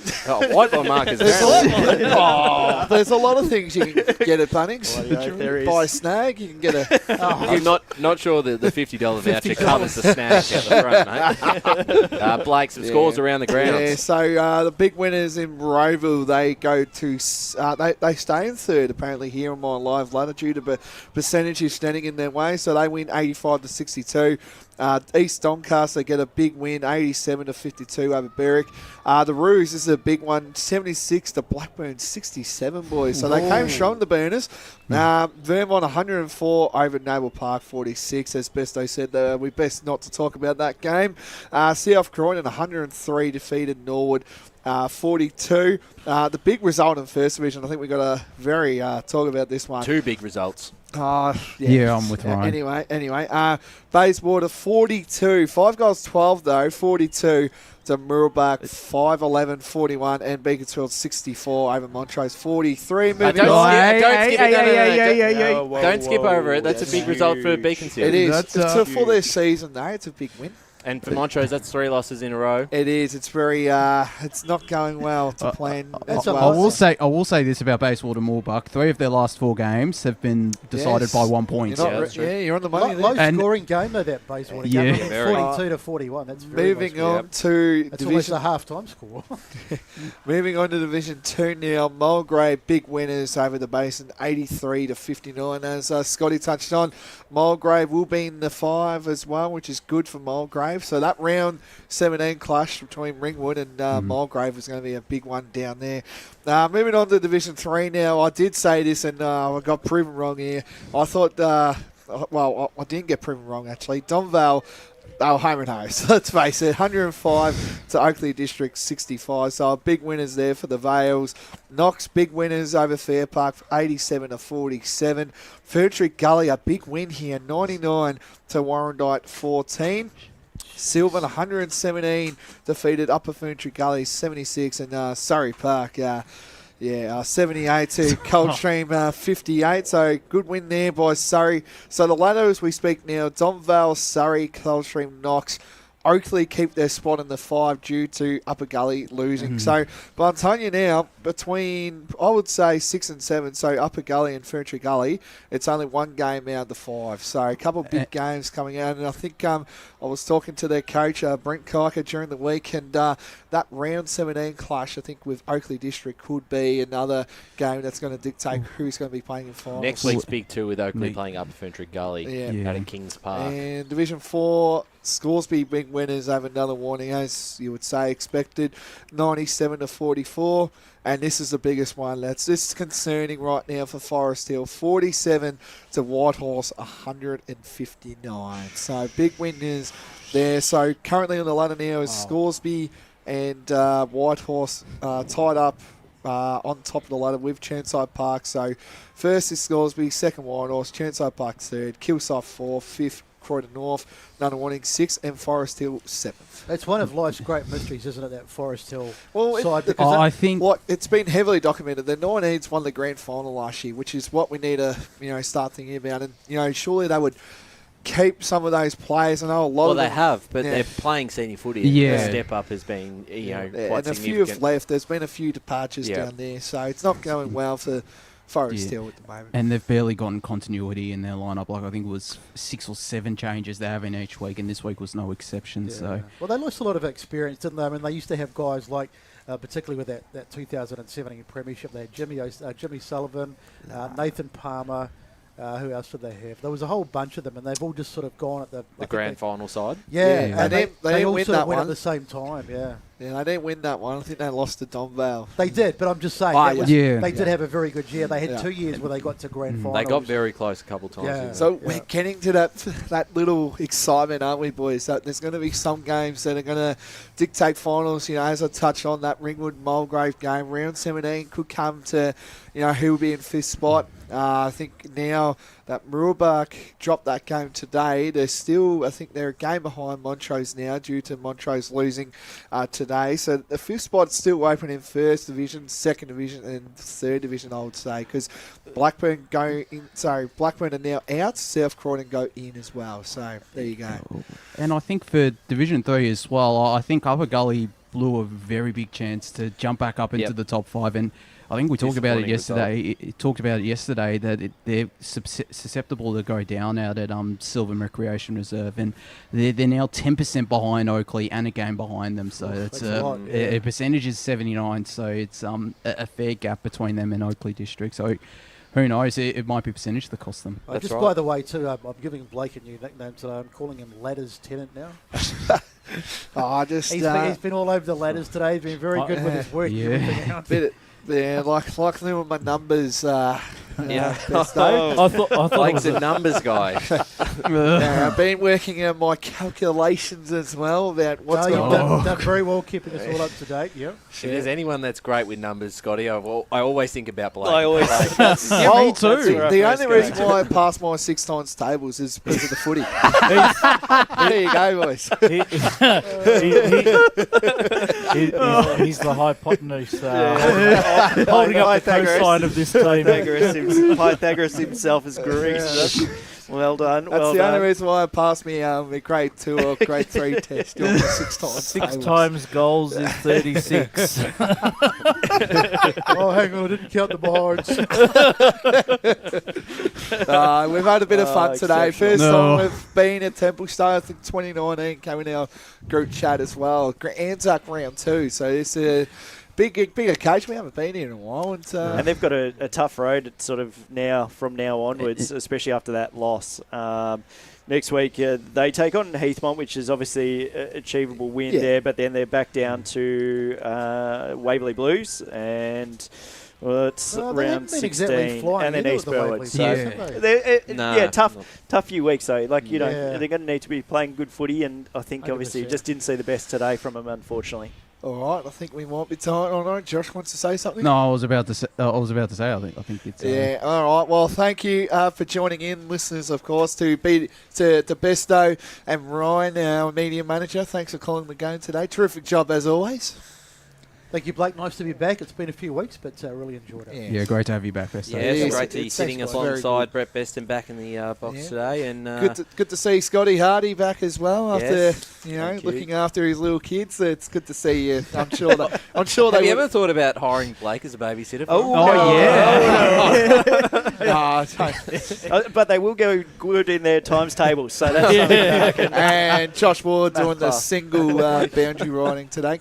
Well done today. I'll tell you. Thank you, Blake. And I'll tell you what, that last moment with Fraser Smith, I think that's going straight to the bloopers reel. That should be at the top of the bloopers reel, in fact. To LKLM Media. There we go. Finally got that one right to Megan Green, Lee, Kate. Doing a terrific job all season round. That's it. Eastland match of the round. Thanks for joining us. It's the Blues winning in a big game.